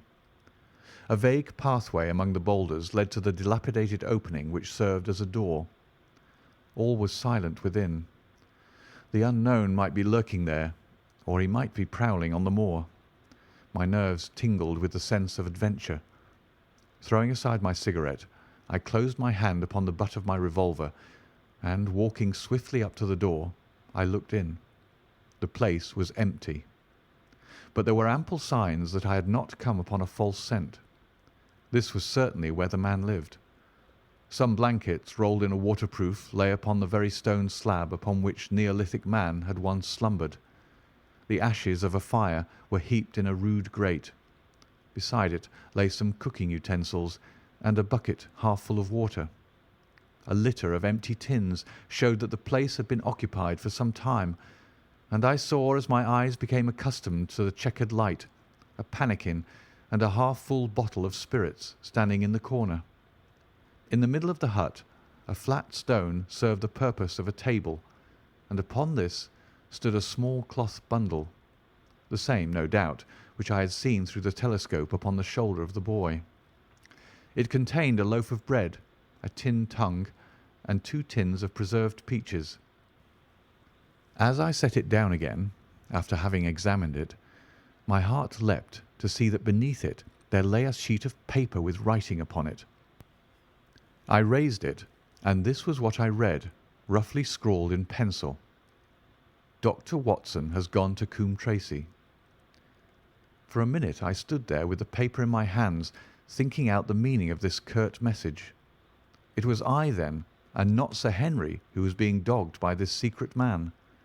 He had not followed me himself, but he had set an agent, the boy perhaps, upon my track, and this was his report. Possibly I had taken no steps since I had been upon the moor which had not been observed and reported. Always there was this feeling of an unseen force, a fine net drawn round us with infinite skill and delicacy, holding us so lightly that it was only at some supreme moment that one realized that one was indeed entangled in its meshes. If there was one report, there might be others, so I looked around the hut in search of them. There was no trace, however, of anything of the kind, nor could I discover any sign which might indicate the character or intentions of the man who lived in this singular place, save that he must be of Spartan habits and cared little for the comforts of life. When I thought of the heavy rains and looked at the gaping roof, I understood how strong and immutable must be the purpose which had kept him in that inhospitable abode. Was he our malignant enemy, or was he by chance our guardian angel? I swore that I would not leave the hut until I knew. Outside the sun was sinking low, and the west was blazing with scarlet and gold. Its reflection was shot back in ruddy patches by the distant pools which lay amid the great Grimpen Mire. There were the 2 towers of Baskerville Hall, and there a distant blur of smoke which marked the village of Grimpen. Between the two, behind the hill, was the house of the Stapletons. All was sweet and mellow and peaceful in the golden evening light, and yet, as I looked at them, my soul shared none of the peace of nature, but quivered at the vagueness and the terror of that interview which every instant was bringing nearer. With tingling nerves, but a fixed purpose, I sat in the dark recess of the hut and waited with sombre patience for the coming of its tenant. And then at last I heard him. Far away came the sharp clink of a boot striking upon a stone, then another, and yet another, coming nearer and nearer. I shrank back into the darkest corner and cocked the pistol in my pocket, determined not to discover myself until I had an opportunity of seeing something of the stranger. There was a long pause which showed that he had stopped. Then once more the footsteps approached, and a shadow fell across the opening of the hut. "It is a lovely evening, my dear Watson," said a well-known voice. "I really think that you will be more comfortable outside than in." End of chapter 11.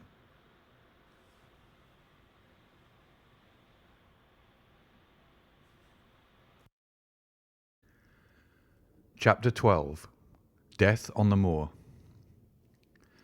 For a moment or two I sat breathless, hardly able to believe my ears.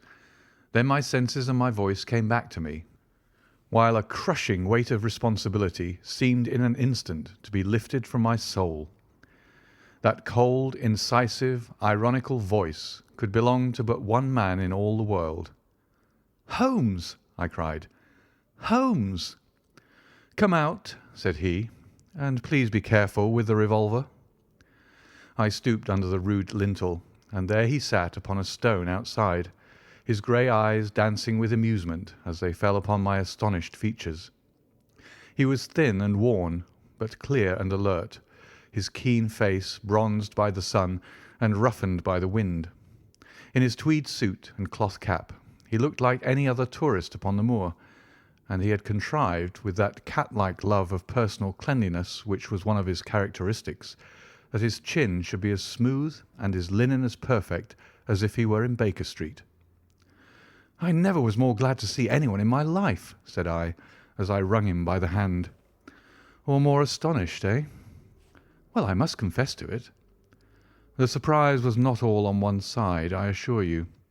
I had no idea that you had found my occasional retreat, still less that you were inside it, until I was within 20 paces of the door." "My footprint, I presume?" "No, Watson. I fear that I could not undertake to recognize your footprint amid all the footprints of the world. If you seriously desire to deceive me, you must change your tobacconist, for when I see the stub of a cigarette marked Bradley, Oxford Street, I know that my friend Watson is in the neighbourhood.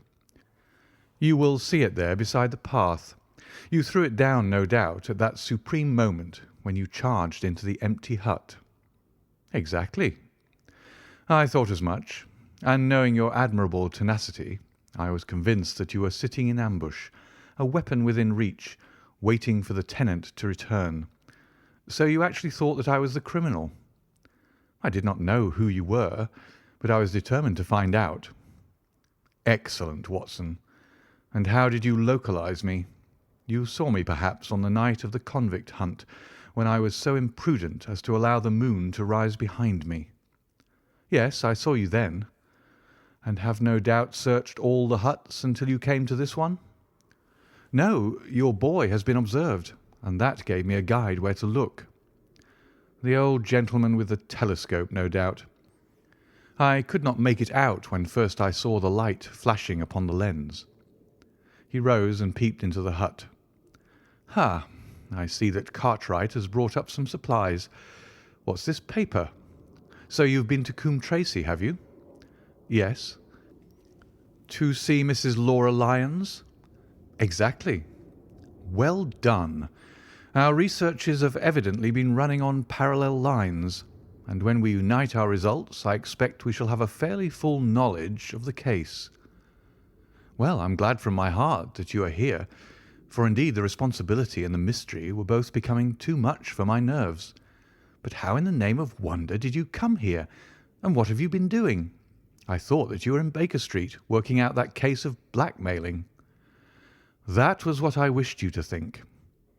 "Then you use me and yet do not trust me?" I cried with some bitterness.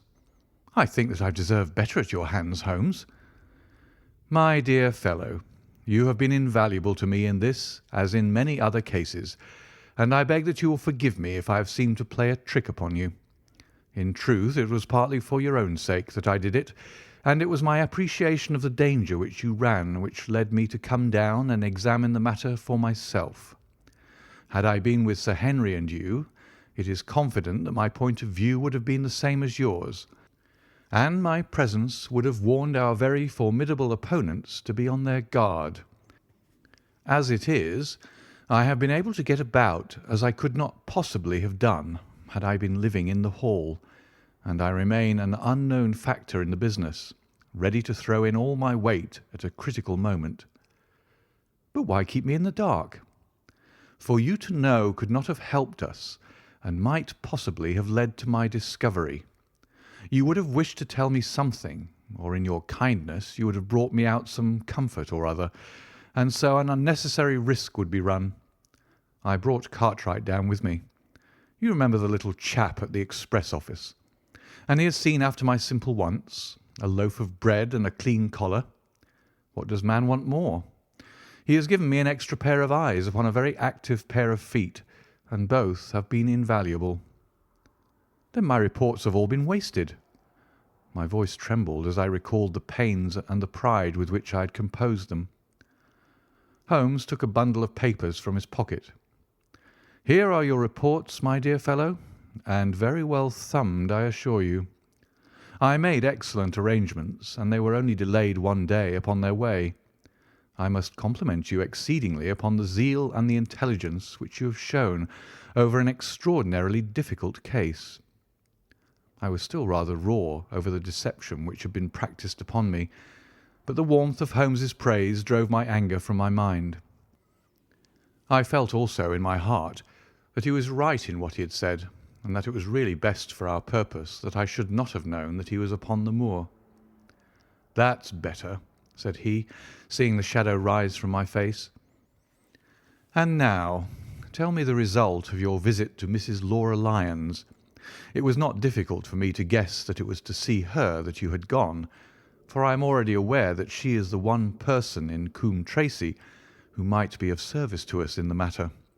In fact, if you had not gone today, it is exceedingly probable that I should have gone tomorrow." The sun had set and dusk was settling over the moor. The air had turned chill, and we withdrew into the hut for warmth. There, sitting together in the twilight, I told Holmes of my conversation with the lady. So interested was he that I had to repeat some of it twice before he was satisfied. "This is most important," said he when I had concluded. "It fills up a gap which I had been unable to bridge in this most complex affair.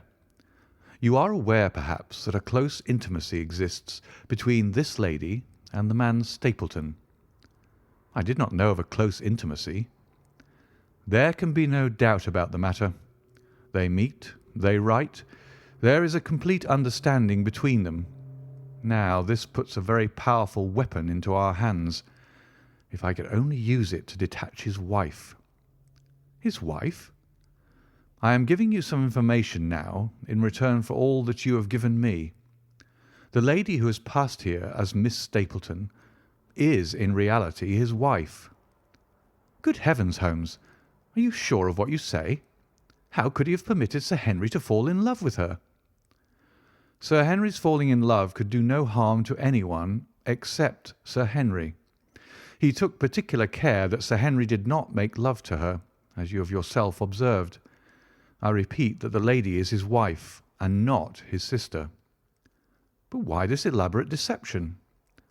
"Because he foresaw that she would be very much more useful to him in the character of a free woman." All my unspoken instincts, my vague suspicions, suddenly took shape and centred upon the naturalist. In that impassive, colourless man, with his straw hat and his butterfly net, I seemed to see something terrible. A creature of infinite patience and craft, with a smiling face and a murderous heart. "It is he, then, who is our enemy. It is he who dogged us in London." "So I read the riddle." "And the warning, it must have come from her." "Exactly." The shape of some monstrous villainy, half seen, half guessed, loomed through the darkness which had girt me so long. "But are you sure of this, Holmes? How do you know that the woman is his wife?" "Because he so far forgot himself as to tell you a true piece of autobiography upon the occasion when he first met you, and I dare say he has many a time regretted it since. He was once a schoolmaster in the north of England. Now there is no one more easy to trace than a schoolmaster. There are scholastic agencies by which one may identify any man who has been in the profession. A little investigation showed me that a school had come to grief under atrocious circumstances, and that the man who had owned it—the name was different—had disappeared with his wife. The descriptions agreed. When I learned that the missing man was devoted to entomology, the identification was complete." The darkness was rising, but much was still hidden by the shadows. "If this woman is in truth his wife, where does Mrs. Laura Lyons come in?" I asked. "That is one of the points upon which your own researches have shed a light. Your interview with the lady has cleared the situation very much. I did not know about a projected divorce between herself and her husband. In that case, regarding Stapleton as an unmarried man, she counted no doubt upon becoming his wife." "And when she is undeceived?" "Why, then we may find the lady of service. It must be our first duty to see her, both of us, to-morrow. Don't you think, Watson, that you are away from your charge rather long? Your place should be at Baskerville Hall." The last red streaks had faded away in the west, and night had settled upon the moor. A few faint stars were gleaming in a violet sky. "One last question, Holmes," I said as I rose. "Surely there's no need of secrecy between you and me. What is the meaning of it all? What is he after?" Holmes' voice sank as he answered. "It is murder, Watson. Refined, cold-blooded, deliberate murder. Do not ask me for particulars. My nets are closing upon him even as his are upon Sir Henry, and with your help he is already almost at my mercy. There is but one danger which can threaten us. It is that he should strike before we are ready to do so. Another day, 2 at the most, and I have my case complete. But until then guard your charge as closely as ever a fond mother watched her ailing child. Your mission to-day has justified itself, and yet I could almost wish that you had not left his side. Hark!"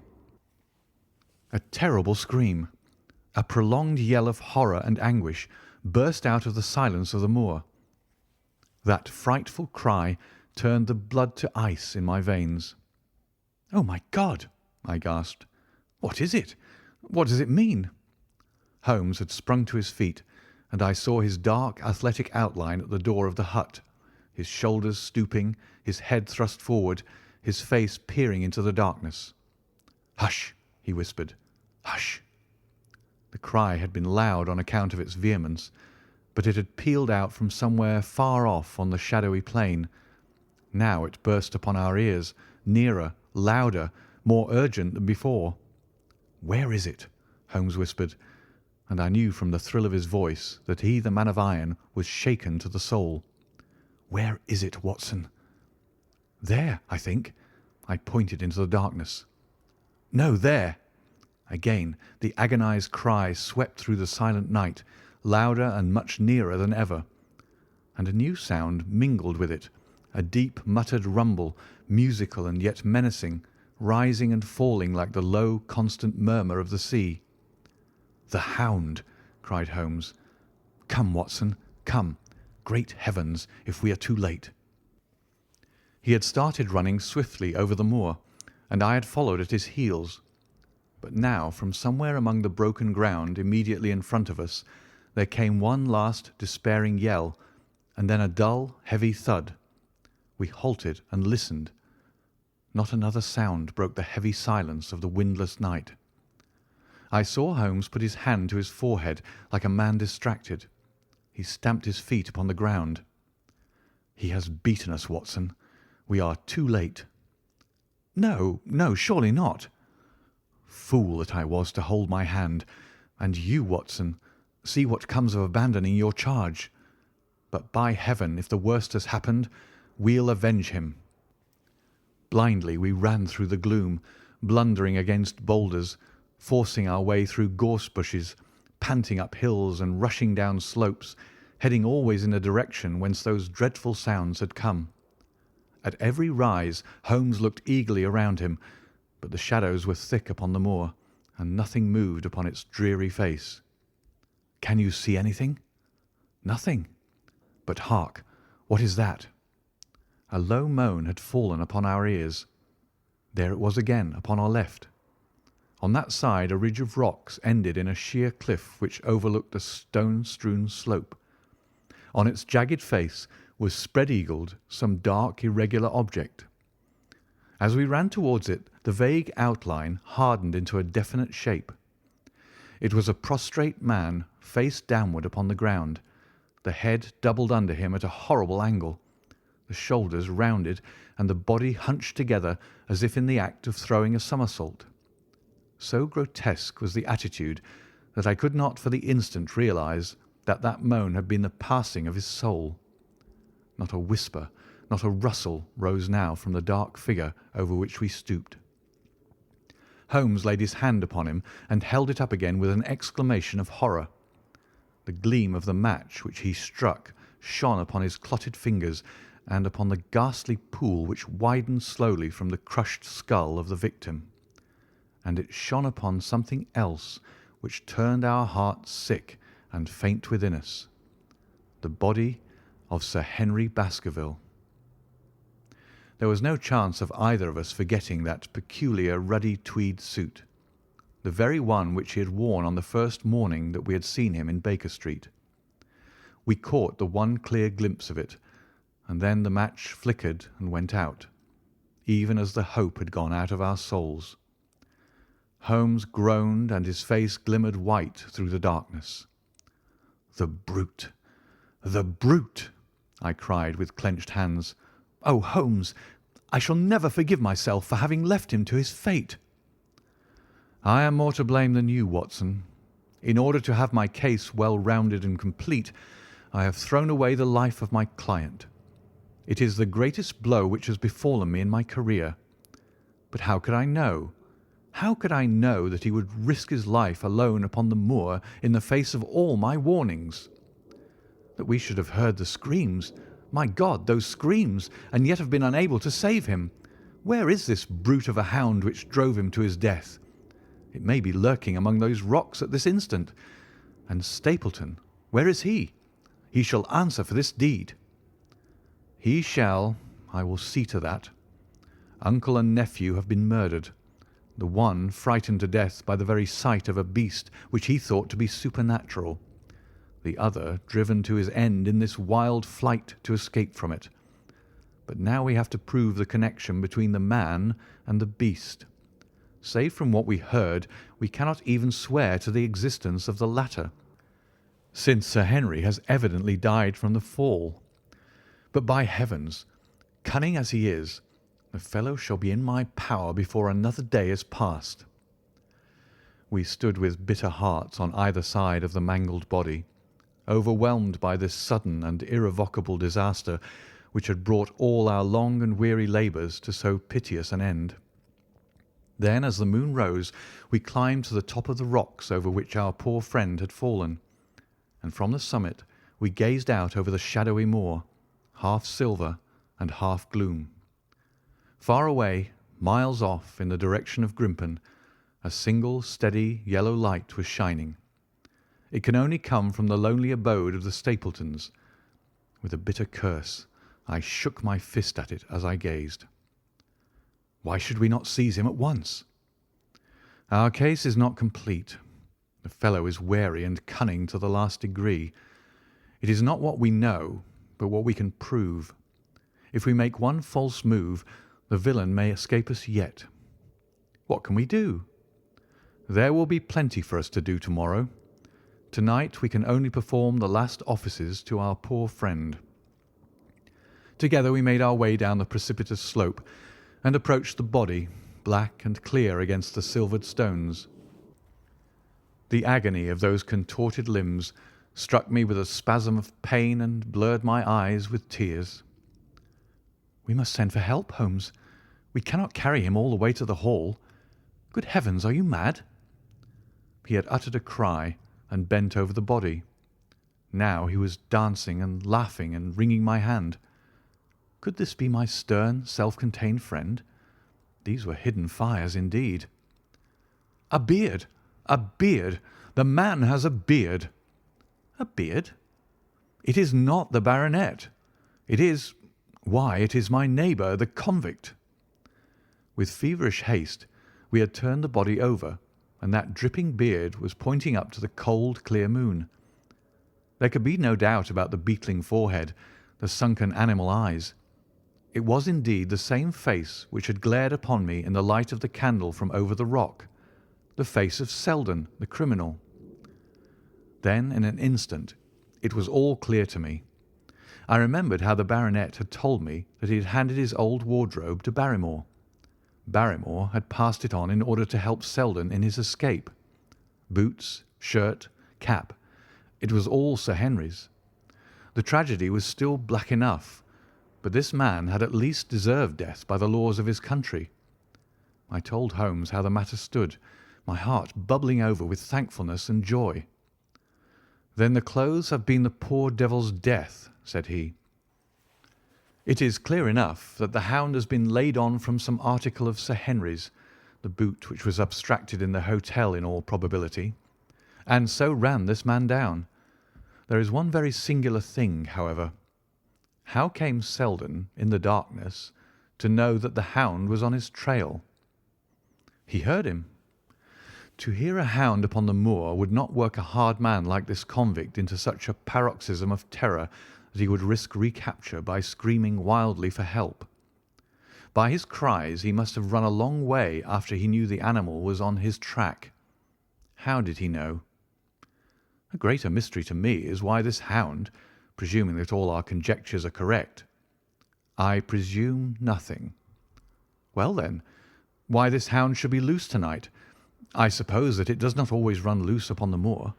Stapleton would not let it go unless he had reason to think that Sir Henry would be there. My difficulty is the more formidable of the two, for I think that we shall very shortly get an explanation of yours, while mine may remain forever a mystery.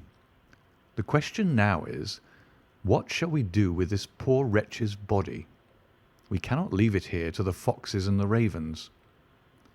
I suggest that we put it in one of the huts until we can communicate with the police. Exactly. I have no doubt that you and I could carry it so far. Hullo, Watson, what's this? It's the man himself, by all that's wonderful and audacious. Not a word to show your suspicions.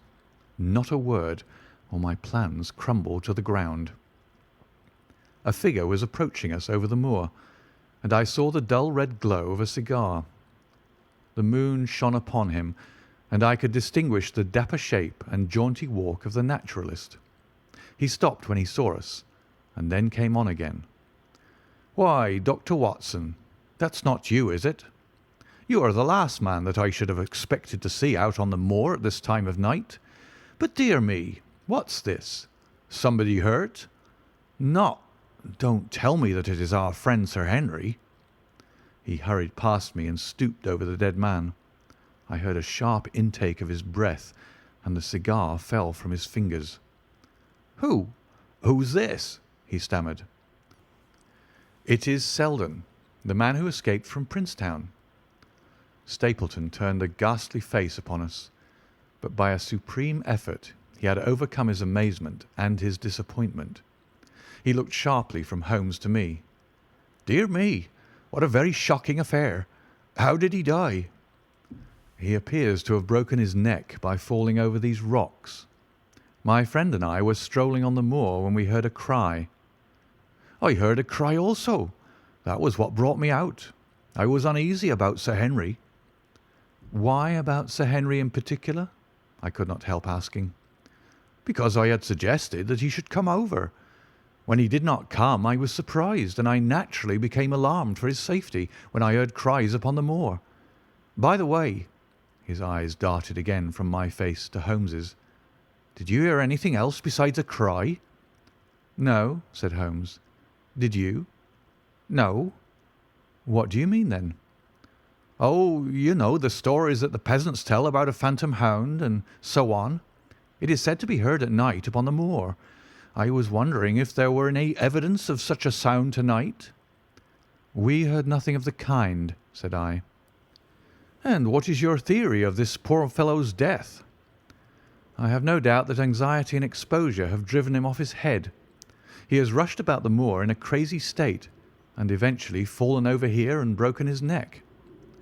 "That seems the most reasonable theory," said Stapleton, and he gave a sigh which I took to indicate his relief. "What do you think about it, Mr. Sherlock Holmes?" My friend bowed his compliments. "You are quick at identification," said he. "We have been expecting you in these parts since Dr. Watson came down. You are in time to see a tragedy." "Yes, indeed. I have no doubt that my friend's explanation will cover the facts. I will take an unpleasant remembrance back to London with me tomorrow." "Oh, you return tomorrow?" "That is my intention." "I hope your visit has cast some light upon these occurrences which have puzzled us." Holmes shrugged his shoulders. "One cannot always have the success for which one hopes. An investigator needs facts and not legends or rumours. It has not been a satisfactory case." My friend spoke in his frankest and most unconcerned manner. Stapleton still looked hard at him. Then he turned to me. "I would suggest carrying this poor fellow to my house, but it would give my sister such a fright that I do not feel justified in doing it. I think that if we put something over his face, he will be safe until morning." And so it was arranged. Resisting Stapleton's offer of hospitality, Holmes and I set off to Baskerville Hall, leaving the naturalist to return alone. Looking back, we saw the figure moving slowly away over the broad moor, and behind him that one black smudge on the silvered slope, which showed where the man was lying who had come so horribly to his end. End of chapter 12.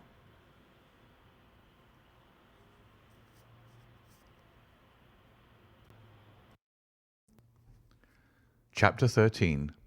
Fixing the Nets. "We're at close grips at last," said Holmes as we walked together across the moor. "What a nerve the fellow has! How he pulled himself together in the face of what must have been a paralysing shock when he found that the wrong man had fallen a victim to his plot. I told you in London, Watson, and I tell you now again, that we have never had a foeman more worthy of our steel." "I'm sorry that he's seen you." "And so was I at first, but there was no getting out of it." "What effect do you think it will have upon his plans now that he knows you're here?" "It may cause him to be more cautious, or it may drive him to desperate measures at once. Like most clever criminals, he may be too confident in his own cleverness and imagine that he has completely deceived us." "Why should we not arrest him at once?" "My dear Watson, you were born to be a man of action. Your instinct is always to do something energetic. But supposing, for argument's sake, that we had him arrested tonight, what on earth the better off should we be for that? We could prove nothing against him. There's the devilish cunning of it.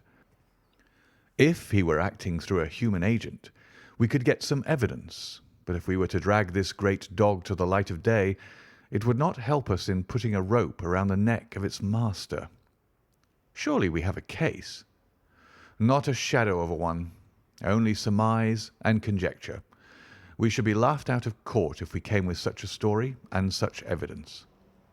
"There is Sir Charles's death." "Found dead without a mark upon him. You and I know that he died of sheer fright, and we know also what frightened him. But how are we to get 12 stolid jurymen to know it? What signs are there of a hound? Where are the marks of the fangs? Of course, we know that a hound does not bite a dead body, and that Sir Charles was dead before ever the brute overtook him. But we have to prove all this, and we are not in a position to do it." "Well, then, tonight?" "We are not much better off tonight. Again, there was no direct connection between the hound and the man's death. We never saw the hound. We heard it, but we could not prove that it was running upon this man's trail. There is a complete absence of motive. No, my dear fellow, we must reconcile ourselves to the fact that we have no case at present, and that it is worth our while to run any risk in order to establish one. And how do you propose to do so? I have great hopes of what Mrs. Laura Lyons may do for us when the position of affairs is made clear to her. And I have my own plan as well. Sufficient for tomorrow is the evil thereof, but I hope before the day is past to have the upper hand at last. I could draw nothing further from him, and he walked lost in thought as far as the Baskerville gates. Are you coming up? Yes, I see no reason for further concealment. But one last word, Watson. Say nothing of the hound to Sir Henry. Let him think that Selden's death was as Stapleton would have us believe. He will have a better nerve for the ordeal which he will have to undergo tomorrow when he is engaged, if I remember your reporter right, to dine with these people. And so am I. Then you must excuse yourself, and he must go alone. That will be easily arranged. And now, if we are too late for dinner, I think that we are both ready for our suppers. Sir Henry was more pleased than surprised to see Sherlock Holmes, for he had for some days been expecting that recent events would bring him down from London. He did raise his eyebrows, however, when he found that my friend had neither any luggage nor any explanations for its absence. Between us, we soon supplied his wants, and then over a belated supper we explained to the baronet as much of our experience as it seemed desirable that he should know. But first I had the unpleasant duty of breaking the news to Barrymore and his wife. To him it may have been an unmitigated relief, but she wept bitterly in her apron. To all the world he was the man of violence, half animal and half demon, but to her he has always remained the little wilful boy of her own girlhood, the child who had clung to her hand. Evil indeed is the man who has not one woman to mourn him. "I've been moping in the house all day since Watson went off in the morning," said the baronet. "I guess I should have some credit, for I have kept my promise. If I hadn't sworn not to go about alone, I might have had a more lively evening, for I had a message from Stapleton asking me over there." "I have no doubt that you would have had a more lively evening," said Holmes dryly. "By the way, I don't suppose you appreciate that we have been mourning over you as having broken your neck." Sir Henry opened his eyes. "How was that?" "This poor wretch was dressed in your clothes. I fear your servant who gave them to him may get into trouble with the police." "That is unlikely. There was no mark on any of them, as far as I know." "That's lucky for him. In fact, it's lucky for all of you, since you are all on the wrong side of the law in this matter. I am not sure that as a conscientious detective my first duty is not to arrest the whole household. Watson's reports are most incriminating documents." "But how about the case?" asked the baronet. "Have you made anything out of the tangle? I don't know that Watson and I are much the wiser since we came down." "I think that I shall be in a position to make the situation rather more clear to you before long. It has been an exceedingly difficult and most complicated business. There are several points upon which we still want light, but it is coming all the same." "We've had one experience, as Watson has no doubt told you. We heard the hound on the moor, so I can swear that it is not all empty superstition. I had something to do with dogs when I was out west, and I know one when I hear one. If you can muzzle that one and put him on a chain, I'll be ready to swear you are the greatest detective of all time." "I think I will muzzle him and chain him all right if you will give me your help." "Whatever you tell me to do, I will do." "Very good. And I will ask you also to do it blindly, without always asking the reason." "Just as you like." "If you will do this, I think the chances are that our little problem will soon be solved. I have no doubt—" He stopped suddenly and stared fixedly up over my head into the air. The lamp beat upon his face, and so intent was it, and so still, that it might have been that of a clear-cut classical statue, a personification of alertness and expectation. "What is it?" we both cried. I could see, as he looked down, that he was repressing some internal emotion. His features were still composed, but his eyes shone with amused exultation. "Excuse the admiration of a connoisseur," said he, as he waved his hand towards the line of portraits which covered the opposite wall. "Watson won't allow that I know anything of art, but that is mere jealousy because our views upon the subject differ. Now, these are a really very fine series of portraits." "Well, I am glad to hear you say so," said Sir Henry, glancing with some surprise at my friend. "I don't pretend to know much about these things, and I'd be a better judge of a horse or a steer than of a picture. I didn't know that you found time for such things." "I know what is good when I see it, and I see it now. That's a Kneller, I'll swear. That lady in the blue silk over yonder, and the stout gentleman with the wig ought to be a Reynolds. They are all family portraits, I presume." "Every one." "Do you know the names?" "Barrymore has been coaching me in them, and I think I can say my lessons fairly well." "Who is the gentleman with the telescope?" "That is Rear Admiral Baskerville, who served under Rodney in the West Indies. The man with the blue coat and the roll of paper is Sir William Baskerville, who was the chairman of committees of the House of Commons under Pitt."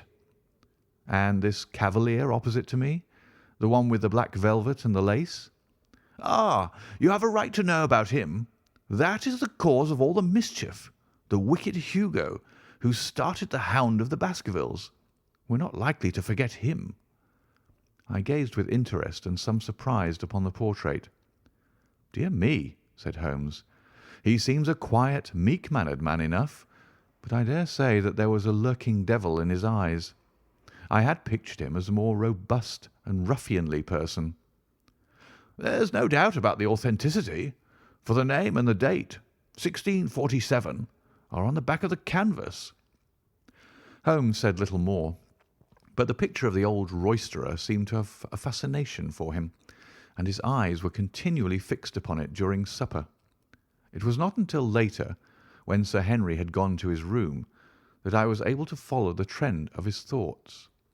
He led me back into the banqueting hall, his bedroom candle in his hand, and he held it up against the time-stained portrait on the wall. "Do you see anything there?"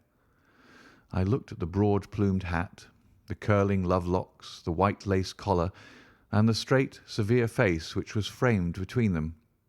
It was not a brutal countenance, but it was prim, hard, and stern, with a firm-set, thin-lipped mouth and a coldly intolerant eye.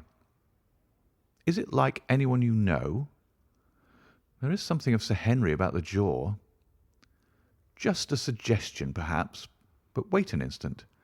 He stood upon a chair, and holding up the light in his left hand, he curved his right arm over the broad hat and round the long ringlets. "Good heavens!" I cried in amazement. The face of Stapleton had sprung out of the canvas. "Ha! You see it now. My eyes have been trained to examine faces and not their trimmings. It is the first quality of a criminal investigator that he should see through a disguise. But this is marvellous. It might be his portrait." "Yes, it is an interesting instance of a throwback, which appears to be both physical and spiritual. A study of family portraits is enough to convert a man to the doctrine of reincarnation. The fellow is a Baskerville, that is evident." "With designs upon the succession?" "Exactly. This chance of the picture has supplied us with one of our most obvious missing links. We have him, Watson. We have him, and I dare swear that before tomorrow night he will be fluttering in our net as helpless as one of his own butterflies. A pin, a cork, and a card, and we add him to the Baker Street collection." He burst into one of his rare fits of laughter as he turned away from the picture. I've not heard him laugh often, and it has always boded ill to somebody. I was up betimes in the morning, but Holmes was afoot earlier still, for I saw him as I dressed, coming up the drive. "Yes, we should have a full day to-day," he remarked, and he rubbed his hands with the joy of action. "The nets are all in place, and the drag is about to begin. We'll know before the day is out whether we have caught our big, lean-jawed pike, or whether he has got through the meshes. Have you been on the moor already?" "I have sent a report from Grimpen to Princetown as to the death of Selden. I think I can promise that none of you will be troubled in the matter, and I have also communicated with my faithful Cartwright, who would certainly have pined away at the door of my hut, as a dog does at his master's grave, if I had not set his mind at rest about my safety." "What is the next move?" "To see Sir Henry. Ah, here he is." "Good morning, Holmes," said the baronet. "You look like a general who's planning a battle with his chief of the staff." "That is the exact situation. Watson was asking for orders." "And so do I." "Very good. You are engaged, as I understand, to dine with our friends the Stapletons to-night." "I hope that you'll come also. They're very hospitable people, and I am sure that they would be very glad to see you." "I fear that Watson and I must go to London." "To London?" "Yes, I think that we should be more useful there at the present juncture." The baronet's face perceptibly lengthened. "I hoped that you were going to see me through this business. The hall and the moor are not very pleasant places when one is alone." "My dear fellow, you must trust me implicitly, and do exactly what I tell you. You can tell your friends that we should have been happy to come with you, but that urgent business required us to be in town. We hope very soon to return to Devonshire. Will you remember to give them that message?" "If you insist upon it." "There is no alternative, I assure you." I saw by the baronet's clouded brow that he was deeply hurt by what he regarded as our desertion. "When do you desire to go?" he asked coldly. "Immediately after breakfast. We will drive into Coombe Tracey, but Watson will leave his things as a pledge that he will come back to you. Watson, you will send a note to Stapleton to tell him that you regret that you cannot come." "I have a good mind to go to London with you," said the baronet. "Why should I stay here alone?" "Because it is your post of duty. Because you gave me your word that you would do as you were told, and I tell you to stay." "All right, then, I'll stay." "One more direction. I wish you to drive to Merripit House. Send back your trap, however, and let them know that you intend to walk home." "To walk across the moor?" "Yes." "But that is the very thing which you have so often cautioned me not to do." "This time you may do it with safety. If I had not every confidence in your nerve and courage, I would not suggest it, but it is essential that you should do it." "Then I will do it." "And as you value your life, do not go across the moor in any direction save along the straight path which leads from Merripit House to the Grimpen Road, and is your natural way home."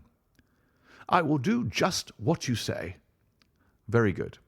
I shall be glad to get away as soon after breakfast as possible, so as to reach London in the afternoon." I was much astounded by this programme, though I remembered that Holmes had said to Stapleton on the night before that his visit would terminate next day. It had not crossed my mind, however, that he would wish me to go with him, nor could I understand how we could both be absent at a moment which he himself declared to be critical. There was nothing for it, however, but implicit obedience, so we bade good-bye to our rueful friend, and a couple of hours afterwards we were at the station of Coombe Tracey, and had dispatched the trap upon its return journey. A small boy was waiting upon the platform. "Any orders, sir?" "You will take this train to town, Cartwright. The moment you arrive you will send a wire to Sir Henry Baskerville in my name, to say that if he finds the pocket-book which I have dropped he is to send it by registered post to Baker Street."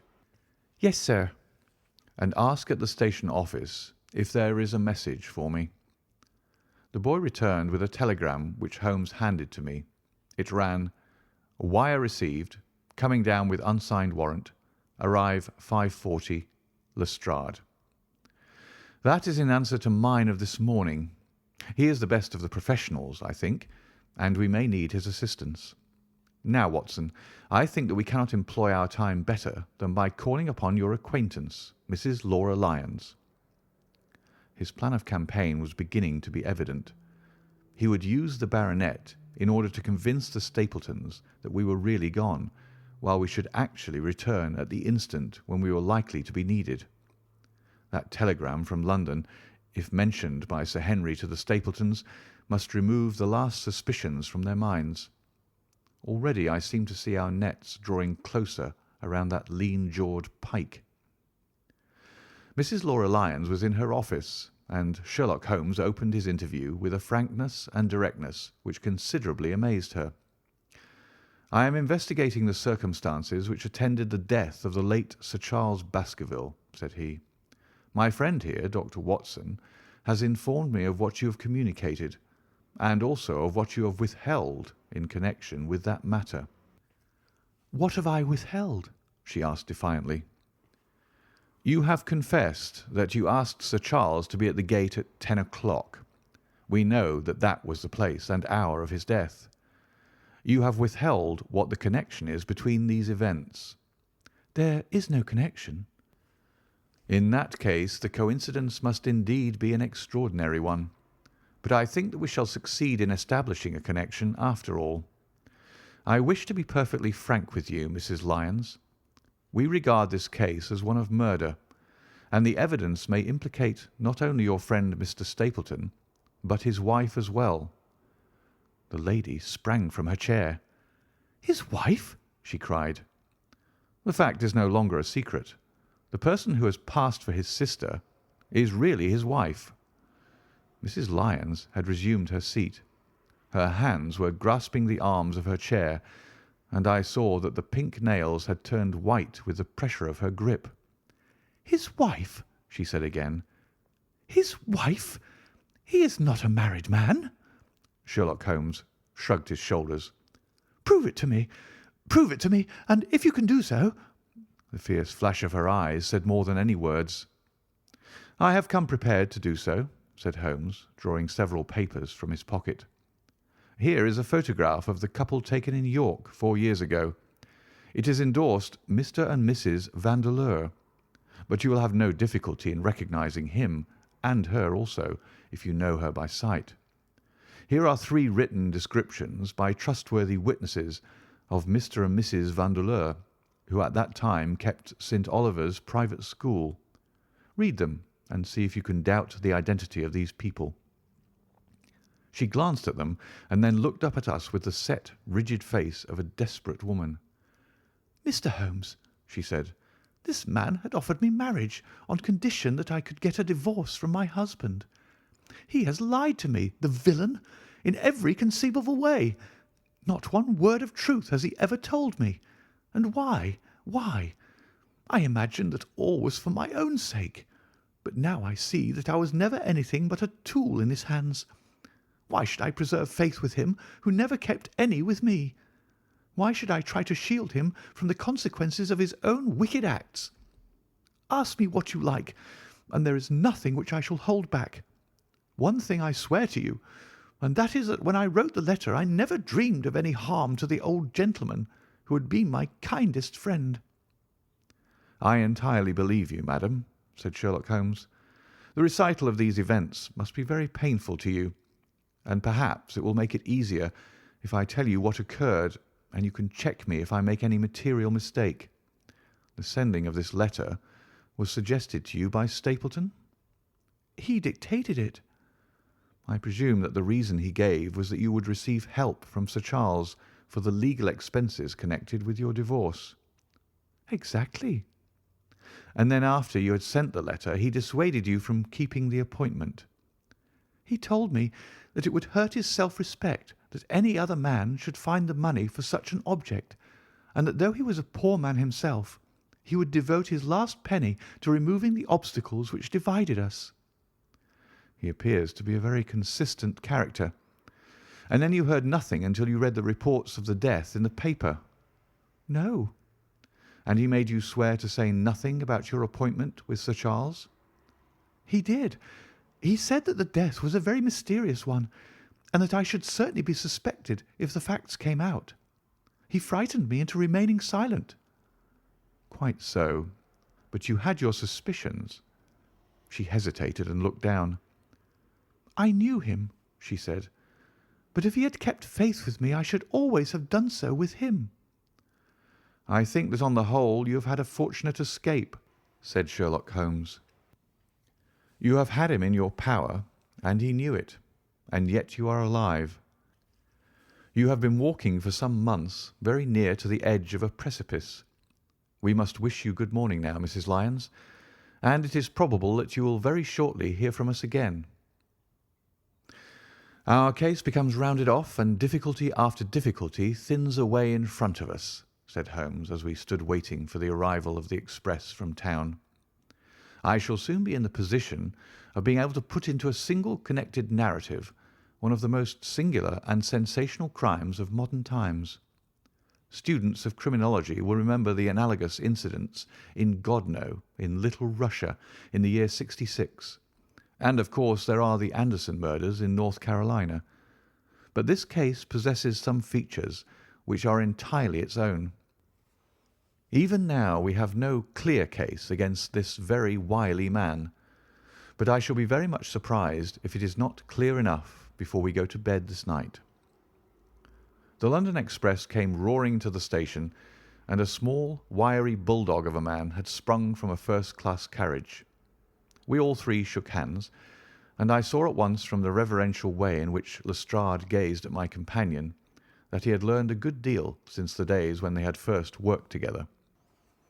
I could well remember the scorn which the theories of the reasoner used then to excite in the practical man. "Anything good?" he asked. "The biggest thing for years," said Holmes. "We have 2 hours before we need think of starting. I think we might employ it in getting some dinner, and then, Lestrade, we will take the London fog out of your throat by giving you a breath of the pure night air of Dartmoor. Never been there? Ah, well, I don't suppose you will forget your first visit." End of chapter 13.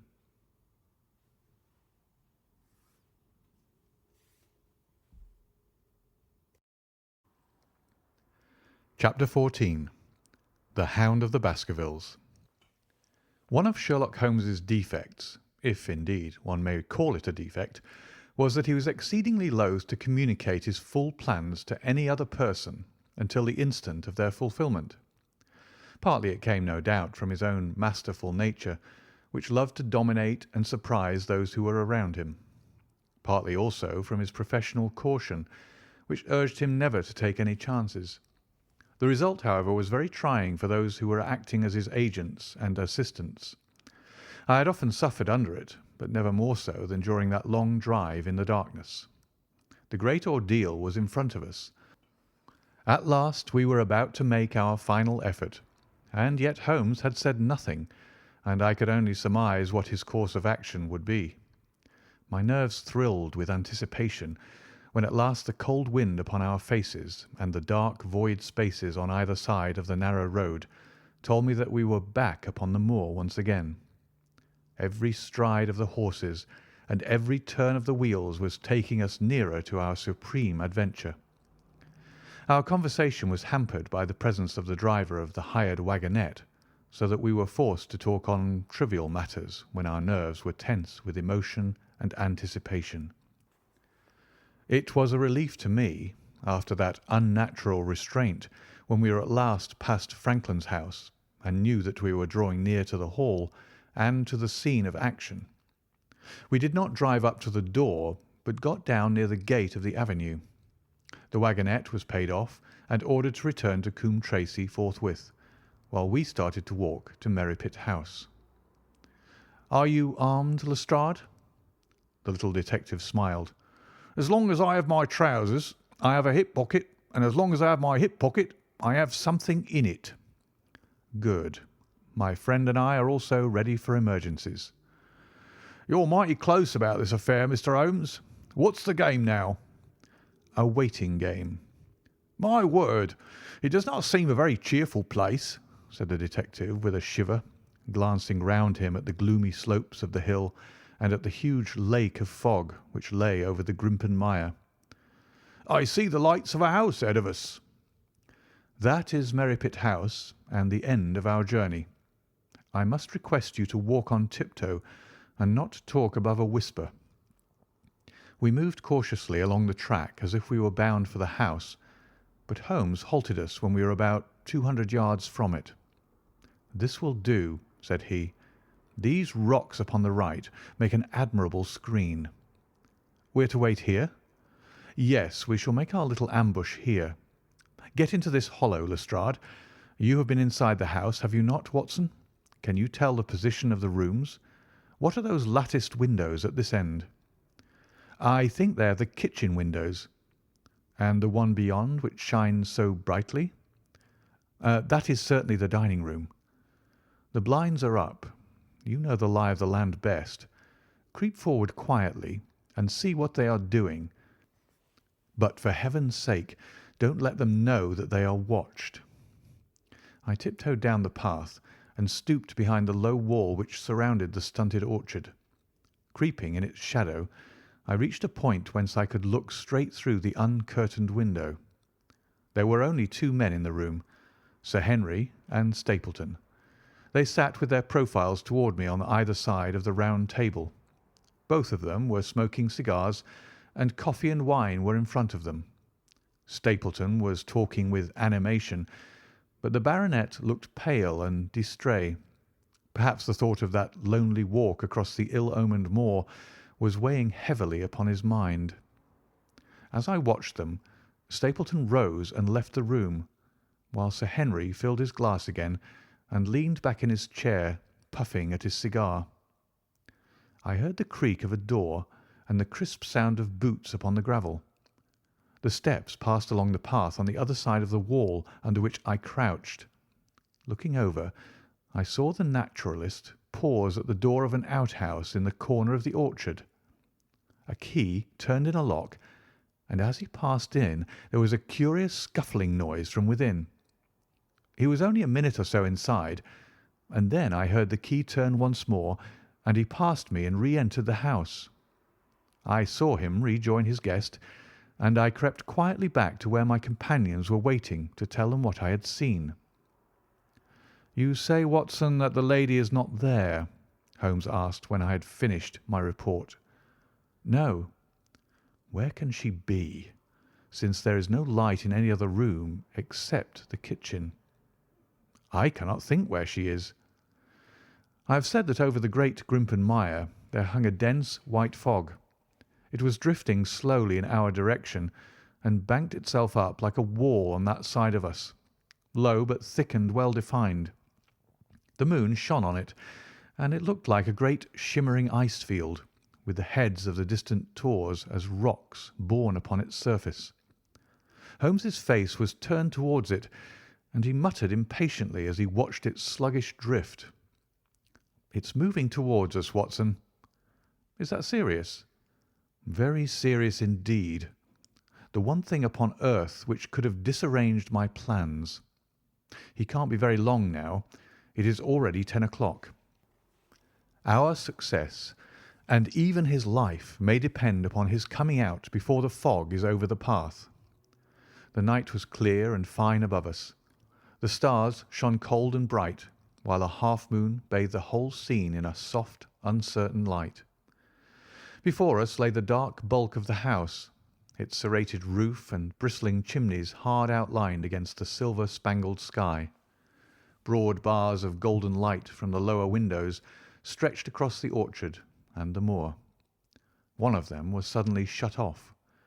The servants had left the kitchen.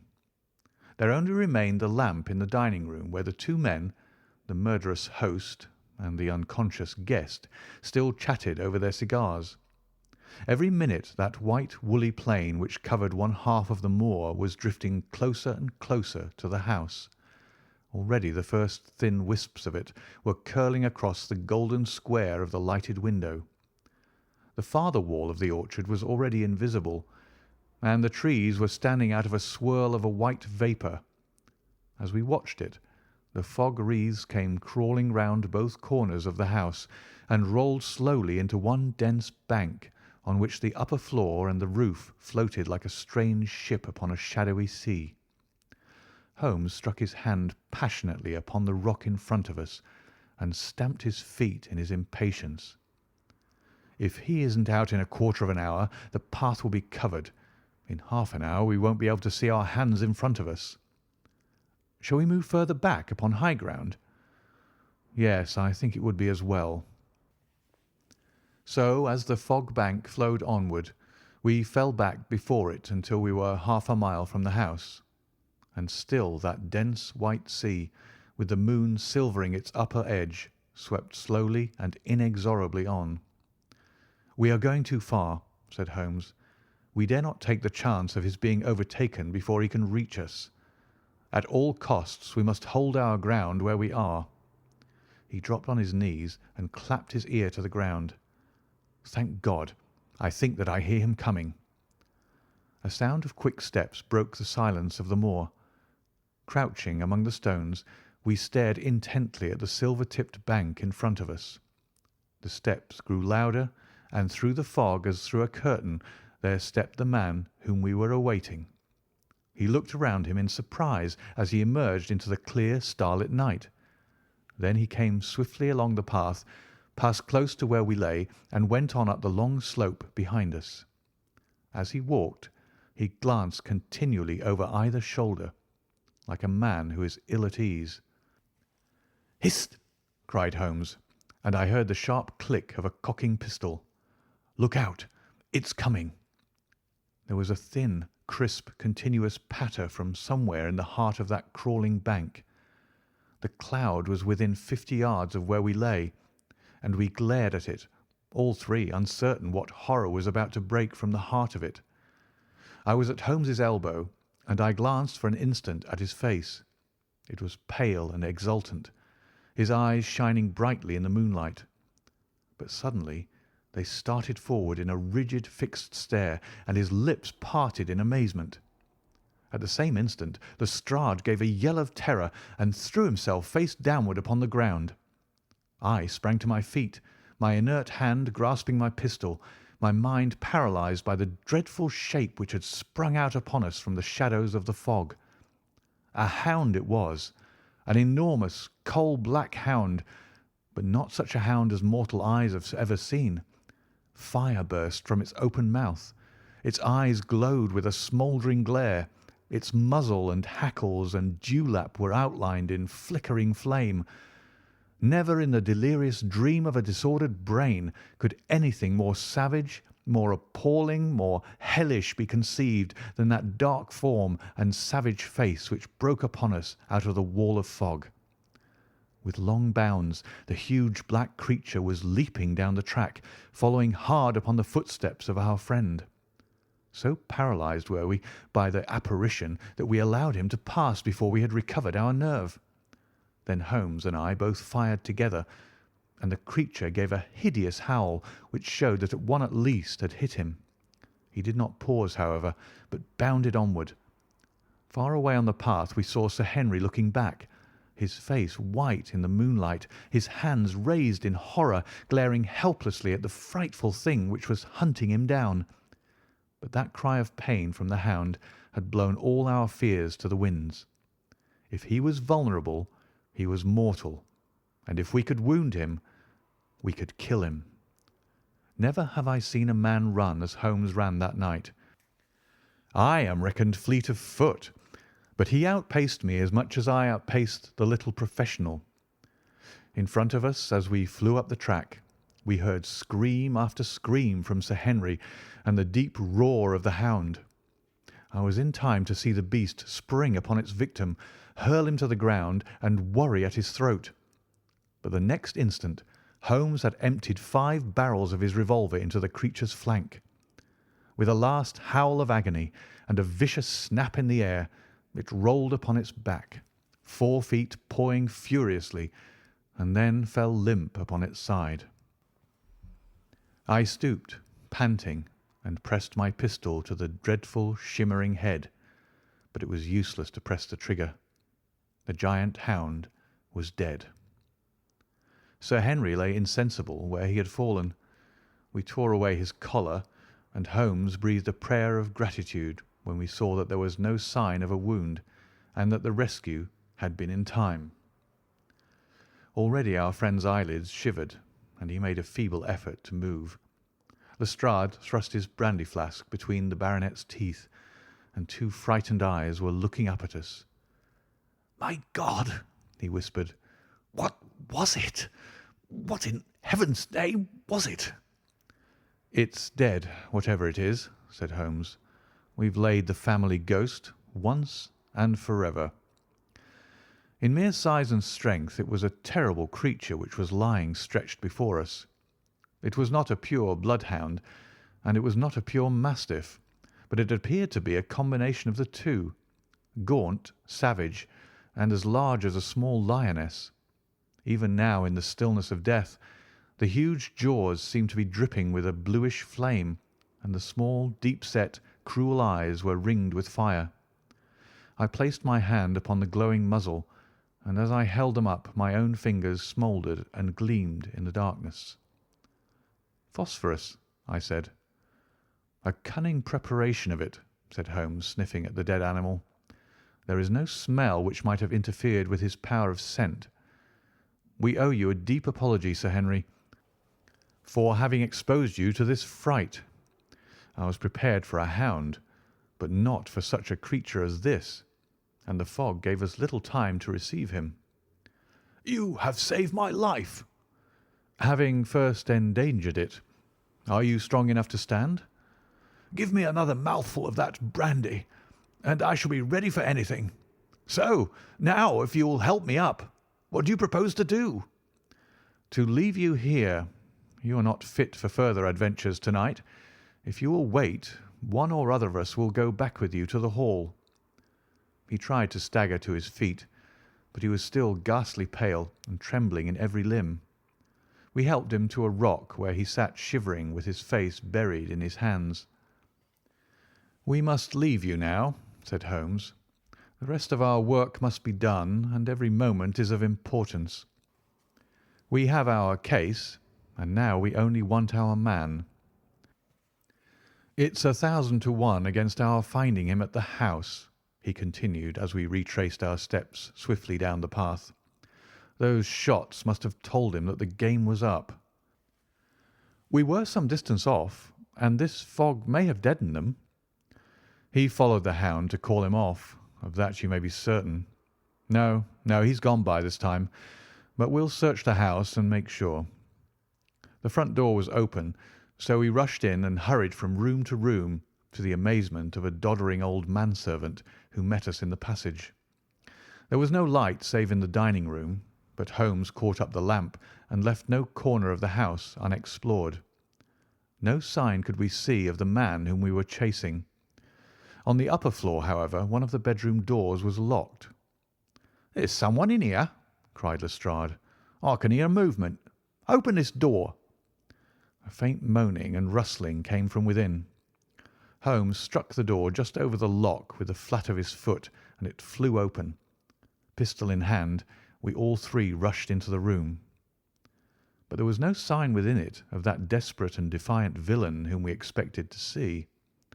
Instead, we were faced by an object so strange and so unexpected that we stood for a moment staring at it in amazement. The room had been fashioned into a small museum, and the walls were lined by a number of glass-topped cases full of that collection of butterflies and moths, the formation of which had been the relaxation of this complex and dangerous man. In the centre of this room there was an upright beam which had been placed at some period as a support for the old worm-eaten balk of timber which spanned the roof. To this post a figure was tied, so swathed and muffled in the sheets which had been used to secure it that one could not for the moment tell whether it was that of a man or a woman. One towel passed round the throat and was secured at the back of the pillar. Another covered the lower part of the face, and over it two dark eyes. Eyes full of grief and shame and a dreadful questioning stared back at us. In a minute We had torn off the gag, unswathed the bonds, and Mrs. Stapleton sank upon the floor in front of us. As her beautiful head fell upon her chest, I saw the clear red wheal of a whiplash across her neck. "The brute!" cried Holmes. "Here, Lestrade, your brandy bottle. Put her in the chair. She has fainted from ill usage and exhaustion." She opened her eyes again. "Is he safe?" she asked. "Has he escaped?" "He cannot escape us, madam." "No, no, I did not mean my husband. Sir Henry, is he safe?" "Yes." "And the hound?" "It is dead." She gave a long sigh of satisfaction. "Thank God! Thank God! Oh, this villain! See how he has treated me!" She shot her arms out from her sleeves, and we saw with horror that they were all mottled with bruises. "But this is nothing, nothing. It is my mind and soul that he has tortured and defiled. I could endure it all, ill usage, solitude, a life of deception, everything, as long as I could still cling to the hope that I had his love. But now I know that in this also I have been his dupe and his tool." She broke into a passionate sobbing as she spoke. "You bear him no good will, madam," said Holmes. "Tell us, then, where we shall find him. If you have ever aided him in evil, help us now and so atone." "There is but one place where he can have fled," she answered. "There is an old tin mine on an island in the heart of the mire. It was there that he kept his hound, and there also he had made preparations so that he might have a refuge.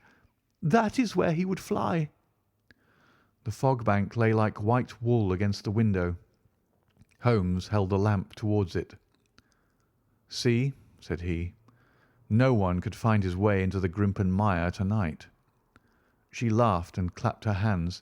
Her eyes and teeth gleamed with fierce merriment. "He may find his way in, but never out," she cried. "How can he see the guiding wands tonight?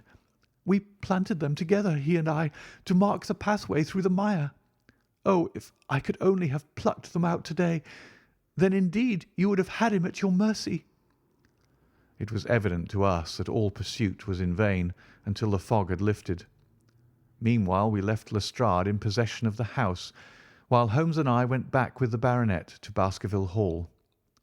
The story of the Stapletons could no longer be withheld from him, but he took the blow bravely when he learned the truth about the woman whom he had loved.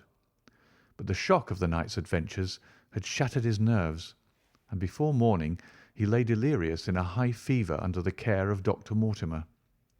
The two of them were destined to travel together round the world before Sir Henry had become once more the hale, hearty man that he had been before he became master of that ill-omened estate.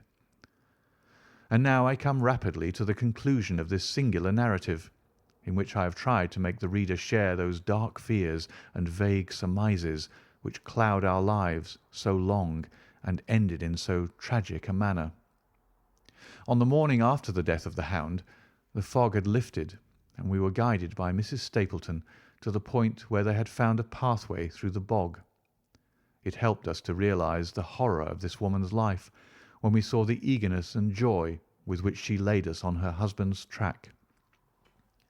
We left her standing upon the thin peninsula of firm, peaty soil which tapered out into the widespread bog.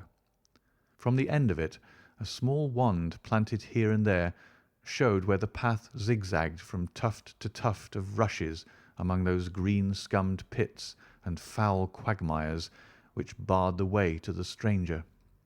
Rank reeds and lush, slimy water plants sent an odour of decay and a heavy miasmatic vapour onto our faces, while a false step plunged us more than once thigh-deep into the dark, quivering mire which shook for yards in soft undulations around our feet.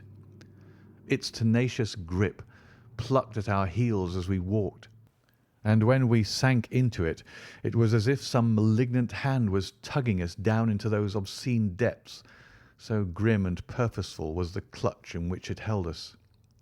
Once only we saw a trace that someone had passed that perilous way before us. From amid a tuft of cotton grass which bore it up out of the slime, some dark thing was projecting. Holmes sank to his waist as he stepped from the path to seize it, and had we not been there to drag him out, he could never have set his foot upon firm land again. He held an old black boot in the air. "Myers, Toronto," was printed on the leather inside. "It is worth a mud bath," said he. "It is our friend Sir Henry's missing boot." Thrown here by Stapleton in his flight. Exactly. He retained it in his hand after using it to set the hound upon the track. He fled when he knew the game was up, still clutching it, and he hurled it away at this point of his flight. We know at least that he came so far in safety. But more than that we were never destined to know, though there was much which we might surmise.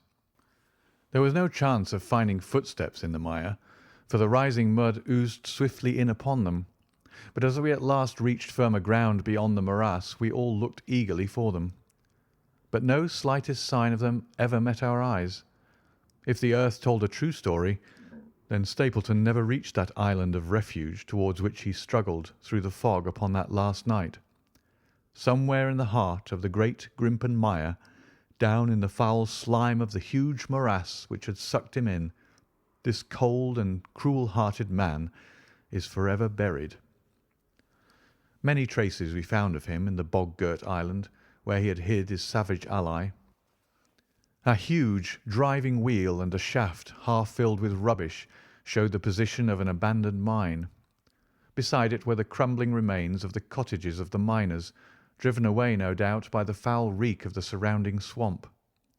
In one of these a staple and chain with a quantity of gnawed bones showed where the animal had been confined.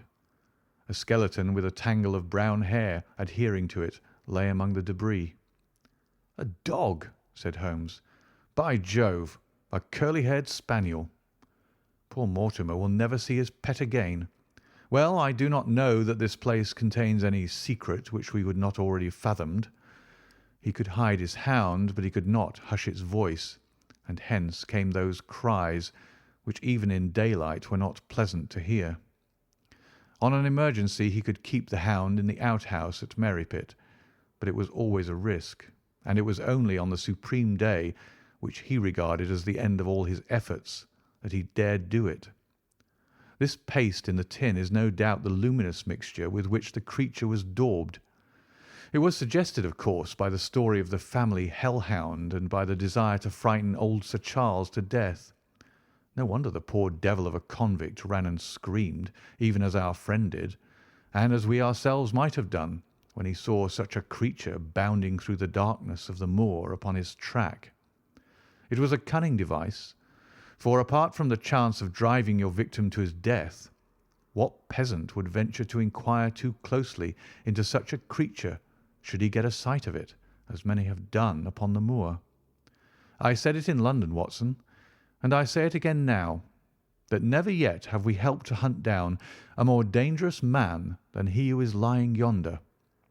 He swept his long arm towards the huge mottled expanse of green splotched bog, which stretched away until it merged into the russet slopes of the moor. End of chapter 14.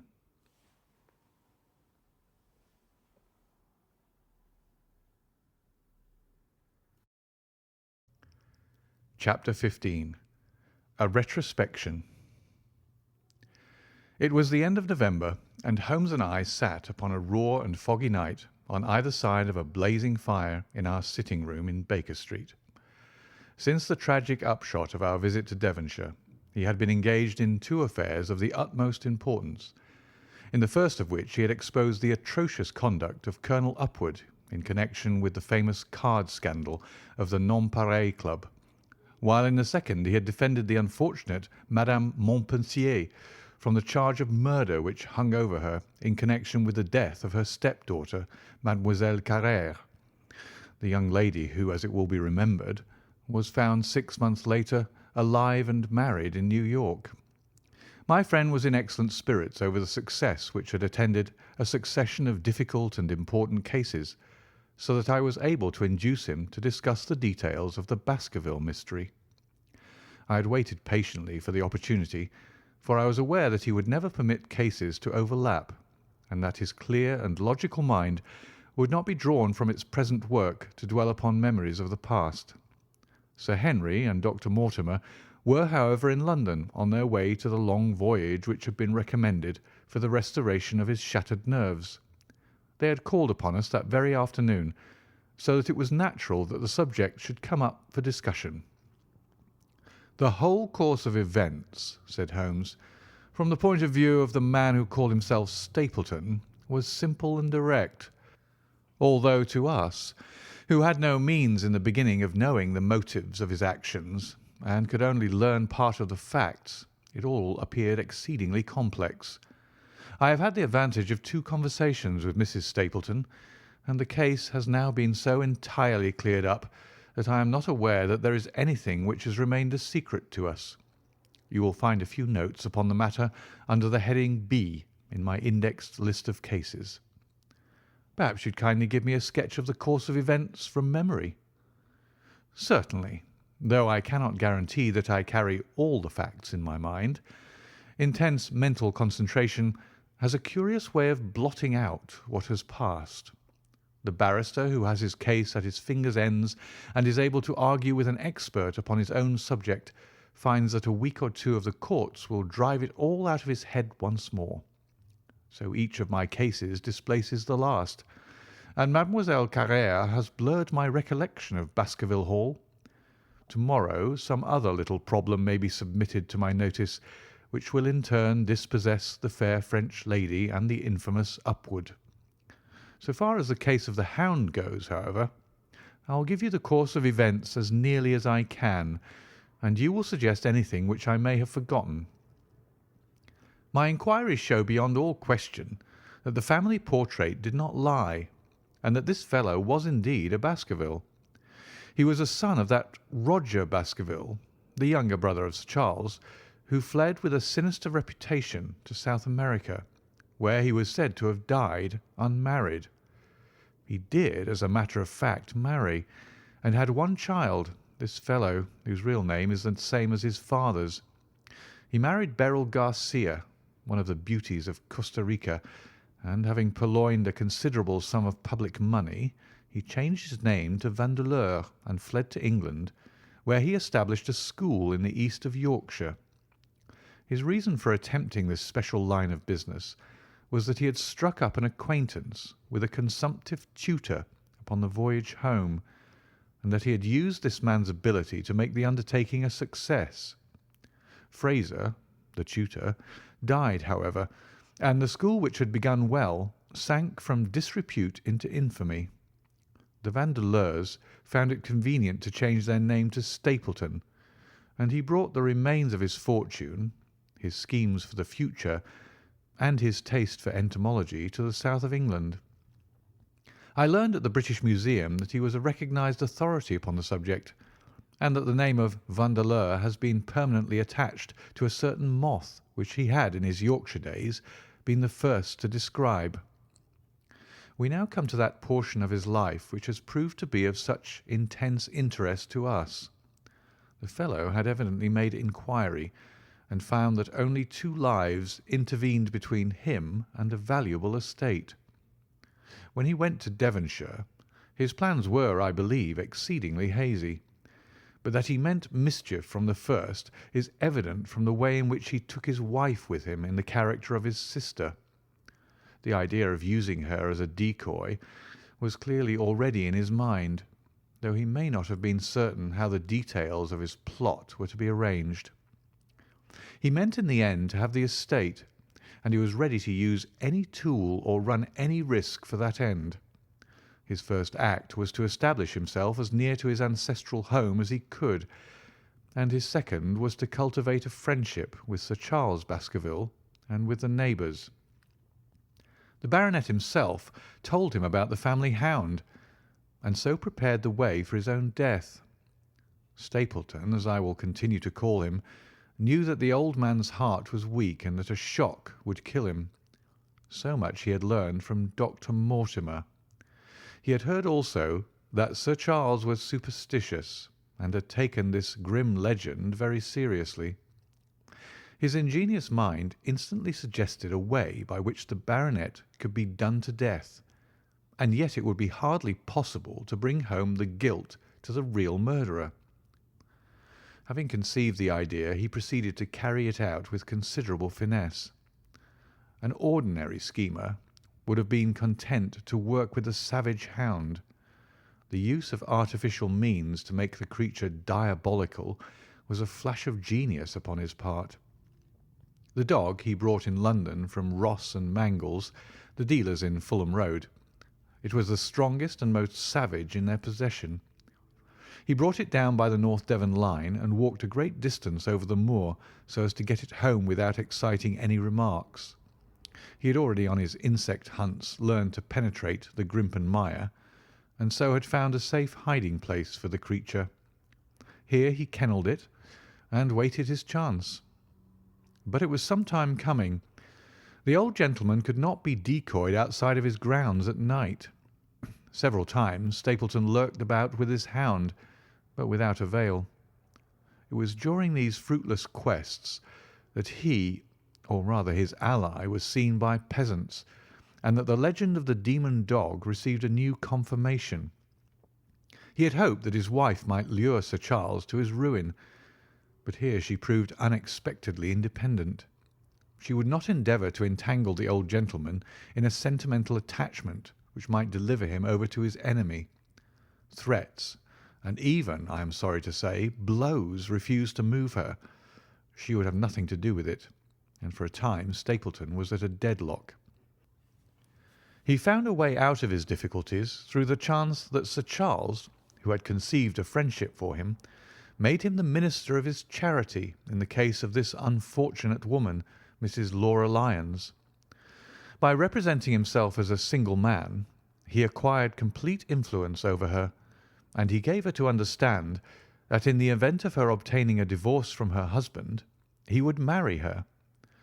His plans were suddenly brought to a head by his knowledge that Sir Charles was about to leave the Hall on the advice of Dr. Mortimer, with whose opinion he himself pretended to coincide. He must act at once, or his victim might get beyond his power. He therefore put pressure upon Mrs. Lyons to write this letter, imploring the old man to give her an interview on the evening before his departure for London. He then, by a specious argument, prevented her from going, and so had the chance of which he had waited. Driving back in the evening from Coombe Tracey, he was in time to get his hound, to treat it with his infernal paint, and to bring the beast round to the gate at which he had reason to expect that he would find the old gentleman waiting. The dog, incited by his master, sprang over the wicket gate and pursued the unfortunate baronet, who fled screaming down the yew alley. In that gloomy tunnel it must indeed have been a dreadful sight to see that huge black creature, with its flaming jaws and blazing eyes, bounding after its victim. He fell dead at the end of the alley from heart disease and terror. The hound had kept upon the grassy border while the baronet had run down the path, so that no track but the man's was visible. On seeing him lying still, the creature had probably approached to sniff at him, but finding him dead, had turned away again. It was then that it left the print which was actually observed by Dr. Mortimer. The hound was called off and hurried away to its lair in the Grimpen Mire, and a mystery was left which puzzled the authorities, alarmed the countryside, and finally brought the case within the scope of our observation. So much for the death of Sir Charles Baskerville. You perceive the devilish cunning of it, for really it would be almost impossible to make a case against the real murderer. His only accomplice was one who could never give him away, and the grotesque, inconceivable nature of the device only served to make it more effective. Both of the women concerned in the case, Mrs. Stapleton and Mrs. Laura Lyons, were left with a strong suspicion against Stapleton. Mrs. Stapleton knew that he had designs upon the old man, and also of the existence of the hound. Mrs. Lyons knew neither of these things, but had been impressed by the death occurring at the time of an uncancelled appointment which was only known to him. However, both of them were under his influence, and he had nothing to fear from them. The first half of his task was successfully accomplished, but the more difficult still remained. It is possible that Stapleton did not know of the existence of an heir in Canada. In any case, he would very soon learn it from his friend Dr. Mortimer, and he was told by the latter all details about the arrival of Henry Baskerville. Stapleton's first idea was that this young stranger from Canada might possibly be done to death in London without coming down to Devonshire at all. He distrusted his wife ever since she had refused to help him in laying a trap for the old man, and he dared not leave her long out of his sight for fear he should lose his influence over her. It was for this reason that he took her to London with him. They lodged, I find, at the Mexborough Private Hotel in Craven Street, which was actually one of those called upon by my agent in search of evidence. Here he kept his wife, imprisoned in her room while he disguised in a beard, followed Dr. Mortimer to Baker Street, and afterwards to the station and to the Northumberland Hotel. His wife had some inkling of his plans, but she had such a fear of her husband, a fear founded upon brutal ill-treatment, that she dare not write to warn the man whom she knew to be in danger. If the letter should fall into Stapleton's hands, her own life would not be safe. Eventually, as we know, she adopted the expedient of cutting out the words which would form the message and addressing the letter in a disguised hand. It reached the baronet and gave him the first warning of his danger. It was very essential for Stapleton to get some article of Sir Henry's attire, so that in case he was driven to use the dog, he might always have the means of setting him upon his track. With characteristic promptness and audacity, he set about this at once, and we cannot doubt that the boots or chambermaid of the hotel was well bribed to help him in his design. By chance, however, the first boot which was procured for him was a new one, and therefore useless for his purpose. He then had it returned and obtained another, a most instructive incident, since it proved conclusively to my mind that we were dealing with a real hound, as no other supposition could explain this anxiety to obtain an old boot, and this indifference to a new one. The more outré and grotesque an incident is, the more carefully it deserves to be examined, and the very point which appears to complicate a case is, when duly considered and scientifically handled, the one which is most likely to elucidate it. Then we had the visit from our friends next morning, shadowed always by Stapleton in the cab. From his knowledge of our rooms and of my appearance, as well as from his general conduct, I am inclined to think that Stapleton's career of crime has been by no means limited to this single Baskerville affair. It is suggestive that during the last 3 years there have been 4 considerable burglaries in the West Country, for none of which was any criminal ever arrested. The last of these, at Folkestone Court in May, was remarkable for the cold-blooded pistoling of the page, who surprised the masked and solitary burglar. I cannot doubt that Stapleton recruited his waning resources in this fashion, and that for years he had been a desperate and dangerous man. We had an example of his readiness of resource that morning when he got away from us so successfully, and also of his audacity in sending back my own name to me through the cabman. From that moment he understood that I had taken over the case in London, and that therefore there was no chance for him there. He returned to Dartmoor and awaited the arrival of the baronet. "One moment," said I. "You have no doubt described the sequence of events correctly, but there's one point which you have left unexplained. What became of the hound when its master was in London?" "I have given some attention to this matter, and it is undoubtedly of importance. There can be no question that Stapleton had a confidant, though it is unlikely that he ever placed himself in his power by sharing all his plans with him. There was an old manservant at Merripit House whose name was Anthony. His connection with the Stapletons can be traced for several years, as far back as the schoolmastering days, so that he must have been aware that his master and mistress were really husband and wife. This man has disappeared and has escaped from the country. It is suggestive that Anthony is not a common name in England, while Antonio is so in all Spanish or Spanish-American countries.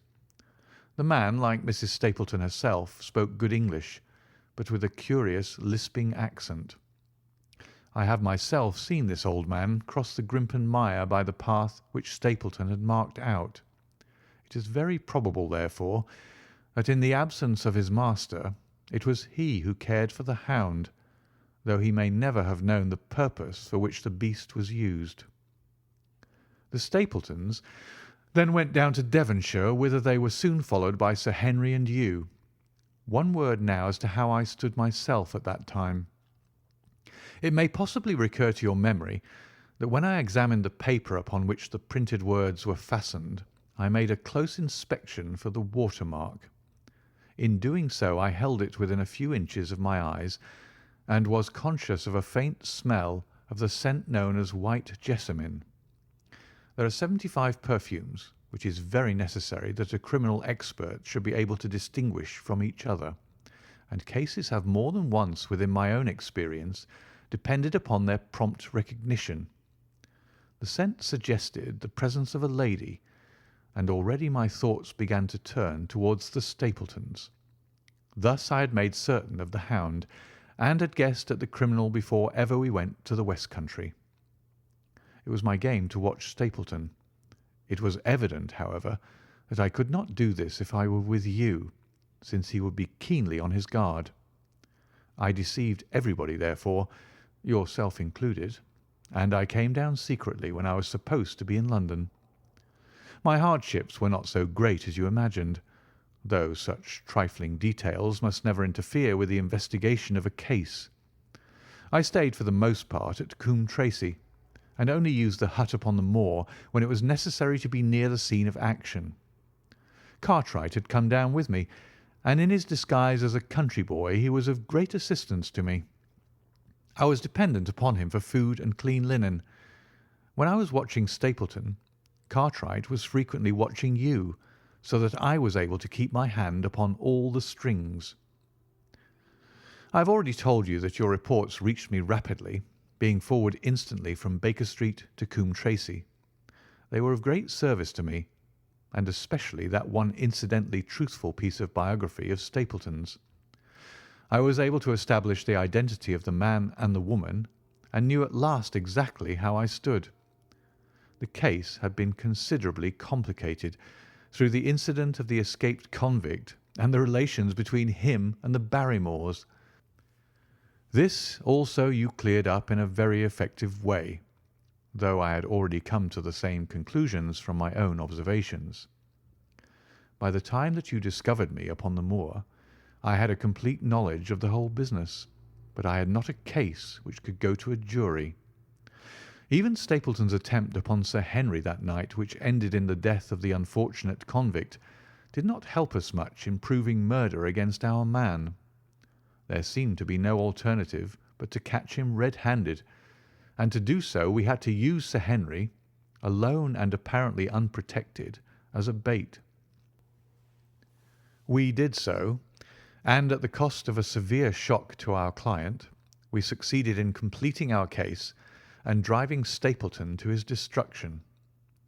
That Sir Henry should have been exposed to this is, I must confess, a reproach to my management of the case, but we had no means of foreseeing the terrible and paralysing spectacle which the beast presented, nor could we predict the fog which enabled him to burst upon us at such short notice. We succeeded in our object at a cost which both the specialist and Dr. Mortimer assure me will be a temporary one. A long journey may enable our friend to recover not only from his shattered nerves, but also from his wounded feelings. His love for the lady was deep and sincere, and to him the saddest part of all this black business was that he should have been deceived by her. It only remains to indicate the part which she had played throughout. There can be no doubt that Stapleton exercised an influence over her which may have been love or may have been fear, or very possibly both, since they are by no means incompatible emotions. It was at least absolutely effective. At his command, she consented to pass as his sister, though he found the limits of his power over her when he endeavoured to make her the direct accessory to murder. She was ready to warn Sir Henry so far as she could without implicating her husband, and again she tried to do so. Stapleton himself seems to have been capable of jealousy, and when he saw the baronet paying court to the lady, even though it was part of his own plan, still he could not help interrupting with a passionate outburst which revealed the fiery soul which his self-contained manner so cleverly concealed. By encouraging the intimacy he made it certain that Sir Henry would frequently come to Merripit House, and that he would sooner or later get the opportunity which he desired. On the day of the crisis, however, his wife turned suddenly against him. She had learned something of the death of the convict, and she knew that the Hound was being kept in the outhouse on the evening that Sir Henry was coming to dinner. She taxed her husband with his intended crime, and a furious scene followed, in which he showed her for the first time that she had a rival in his love. Her fidelity turned in an instant to bitter hatred, and he saw that she would betray him. He tied her up, therefore, that she might have no chance of warning Sir Henry, and he hoped, no doubt, that when the whole countryside put down the baronet's death to the curse of his family, as they certainly would do, he could win his wife back to accept an accomplished fact, and to keep silent upon what she knew. In this I fancy that in any case he made a miscalculation, and that if we had not been there, his doom would none the less have been sealed. A woman of Spanish blood does not condone such an injury so lightly. And now, my dear Watson, without referring to my notes, I cannot give you a more detailed account of this curious case. I do not know that anything essential has been left unexplained. He could not hope to frighten Sir Henry to death as he had done the old uncle with his bogey hound. The beast was savage and half starved. If its appearance did not frighten its victim to death, at least it would paralyse the resistance which might be offered. No doubt. There only remains one difficulty. If Stapleton came into the succession, how could he explain the fact that he, the heir, had been living unannounced under another name so close to the property? How could he claim it without causing suspicion and inquiry? It is a formidable difficulty, and I fear that you ask too much when you expect me to solve it. The past and the present are within the field of my inquiry, but what a man may do in the future is a hard question to answer.